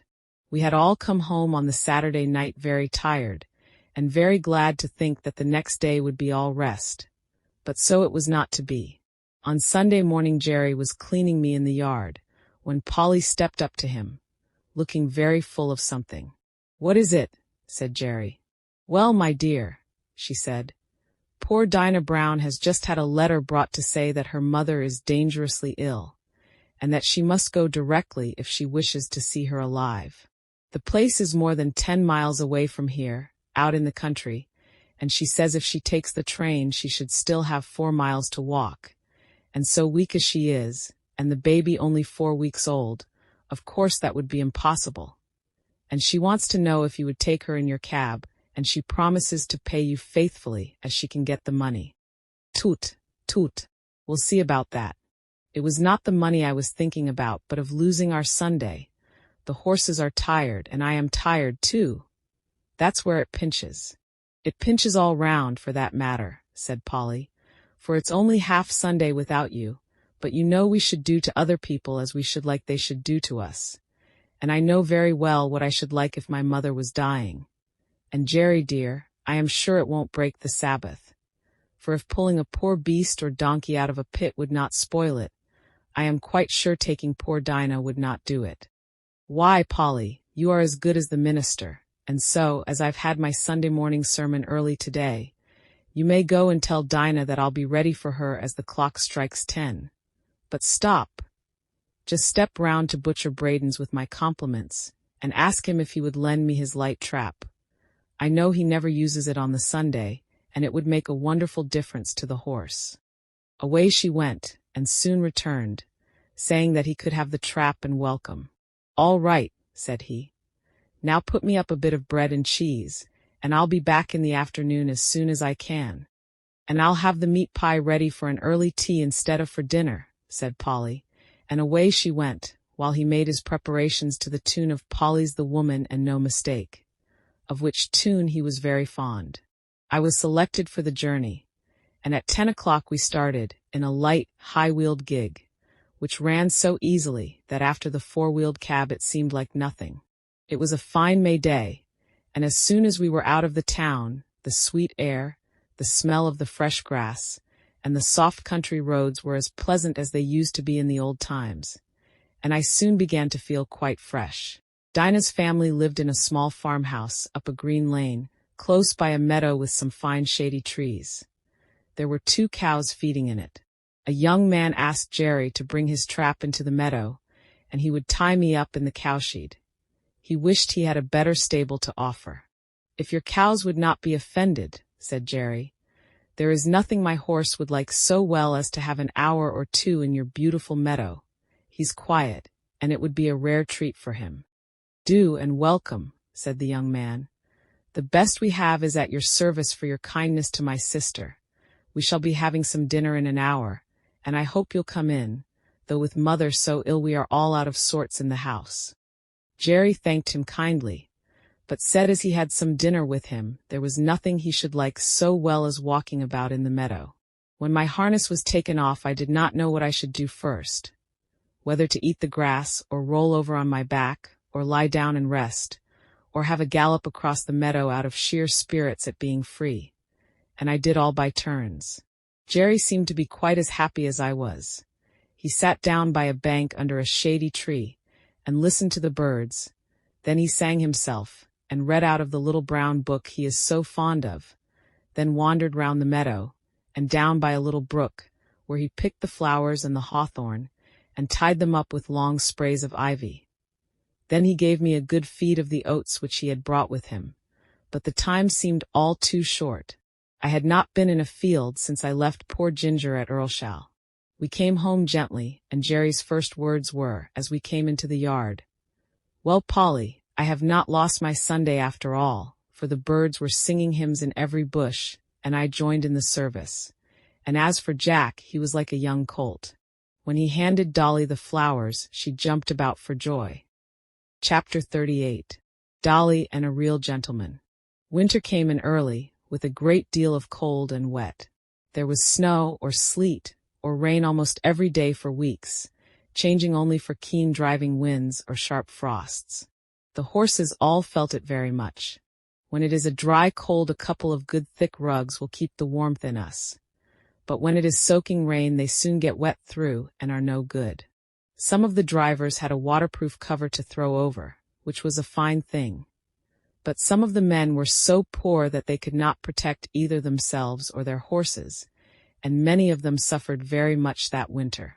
When we horses had worked half the day, we went to our dry stables, and could rest, while they had to sit on their boxes, sometimes staying out as late as 1 or 2 o'clock in the morning if they had a party to wait for. When the streets were slippery with frost or snow, that was the worst of all for us horses. 1 mile of such traveling, with a weight to draw and no firm footing, would take more out of us than 4 on a good road. Every nerve and muscle of our bodies is on the strain to keep our balance. And added to this, the fear of falling is more exhausting than anything else. If the roads are very bad indeed, our shoes are roughed, but that makes us feel nervous at first. When the weather was very bad, many of the men would go and sit in the tavern close by, and get someone to watch for them. But they often lost a fare in that way, and could not, as Jerry said, be there without spending money. He never went to the Rising Sun. There was a coffee shop near, where he now and then went, or he bought of an old man, who came to our rank with tins of hot coffee and pies. It was his opinion that spirits and beer made a man colder afterward, and that dry clothes, good food, cheerfulness, and a comfortable wife at home were the best things to keep a cabman warm. Polly always supplied him with something to eat when he could not get home, and sometimes he would see little Dolly peeping from the corner of the street, to make sure if father was on the stand. If she saw him, she would run off at full speed and soon come back with something in a tin or basket, some hot soup or pudding Polly had ready. It was wonderful how such a little thing could get safely across the street, often thronged with horses and carriages. But she was a brave little maid, and felt it quite an honor to bring father's first course, as he used to call it. She was a general favorite on the stand, and there was not a man who would not have seen her safely across the street, if Jerry had not been able to do it.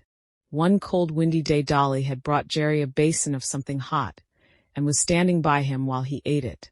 He had scarcely begun when a gentleman, walking toward us very fast, held up his umbrella. Jerry touched his hat in return, gave the basin to Dolly, and was taking off my cloth when the gentleman, hastening up, cried out, "No, no, finish your soup, my friend. I have not much time to spare, but I can wait till you have done, and set your little girl safe on the pavement." So saying, he seated himself in the cab. Jerry thanked him kindly, and came back to Dolly.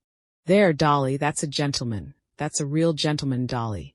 He has got time and thought for the comfort of a poor cabman and a little girl." Jerry finished his soup, set the child across, and then took his orders to drive to Clapham Rise. Several times after that the same gentleman took our cab.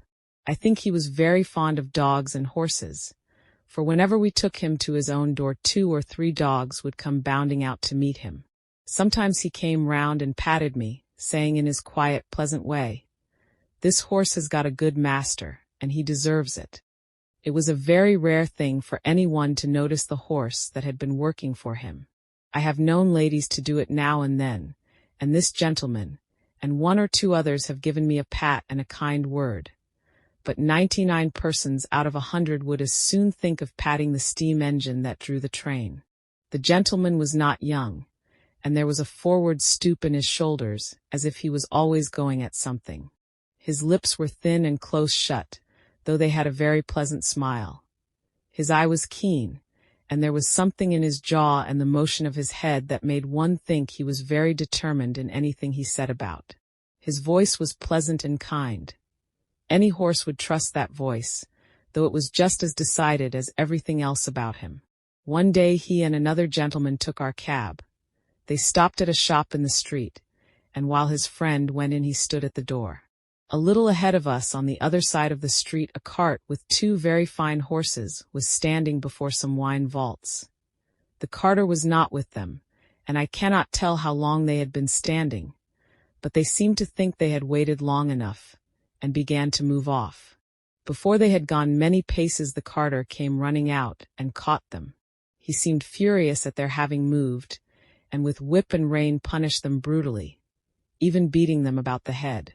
Our gentleman saw it all, and stepping quickly across the street, said in a decided voice, "If you don't stop that directly, I'll have you arrested for leaving your horses and for brutal conduct." The man, who had clearly been drinking, poured forth some abusive language, but he left off knocking the horses about, and taking the reins, got into his cart. Meantime our friend had quietly taken a notebook from his pocket, and looking at the name and address painted on the cart, he wrote something down. "What do you want with that?" growled the carter, as he cracked his whip and was moving on. A nod and a grim smile was the only answer he got. On returning to the cab our friend was joined by his companion, who said laughingly, "I should have thought, right, you had enough business of your own to look after, without troubling yourself about other people's horses and servants." Our friend stood still for a moment, and throwing his head a little back, "Do you know why this world is as bad as it is?" "No," said the other. "Then I'll tell you. It is because people think only about their own business, and won't trouble themselves to stand up for the oppressed, nor bring the wrongdoer to light. I never see a wicked thing like this without doing what I can, and many a master has thanked me for letting him know how his horses have been used." "I wish there were more gentlemen like you, sir," said Jerry, "for they are wanted badly enough in this city." After this we continued our journey, and as they got out of the cab our friend was saying, "My doctrine is this, that if we see cruelty or wrong that we have the power to stop, and do nothing, we make ourselves sharers in the guilt. Chapter 39. Seedy Sam. I should say that for a cab horse I was very well off indeed. My driver was my owner, and it was his interest to treat me well and not overwork me, even had he not been so good a man as he was. But there were a great many horses which belonged to the large cab owners, who let them out to their drivers for so much money a day. As the horses did not belong to these men, the only thing they thought of was how to get their money out of them, first to pay the master, and then to provide for their own living. And a dreadful time some of these horses had of it. Of course, I understood but little, but it was often talked over on the stand, and the governor, who was a kind-hearted man and fond of horses, would sometimes speak up if one came in very much jaded or ill-used. One day a shabby, miserable-looking driver, who went by the name of Seedy Sam, brought in his horse looking dreadfully beat, and the governor said, "You and your horse look more fit for the police station than for this rank." The man flung his tattered rug over the horse, turned full round upon the governor, and said in a voice that sounded almost desperate, "If the police have any business with the matter, it ought to be with the masters who charge us so much, or with the fares that are fixed so low. If a man has to pay 18 shillings a day for the use of a cab and 2 horses, as many of us have to do in the season, and must make that up before we earn a penny for ourselves, I say, 'tis more than hard work. 9 shillings a day to get out of each horse before you begin to get your own living. You know that's true, and if the horses don't work we must starve, and I and my children have known what that is before now. I've 6 of 'em, and only one earns anything. I am on the stand 14 or 16 hours a day, and I haven't had a Sunday these 10 or 12 weeks. You know Skinner never gives a day if he can help it, and if I don't work hard, tell me who does. I want a warm coat and a mackintosh, but with so many to feed, how can a man get it? I had to pledge my clock a week ago to pay Skinner, and I shall never see it again." Some of the other drivers stood round nodding their heads and saying he was right. The man went on, "You that have your own horses and cabs, or drive for good masters, have a chance of getting on and a chance of doing right. I haven't. We can't charge more than 6 pence a mile after the first, within the 4-mile radius. This very morning I had to go a clear 6 miles, and only took 3 shillings. I could not get a return fare, and had to come all the way back. There's 12 miles for the horse and 3 shillings for me. After that I had a 3-mile fare, and there were bags and boxes enough to have brought in a good many tuppences if they had been put outside. But you know how people do. All that could be piled up inside on the front seat were put in, and 3 heavy boxes went on the top. That was 6 pence, and the fare 1 and 6 pence. Then I got a return for 1 shilling. Now that makes 18 miles for the horse and 6 shillings for me. There's 3 shillings still for that horse to earn, and 9 shillings for the afternoon horse before I touch a penny. Of course, it is not always so bad as that, but you know it often is, and I say, 'tis a mockery to tell a man that he must not overwork his horse, for when a beast is downright tired there's nothing but the whip that will keep his legs going. You can't help yourself. You must put your wife and children before the horse. The masters must look to that, we can't. I don't ill-use my horse for the sake of it. None of you can say I do. There's wrong lays somewhere. Never a day's rest, never a quiet hour with the wife and children. I often feel like an old man, though I'm only 45. You know how quick some of the gentry are to suspect us of cheating and overcharging. Why, they stand with their purses in their hands, counting it over to a penny, and looking at us, as if we were pickpockets. I wish some of them had got to sit on my box 16 hours a day, and get a living out of it, and 18 shillings beside, and that in all weathers. They would not be so uncommon particular never to give us a 6 pence over, or to cram all the luggage inside. Of course, some of them tip us pretty handsome now and then, or else we could not live. But you can't depend upon that." The men who stood round much approved this speech, and one of them said, "It is desperate hard, and if a man sometimes does what is wrong it is no wonder, and if he gets a dram too much who's to blow him up?" Jerry had taken no part in this conversation, but I never saw his face look so sad before. The governor had stood with both his hands in his pockets.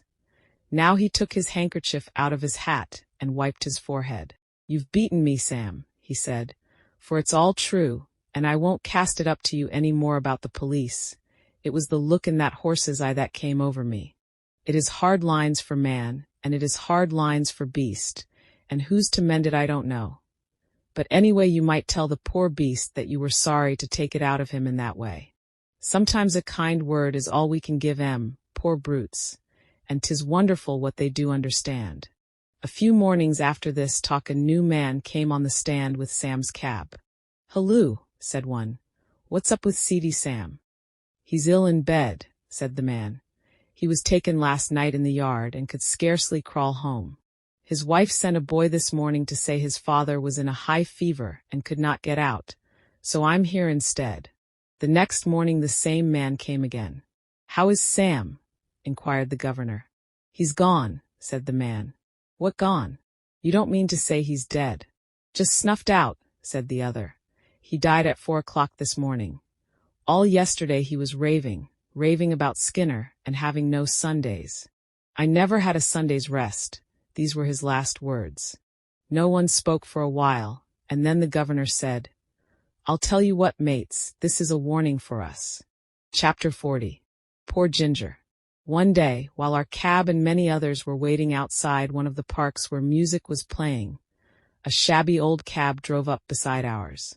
The horse was an old worn-out chestnut, with an ill-kept coat, and bones that showed plainly through it, the knees knuckled over, and the forelegs were very unsteady. I had been eating some hay, and the wind rolled a little lock of it that way, and the poor creature put out her long thin neck and picked it up, and then turned and looked about for more. There was a hopeless look in the dull eye that I could not help noticing, and then, as I was thinking where I had seen that horse before, she looked full at me and said, "Black Beauty, is that you?" It was Ginger, but how changed! The beautifully arched and glossy neck was now straight and lank and fallen in. The clean straight legs and delicate fetlocks were swelled. The joints were grown out of shape with hard work. The face that was once so full of spirit and life was now full of suffering, and I could tell by the heaving of her sides and her frequent cough how bad her breath was. Our drivers were standing together a little way off, so I sidled up to her a step or two, that we might have a little quiet talk. It was a sad tale that she had to tell. After a 12 months run off at Earlshall, she was considered to be fit for work again, and was sold to a gentleman.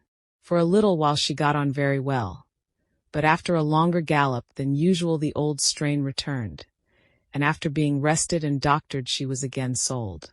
In this way she changed hands several times, but always getting lower down.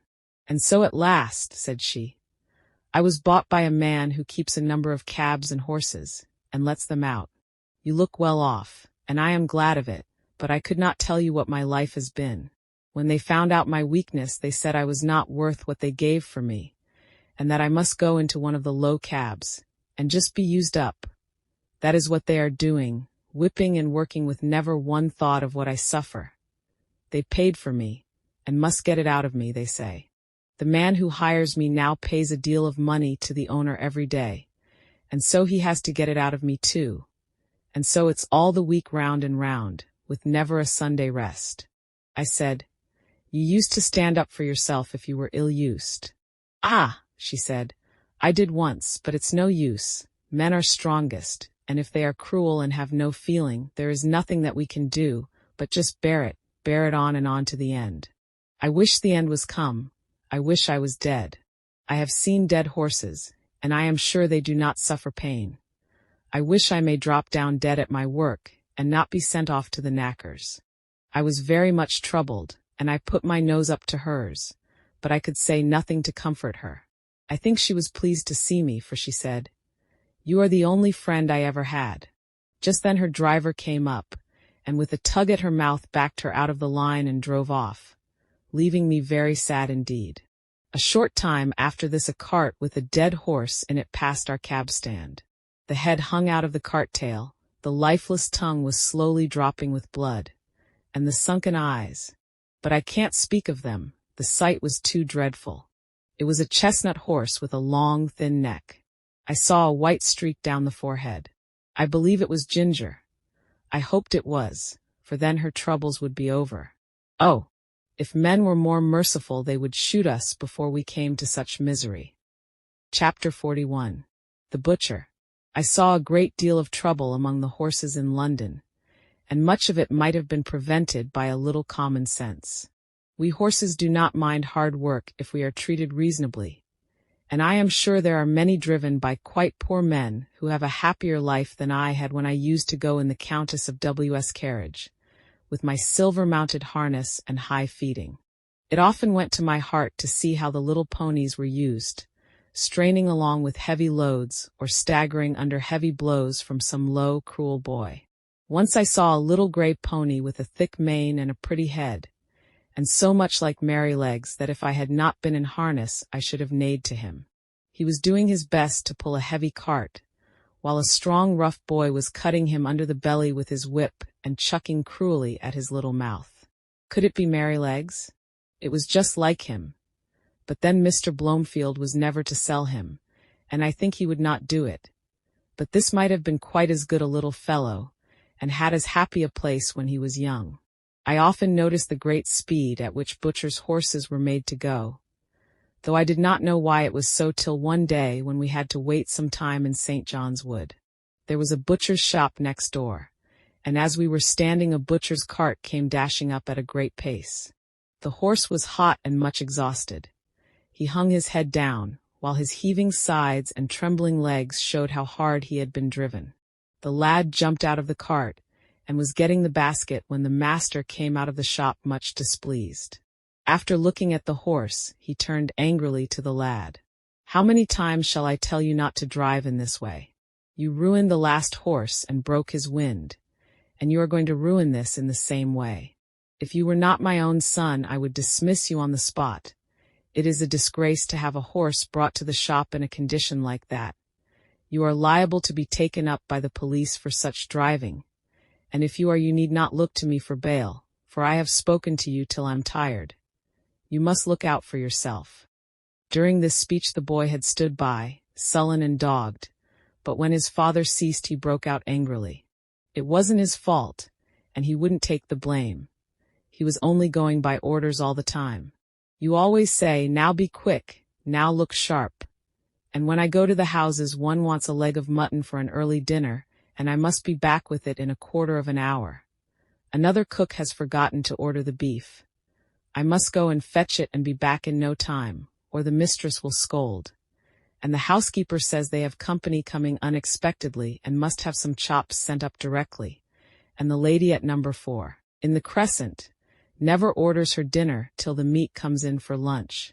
And it's nothing but hurry, hurry all the time.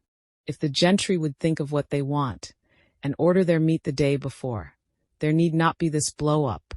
"I wish to goodness they would," said the butcher. "'Twould save me a wonderful deal of harass, and I could suit my customers much better if I knew beforehand. But there, what's the use of talking? Whoever thinks of a butcher's convenience or a butcher's horse? Now then, take him in and look to him well. Mind, he does not go out again today, and if anything else is wanted you must carry it yourself in the basket." With that he went in, and the horse was led away. But all boys are not cruel. I have seen some as fond of their pony or donkey as if it had been a favorite dog, and the little creatures have worked away as cheerfully and willingly for their young drivers as I work for Jerry. It may be hard work sometimes, but a friend's hand and voice make it easy. There was a young coster boy who came up our street with greens and potatoes. He had an old pony, not very handsome, but the cheerfulest and pluckiest little thing I ever saw, and to see how fond those two were of each other was a treat. The pony followed his master like a dog, and when he got into his cart would trot off without a whip or a word, and rattle down the street as merrily as if he had come out of the Queen's stables. Jerry liked the boy and called him Prince Charlie, for he said he would make a king of drivers some day. There was an old man, too, who used to come up our street with a little coal cart. He wore a coal heaver's hat and looked rough and black. He and his old horse used to plod together along the street, like two good partners who understood each other. The horse would stop of his own accord at the doors where they took coal of him. He used to keep one ear bent toward his master. The old man's cry could be heard up the street long before he came near. I never knew what he said, but the children called him Old Bayar Hu, for it sounded like that. Polly took her coal of him, and was very friendly, and Jerry said it was a comfort to think how happy an old horse might be in a poor place. Chapter 42. The Election. As we came into the yard one afternoon, Polly came out. "Jerry, I've had Mr. B here asking about your vote, and he wants to hire your cab for the election. He will call for an answer." "Well, Polly, you may say that my cab will be otherwise engaged. I should not like to have it pasted over with their great bills. And as to making Jack and Captain race about to the public houses to bring up half-drunken voters, why, I think 'twould be an insult to the horses. No, I shan't do it. I suppose you'll vote for the gentleman? He said he was of your politics. So he is in some things, but I shall not vote for him, Polly. You know what his trade is." "Yes. Well, a man who gets rich by that trade may be all very well in some ways, but he is blind as to what workingmen want. I could not in my conscience send him up to make the laws. I dare say they'll be angry, but every man must do what he thinks to be the best for his country." On the morning before the election, Jerry was putting me into the shafts, when Dolly came into the yard sobbing and crying, with her little blue frock and white pinafore spattered all over with mud. "Why, Dolly, what is the matter?" "Those naughty boys," she sobbed, "have thrown the dirt all over me and called me a little raga. "They called her a little blue ragamuffin, father," said Harry, who ran in looking very angry. "But I have given it to them. They won't insult my sister again. I have given them a thrashing they will remember. A set of cowardly, rascally orange blackguards." Jerry kissed the child and said, "Run into mother, my pet, and tell her I think you had better stay at home today and help her." Then turning gravely to Harry, "My boy, I hope you will always defend your sister, and give anybody who insults her a good thrashing. That is as it should be. But mind, I won't have any election blackguarding on my premises. There are as many blue blackguards as there are orange, and as many white as there are purple, or any other color, and I won't have any of my family mixed up with it. Even women and children are ready to quarrel for the sake of a color, and not 1 in 10 of them knows what it is about. Why, father, I thought blue was for liberty." "My boy, liberty does not come from colors, they only show party, and all the liberty you can get out of them is liberty to get drunk at other people's expense, liberty to ride to the poll in a dirty old cab, liberty to abuse anyone that does not wear your color, and to shout yourself hoarse at what you only half understand. That's your liberty." "Oh, father, you are laughing." "No, Harry, I am serious, and I am ashamed to see how men go on who ought to know better. An election is a very serious thing. At least it ought to be, and every man ought to vote according to his conscience, and let his neighbor do the same." Chapter 43. A Friend in Need. The election day came at last. There was no lack of work for Jerry and me. First came a stout, puffy gentleman with a carpet bag. He wanted to go to the Bishopsgate station. Then we were called by a party who wished to be taken to the Regent's Park. And next we were wanted in a side street where a timid, anxious old lady was waiting to be taken to the bank. There we had to stop to take her back again. And just as we had set her down, a red-faced gentleman, with a handful of papers, came running up out of breath. And before Jerry could get down he had opened the door, popped himself in, and called out, "Vow Street Police Station, quick!"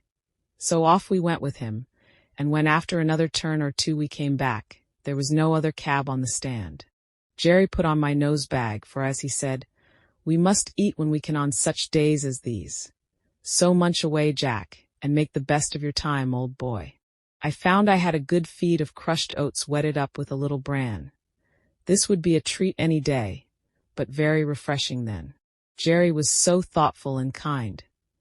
What horse would not do his best for such a master? Then he took out one of Polly's meat pies, and standing near me, he began to eat it. The streets were very full, and the cabs, with the candidates' colors on them, were dashing about through the crowd as if life and limb were of no consequence. We saw 2 people knocked down that day, and one was a woman. The horses were having a bad time of it. Poor things. But the voters inside thought nothing of that. Many of them were half drunk, hurrahing out of the cab windows if their own party came by. It was the first election I had seen, and I don't want to be in another, though I have heard things are better now. Jerry and I had not eaten many mouthfuls before a poor young woman, carrying a heavy child, came along the street. She was looking this way and that way, and seemed quite bewildered. Presently she made her way up to Jerry, and asked if he could tell her the way to St. Thomas Hospital, and how far it was to get there. She had come from the country that morning, she said, in a market cart. She did not know about the election, and was quite a stranger in London. She had got an order for the hospital for her little boy. The child was crying with a feeble, pining cry. "Poor little fellow," she said. "He suffers a deal of pain. He is 4 years old and can't walk any more than a baby. But the doctor said if I could get him into the hospital he might get well. Pray, sir, how far is it, and which way is it?" "Why, missus," said Jerry, "you can't get there walking through crowds like this. Why, it is 3 miles away, and that child is heavy." "Yes, bless him, he is, but I am strong, thank God, and if I knew the way I think I should get on somehow. Please tell me the way." "You can't do it," said Jerry. "You might be knocked down and the child be run over. Now look here, just get into this cab, and I'll drive you safe to the hospital. Don't you see the rain is coming on?" "No, sir, no, I can't do that, thank you. I have only just money enough to get back with. Please tell me the way." "Look you here, missus," said Jerry. "I've got a wife and dear children at home, and I know a father's feelings. Now get you into that cab, and I'll take you there for nothing. I'd be ashamed of myself to let a woman and a sick child run a risk like that." "Heaven bless you," said the woman, and burst into tears. There, cheer up, my dear, I'll soon take you there. Come, let me put you inside." As Jerry went to open the door, 2 men, with colors in their hats and buttonholes, ran up calling out, "Cab." "Engaged," cried Jerry, but one of the men, pushing past the woman, sprang into the cab, followed by the other. Jerry looked as stern as a policeman. "This cab is already engaged, gentlemen, by that lady." "Lady," said one of them. "Oh, she can wait. Our business is very important. Besides, we were in first. It is our right, and we shall stay in." A droll smile came over Jerry's face as he shut the door upon them. "All right, gentlemen. Pray stay in as long as it suits you. I can wait while you rest yourselves." And turning his back upon them, he walked up to the young woman, who was standing near me. "They'll soon be gone," he said, laughing. "Don't trouble yourself, my dear." And they soon were gone, for when they understood Jerry's dodge they got out, calling him all sorts of bad names and blustering about his number and getting a summons. After this little stoppage we were soon on our way to the hospital, going as much as possible through by-streets. Jerry rung the great bell and helped the young woman out. "Thank you 1,000 times," she said. "I could never have got here alone. You're kindly welcome, and I hope the dear child will soon be better." He watched her go in at the door, and gently he said to himself, "Inasmuch as ye have done it to one of the least of these." Then he patted my neck, which was always his way when anything pleased him. The rain was now coming down fast, and just as we were leaving the hospital the door opened again, and the porter called out, "Cab!" We stopped, and a lady came down the steps. Jerry seemed to know her at once. She put back her veil and said, "Barker, Jeremiah Barker, is it you? I am very glad to find you here. You are just the friend I want, for it is very difficult to get a cab in this part of London today. I shall be proud to serve you, ma'am. I am right glad I happened to be here. Where may I take you to, ma'am?" "To the Paddington station, and then if we are in good time, as I think we shall be, you shall tell me all about Mary and the children." We got to the station in good time, and being under shelter the lady stood a good while talking to Jerry. I found she had been Polly's mistress, and after many inquiries about her she said, "How do you find the cab work suit you in winter? I know Mary was rather anxious about you last year." Yes, ma'am, she was. I had a bad cough that followed me up quite into the warm weather, and when I am kept out late she does worry herself a good deal. You see, ma'am, it is all hours and all weathers, and that does try a man's constitution. But I am getting on pretty well, and I should feel quite lost if I had not horses to look after. I was brought up to it, and I am afraid I should not do so well at anything else. Well, Barker, she said, it would be a great pity that you should seriously risk your health in this work, not only for your own, but for Mary's and the children's sake. There are many places where good drivers or good grooms are wanted, and if ever you think you ought to give up this cab work, let me know. Then sending some kind messages to Mary, she put something into his hand, saying, There is 5 shillings each for the 2 children. Mary will know how to spend it. Jerry thanked her and seemed much pleased, and turning out of the station we at last reached home, and I, at least, was tired.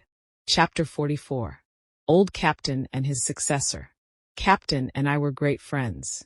He was a noble old fellow, and he was very good company. I never thought that he would have to leave his home and go down the hill. But his turn came, and this was how it happened. I was not there, but I heard all about it. He and Jerry had taken a party to the great railway station over London Bridge, and were coming back, somewhere between the bridge and the monument, when Jerry saw a brewer's empty dray coming along, drawn by 2 powerful horses. The drayman was lashing his horses with his heavy whip. The dray was light, and they started off at a furious rate. The man had no control over them, and the street was full of traffic. One young girl was knocked down and run over, and the next moment they dashed up against our cab. Both the wheels were torn off, and the cab was thrown over. Captain was dragged down, the shafts splintered, and one of them ran into his side. Jerry, too, was thrown, but was only bruised. Nobody could tell how he escaped. He always said 'twas a miracle. When poor Captain was got up, he was found to be very much cut and knocked about. Jerry led him home gently, and a sad sight it was to see the blood soaking into his white coat and dropping from his side and shoulder. The drayman was proved to be very drunk, and was fined, and the brewer had to pay damages to our master. But there was no one to pay damages to poor Captain. The farrier and Jerry did the best they could to ease his pain and make him comfortable. The fly had to be mended, and for several days I did not go out, and Jerry earned nothing. The first time we went to the stand after the accident, the governor came up to hear how Captain was. He'll never get over it, said Jerry. At least not for my work, so the farrier said this morning.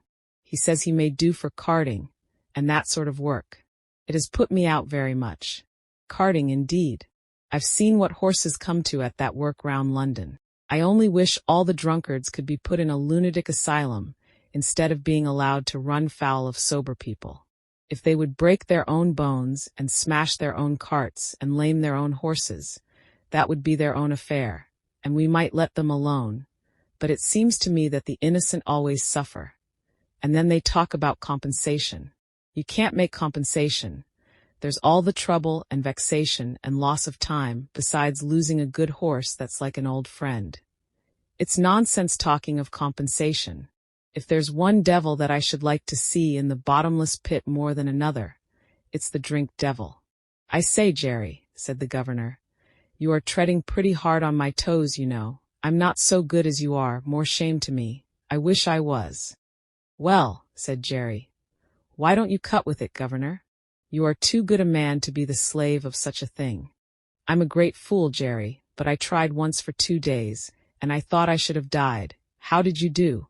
I had hard work at it for several weeks. You see, I never did get drunk, but I found that I was not my own master, and that when the craving came on it was hard work to say no. I saw that one of us must knock under, the drink devil or Jerry Barker, and I said that it should not be Jerry Barker, God helping me. But it was a struggle, and I wanted all the help I could get, for till I tried to break the habit I did not know how strong it was.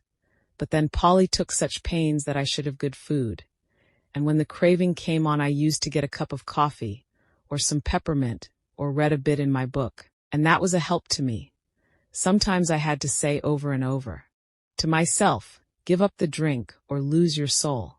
give up the drink or break Polly's heart. But thanks be to God and my dear wife, my chains were broken, and now for 10 years I have not tasted a drop, and never wish for it. I've a great mind to try at it, said Grant, for 'tis a poor thing not to be one's own master. Do, governor, do, you'll never repent it, and what a help it would be to some of the poor fellows in our rank if they saw you do without it. I know there's 2 or 3 would like to keep out of that tavern if they could. At first Captain seemed to do well, but he was a very old horse, and it was only his wonderful constitution and Jerry's care that had kept him up at the cab work so long. Now he broke down very much. The farrier said he might mend up enough to sell for a few pounds, but Jerry said no. A few pounds got by selling a good old servant into hard work, and misery would canker all the rest of his money. And he thought the kindest thing he could do for the fine old fellow would be to put a sure bullet through his head, and then he would never suffer more. For he did not know where to find a kind master for the rest of his days. The day after this was decided Harry took me to the forge for some new shoes. When I returned, Captain was gone. I and the family all felt it very much. Jerry had now to look out for another horse, and he soon heard of one through an acquaintance who was undergroom in a nobleman's stables. He was a valuable young horse, but he had run away, smashed into another carriage, flung his lordship out, and so cut and blemished himself that he was no longer fit for a gentleman's stables, and the coachman had orders to look round and sell him as well as he could. I can do with high spirits, said Jerry, if a horse is not vicious or hard-mouthed. There is not a bit of vice in him, said the man. His mouth is very tender, and I think myself that was the cause of the accident. You see, he had just been clipped, and the weather was bad, and he had not had exercise enough, and when he did go out he was as full of spring as a balloon. Our governor, the coachman, I mean, had him harnessed in as tight and strong as he could, with the martingale, and the check-rein, a very sharp curb, and the reins put in at the bottom bar. It is my belief that it made the horse mad, being tender in the mouth and so full of spirit. Likely enough, I'll come and see him, said Jerry. The next day Hotspur, that was his name, came home. He was a fine brown horse, without a white hair in him, as tall as Captain, with a very handsome head, and only 5 years old. I gave him a friendly greeting by way of good fellowship, but did not ask him any questions. The first night he was very restless. Instead of lying down, he kept jerking his halter rope up and down through the ring, and knocking the block about against the manger till I could not sleep. However, the next day, after 5 or 6 hours in the cab, he came in quiet and sensible. Jerry patted and talked to him a good deal, and very soon they understood each other. And Jerry said that with an easy bit and plenty of work he would be as gentle as a lamb, and that it was an ill wind that blew nobody good. For if his lordship had lost 100-guinea favourite, the cabman had gained a good horse with all his strength in him. Hotspur thought it a great come down to be a cab horse, and was disgusted at standing in the rank, but he confessed to me at the end of the week that an easy mouth and a free head made up for a great deal. And after all, the work was not so degrading as having one's head and tail fastened to each other at the saddle. In fact, he settled in well, and Jerry liked him very much. Chapter 45. Jerry's New Year. For some people Christmas and the New Year are very merry times. But for cabmen and cabmen's horses it is no holiday, though it may be a harvest. There are so many parties, balls, and places of amusement open that the work is hard and often late. Sometimes driver and horse have to wait for hours in the rain or frost, shivering with the cold, while the merry people within are dancing away to the music. I wonder if the beautiful ladies ever think of the weary cabman waiting on his box, and his patient beast standing, till his legs get stiff with cold. I had now most of the evening work, as I was well accustomed to standing, and Jerry was also more afraid of Hotspur taking cold. We had a great deal of late work in the Christmas week, and Jerry's cough was bad. But however late we were, Polly sat up for him, and came out with a lantern to meet him, looking anxious and troubled. On the evening of the New Year we had to take 2 gentlemen to a house in one of the West End squares. We set them down at 9 o'clock, and were told to come again at 11. But, said one, as it is a card party, you may have to wait a few minutes, but don't be late. As the clock struck 11 we were at the door, for Jerry was always punctual. The clock chimed the quarters, 1, 2, 3, and then struck 12, but the door did not open. The wind had been very changeable, with squalls of rain during the day, but now it came on sharp, driving sleet, which seemed to come all the way round. It was very cold, and there was no shelter. Jerry got off his box and came and pulled one of my cloths a little more over my neck. Then he took a turn or two up and down, stamping his feet. Then he began to beat his arms, but that set him off coughing. So he opened the cab door and sat at the bottom with his feet on the pavement, and was a little sheltered.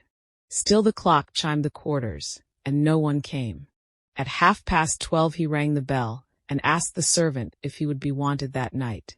"Oh yes, you'll be wanted safe enough," said the man. "You must not go, it will soon be over."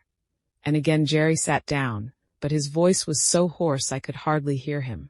At 1:15 the door opened, and the two gentlemen came out. They got into the cab without a word, and told Jerry where to drive. That was nearly 2 miles. My legs were numb with cold, and I thought I should have stumbled. When the men got out they never said they were sorry to have kept us waiting so long, but were angry at the charge. However, as Jerry never charged more than was his due, so he never took less, and they had to pay for the 2 hours and a quarter waiting. But it was hard-earned money to Jerry. At last we got home. He could hardly speak, and his cough was dreadful. Polly asked no questions, but opened the door and held the lantern for him. "Can I do something?" she said. "Yes, get Jack something warm, and then boil me some gruel." This was said in a hoarse whisper. He could hardly get his breath, but he gave me a rub-down as usual, and even went up into the hayloft for an extra bundle of straw for my bed. Polly brought me a warm mash that made me comfortable, and then they locked the door. It was late the next morning before anyone came, and then it was only Harry. He cleaned us and fed us and swept out the stalls. Then he put the straw back again as if it was Sunday. He was very still, and neither whistled nor sang. At noon he came again and gave us our food and water. This time Dolly came with him. She was crying, and I could gather from what they said that Jerry was dangerously ill, and the doctor said it was a bad case. So 2 days passed, and there was great trouble indoors. We only saw Harry, and sometimes Dolly. I think she came for company, for Polly was always with Jerry, and he had to be kept very quiet.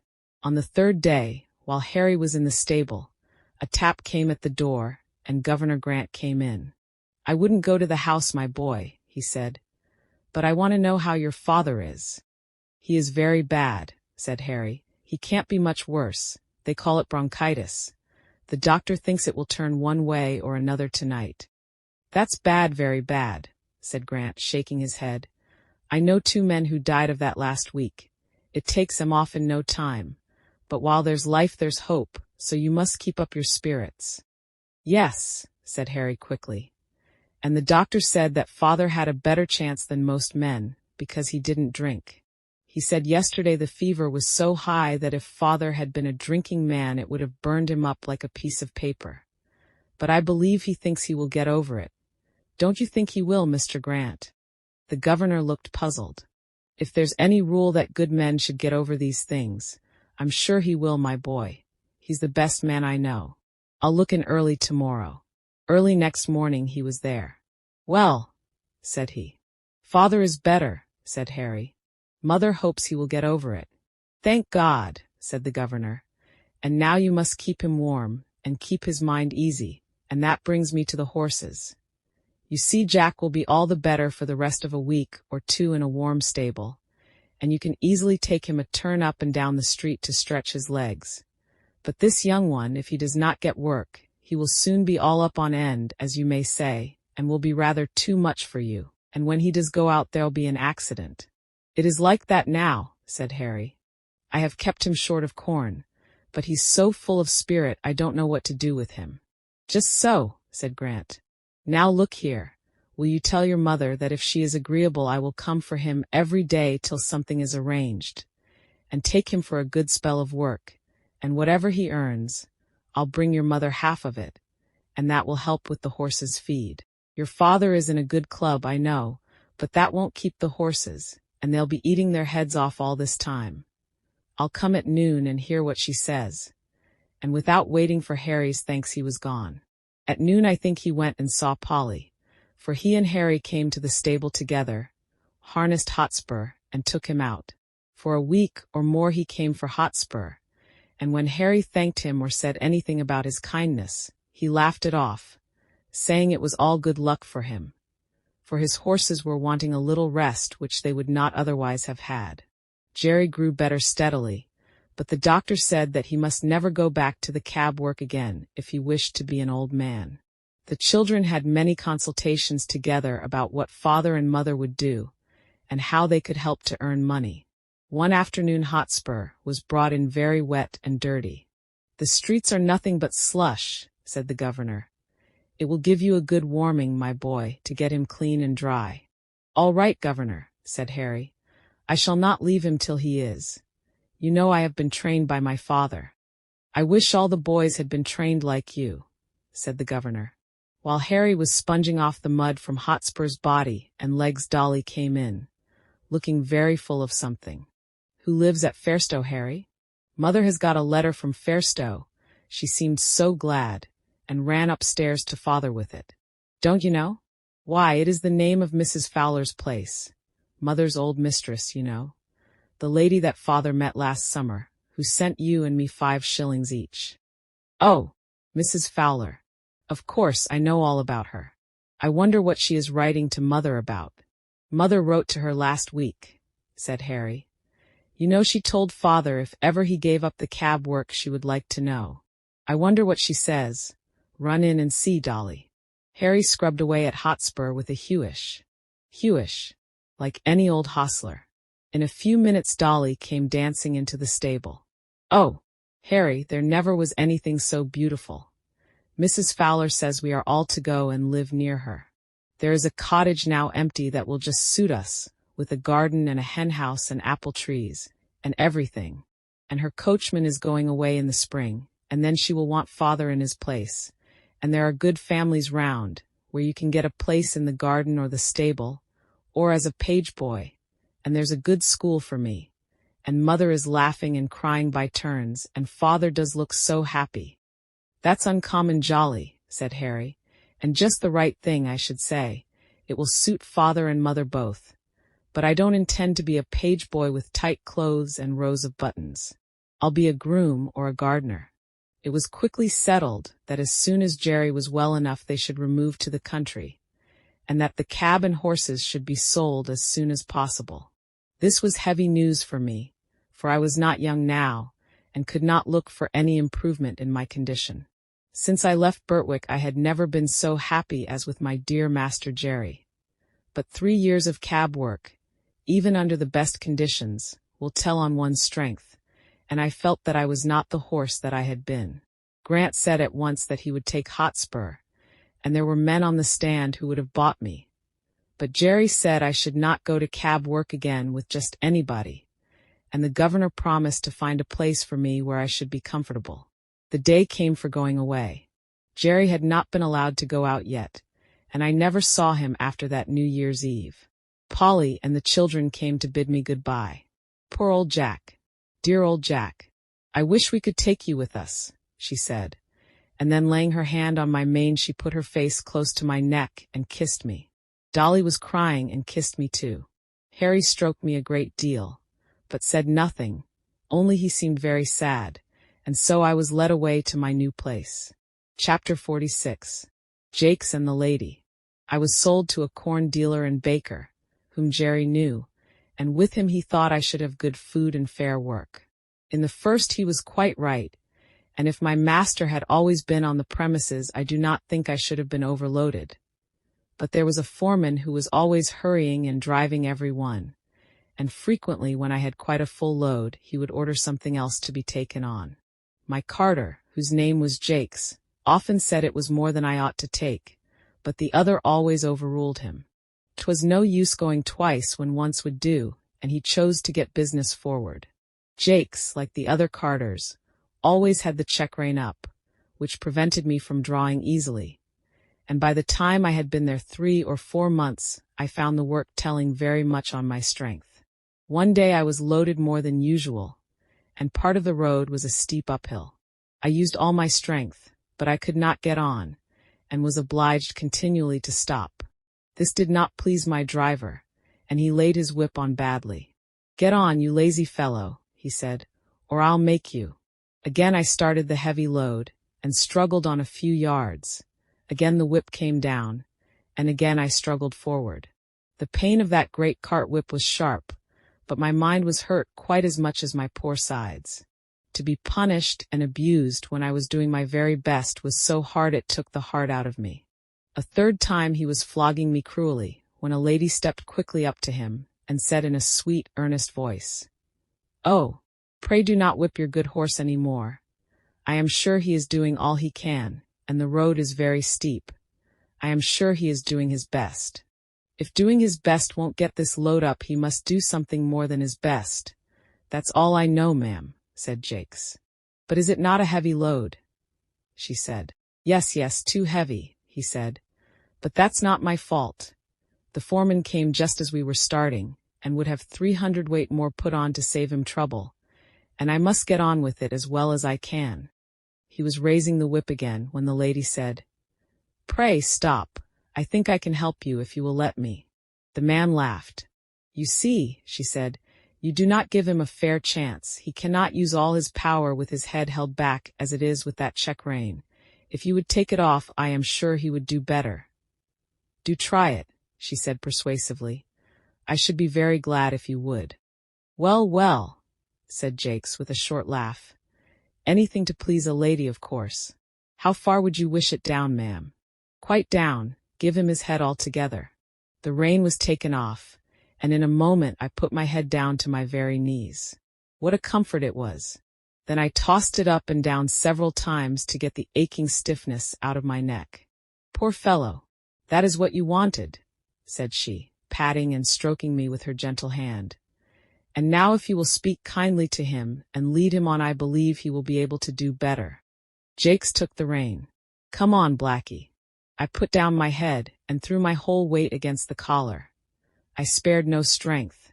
The load moved on, and I pulled it steadily up the hill, and then stopped to take breath. The lady had walked along the footpath, and now came across into the road. She stroked and patted my neck, as I had not been patted for many a long day. "You see, he was quite willing when you gave him the chance. I am sure he is a fine-tempered creature, and I dare say has known better days. You won't put that rein on again, will you?" For he was just going to hitch it up on the old plan. "Well, ma'am, I can't deny that having his head has helped him up the hill, and I'll remember it another time, and thank you, ma'am. But if he went without a check rein, I should be the laughing-stock of all the carters. It is the fashion, you see." "Is it not better," she said, "to lead a good fashion than to follow a bad one? A great many gentlemen do not use check reins now. Our carriage horses have not worn them for 15 years, and work with much less fatigue than those who have them. Besides," she added in a very serious voice, "we have no right to distress any of God's creatures without a very good reason. We call them dumb animals, and so they are, for they cannot tell us how they feel, but they do not suffer less because they have no words. But I must not detain you now. I thank you for trying my plan with your good horse, and I am sure you will find it far better than the whip. Good day." And with another soft pat on my neck, she stepped lightly across the path, and I saw her no more. "That was a real lady, I'll be bound for it," said Jakes to himself. "She spoke just as polite as if I was a gentleman, and I'll try her plan uphill at any rate." And I must do him the justice to say that he let my rein out several holes, and going uphill after that, he always gave me my head, but the heavy loads went on. Good feed and fair rest will keep up one's strength under full work, but no horse can stand against overloading. And I was getting so thoroughly pulled down from this cause that a younger horse was bought in my place. I may as well mention here what I suffered at this time from another cause. I had heard horses speak of it, but had never myself had experience of the evil. This was a badly lighted stable. There was only one very small window at the end, and the consequence was that the stalls were almost dark. Besides the depressing effect this had on my spirits, it very much weakened my sight, and when I was suddenly brought out of the darkness into the glare of daylight, it was very painful to my eyes.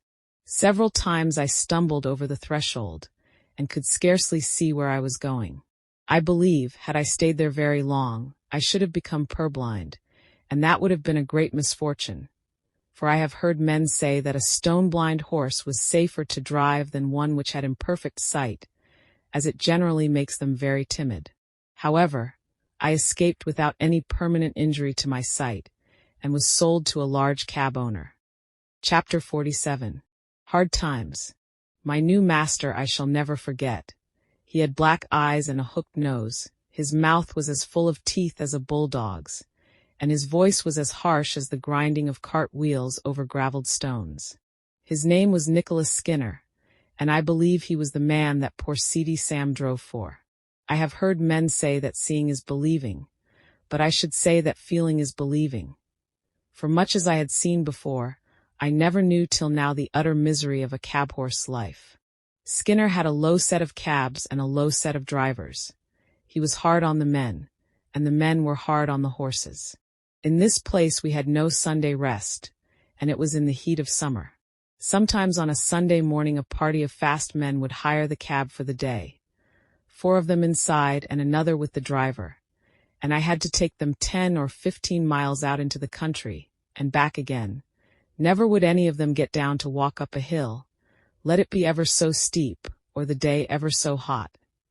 Unless, indeed, when the driver was afraid I should not manage it, and sometimes I was so fevered and worn that I could hardly touch my food.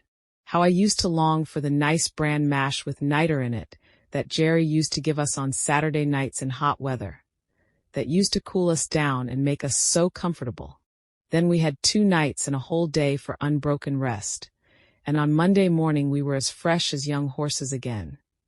But here there was no rest, and my driver was just as hard as his master. He had a cruel whip with something so sharp at the end that it sometimes drew blood, and he would even whip me under the belly, and flip the lash out at my head. Indignities like these took the heart out of me terribly, but still I did my best and never hung back. For as poor Ginger said, it was no use. Men are the strongest. My life was now so utterly wretched that I wished I might, like Ginger, drop down dead at my work and be out of my misery, and one day my wish very nearly came to pass. I went on the stand at 8 in the morning, and had done a good share of work, when we had to take a fare to the railway.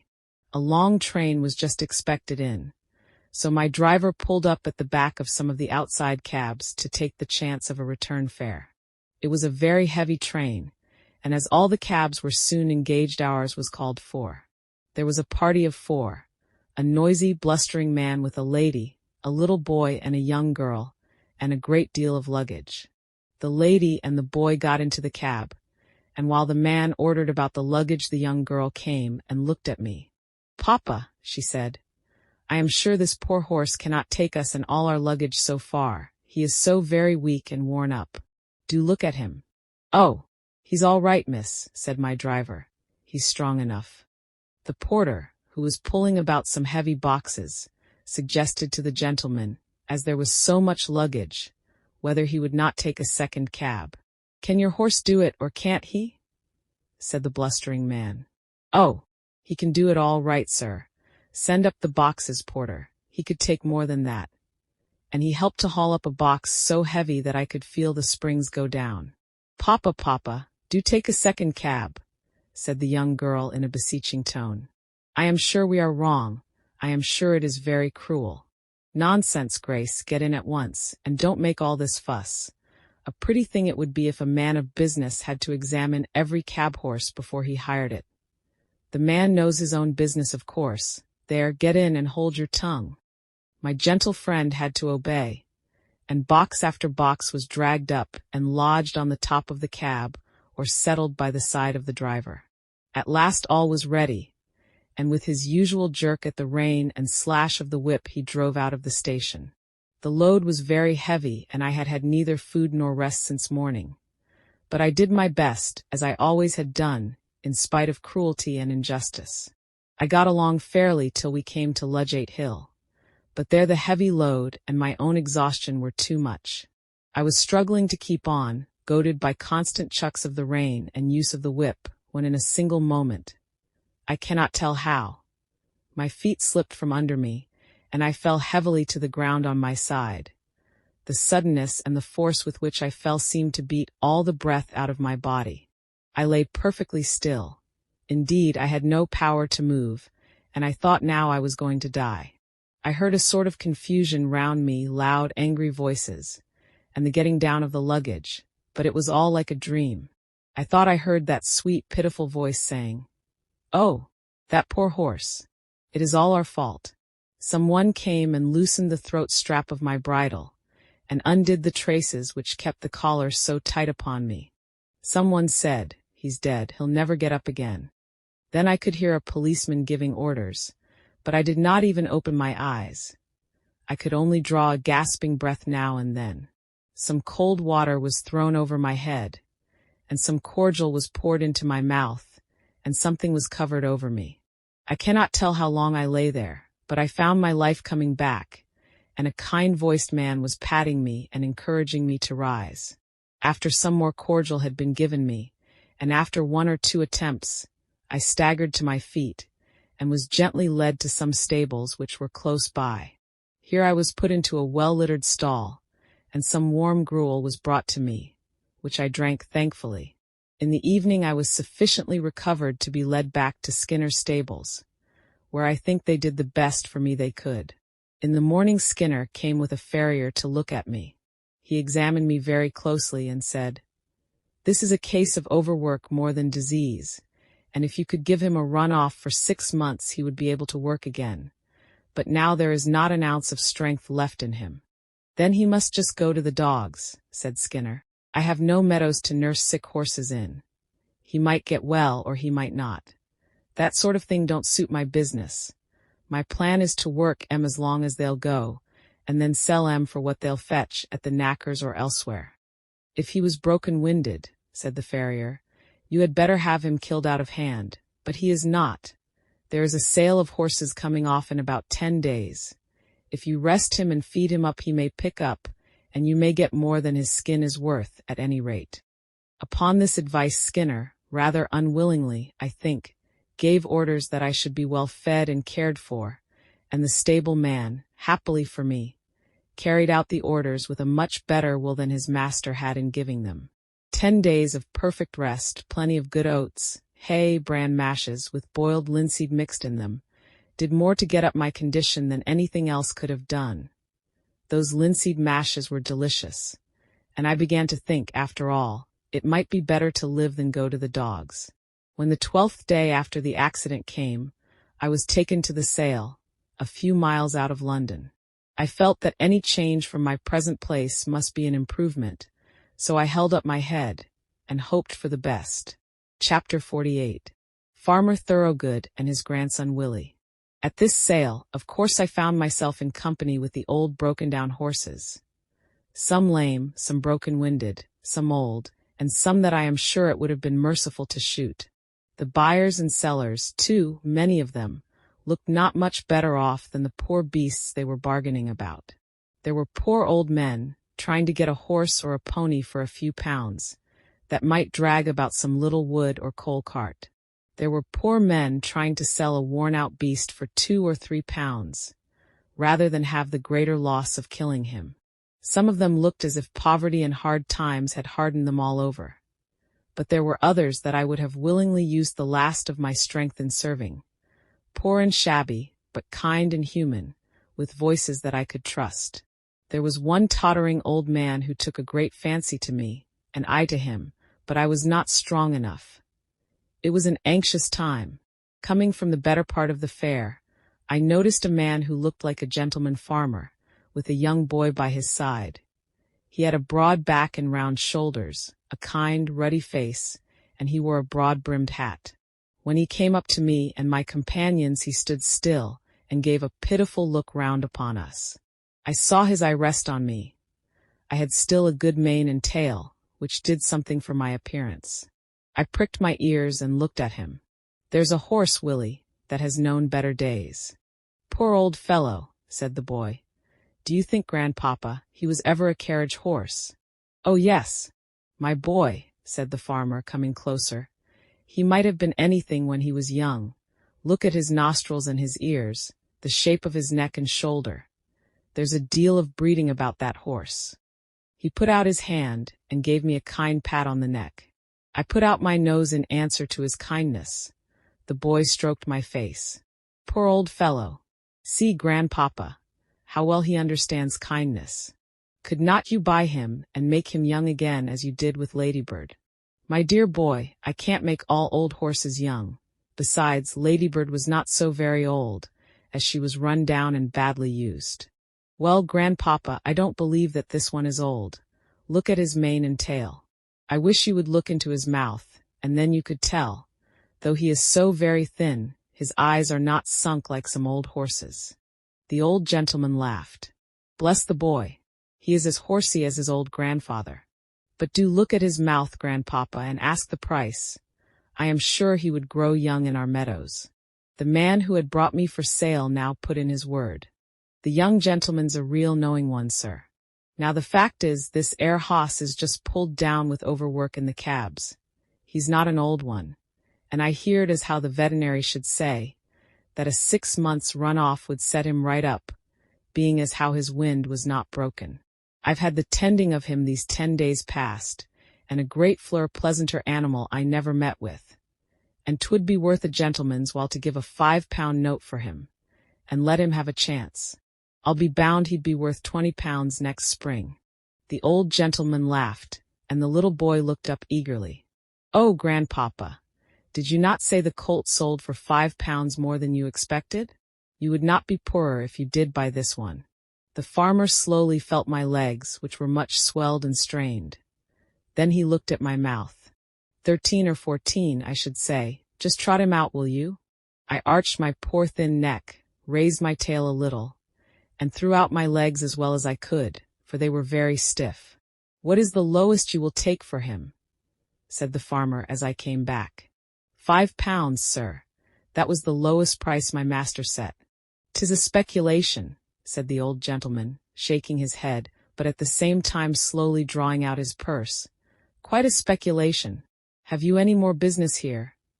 he said, counting the sovereigns into his hand. "No, sir. I can take him for you to the inn, if you please." "Do so. I am now going there." They walked forward, and I was led behind. The boy could hardly control his delight, and the old gentleman seemed to enjoy his pleasure. I had a good feed at the inn, and was then gently ridden home by a servant of my new master's, and turned into a large meadow with a shed in one corner of it. Mr. Thorogood, for that was the name of my benefactor, gave orders that I should have hay and oats every night and morning, and the run of the meadow during the day. "And you, Willie," said he, "must take the oversight of him. I give him in charge to you." The boy was proud of his charge, and undertook it in all seriousness. There was not a day when he did not pay me a visit, sometimes picking me out from among the other horses, and giving me a bit of carrot or something good, or sometimes standing by me while I ate my oats. He always came with kind words and caresses, and of course I grew very fond of him. He called me Old Crony, as I used to come to him in the field and follow him about. Sometimes he brought his grandfather, who always looked closely at my legs. "This is our point, Willie," he would say, "but he is improving so steadily that I think we shall see a change for the better in the spring." The perfect rest, the good food, the soft turf, and gentle exercise soon began to tell on my condition and my spirits. I had a good constitution from my mother, and I was never strained when I was young, so that I had a better chance than many horses who have been worked before they came to their full strength. During the winter my legs improved so much that I began to feel quite young again. The spring came round, and one day in March Mr. Thorogood determined that he would try me in the phaeton. I was well pleased, and he and Willie drove me a few miles. My legs were not stiff now, and I did the work with perfect ease. "He's growing young, Willie. We must give him a little gentle work now, and by midsummer he will be as good as Ladybird. He has a beautiful mouth and good paces. They can't be better. Oh, grandpapa, how glad I am you bought him. So am I, my boy, but he has to thank you more than me. We must now be looking out for a quiet, genteel place for him, where he will be valued. Chapter 49. My last home. One day during this summer the groom cleaned and dressed me with such extraordinary care that I thought some new change must be at hand. He trimmed my fetlocks and legs, passed the tar brush over my hoofs, and even parted my forelock. I think the harness had an extra polish. Willie seemed half anxious, half merry, as he got into the chaise with his grandfather. "If the ladies take to him," said the old gentleman, "they'll be suited and he'll be suited. We can but try." At the distance of a mile or two from the village we came to a pretty low house, with a lawn and shrubbery at the front, and a drive up to the door. Willie rang the bell, and asked if Miss Blomefield or Miss Ellen was at home. Yes, they were. So, while Willie stayed with me, Mr. Thorogood went into the house. In about 10 minutes he returned, followed by 3 ladies. One tall, pale lady, wrapped in a white shawl, leaned on a younger lady, with dark eyes and a merry face. The other, a very stately-looking person, was Miss Blomefield.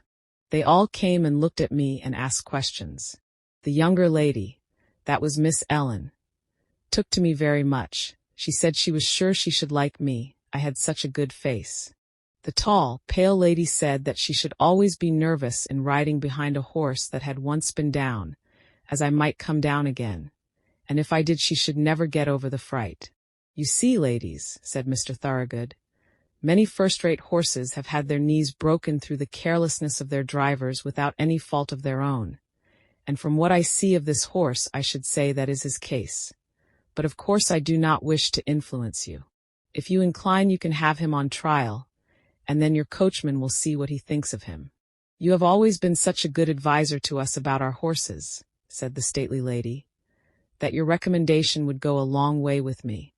And if my sister Lavinia sees no objection we will accept your offer of a trial, with thanks." It was then arranged that I should be sent for the next day. In the morning a smart-looking young man came for me. At first he looked pleased, but when he saw my knees he said in a disappointed voice, "I didn't think, sir, you would have recommended my ladies a blemished horse like that." "Handsome as that handsome does," said my master. "You are only taking him on trial, and I am sure you will do fairly by him, young man. If he is not as safe as any horse you ever drove, send him back." I was led to my new home, placed in a comfortable stable, fed and left to myself. The next day, when the groom was cleaning my face, he said, "That is just like the star that Black Beauty had. He is much the same height too. I wonder where he is now." A little further on he came to the place in my neck where I was bled, and where a little knot was left in the skin. He almost started, and began to look me over carefully, talking to himself. "White star in the forehead, one white foot on the off side, this little knot just in that place." Then looking at the middle of my back. "And, as I am alive, there is that little patch of white hair that John used to call Beauty's 3-penny bit. It must be Black Beauty." "Why Beauty?" "Beauty. Do you know me? Little Joe Green, that almost killed you." And he began patting and patting me as if he was quite overjoyed. I could not say that I remembered him, for now he was a fine-grown young fellow, with black whiskers and a man's voice, but I was sure he knew me, and that he was Joe Green, and I was very glad. I put my nose up to him, and tried to say that we were friends. I never saw a man so pleased. "Give you a fair trial?" "I should think so indeed. I wonder who the rascal was that broke your knees, my old beauty. You must have been badly served out somewhere." "Well, well, it won't be my fault if you haven't good times of it now. I wish John Manley was here to see you." In the afternoon I was put into a low park chair, and brought to the door. Miss Ellen was going to try me, and Green went with her. I soon found that she was a good driver, and she seemed pleased with my paces. I heard Joe telling her about me, and that he was sure I was Squire Gordon's old Black Beauty. When we returned the other sisters came out to hear how I had behaved myself. She told them what she had just heard, and said, "I shall certainly write to Mrs. Gordon, and tell her that her favorite horse has come to us. How pleased she will be. After this I was driven every day for a week or so, and as I appeared to be quite safe, Miss Lavinia at last ventured out in the small close carriage. After this it was quite decided to keep me and call me by my old name of Black Beauty. I have now lived in this happy place a whole year. Joe is the best and kindest of grooms. My work is easy and pleasant, and I feel my strength and spirits all coming back again. Mr. Thorogood said to Joe the other day, "In your place he will last till he is 20 years old, perhaps more. Willie always speaks to me when he can, and treats me as his special friend. My ladies have promised that I shall never be sold, and so I have nothing to fear." And here my story ends. My troubles are all over, and I am at home, and often before I am quite awake, I fancy I am still in the orchard at Birtwick, standing with my old friends under the apple trees. This concludes the end of the story. Thank you for listening to Classic Audiobooks Library. To hear more free stories like this, be sure to subscribe and turn on notifications. We hope you'll join us again for more timeless stories and original works. Until next time.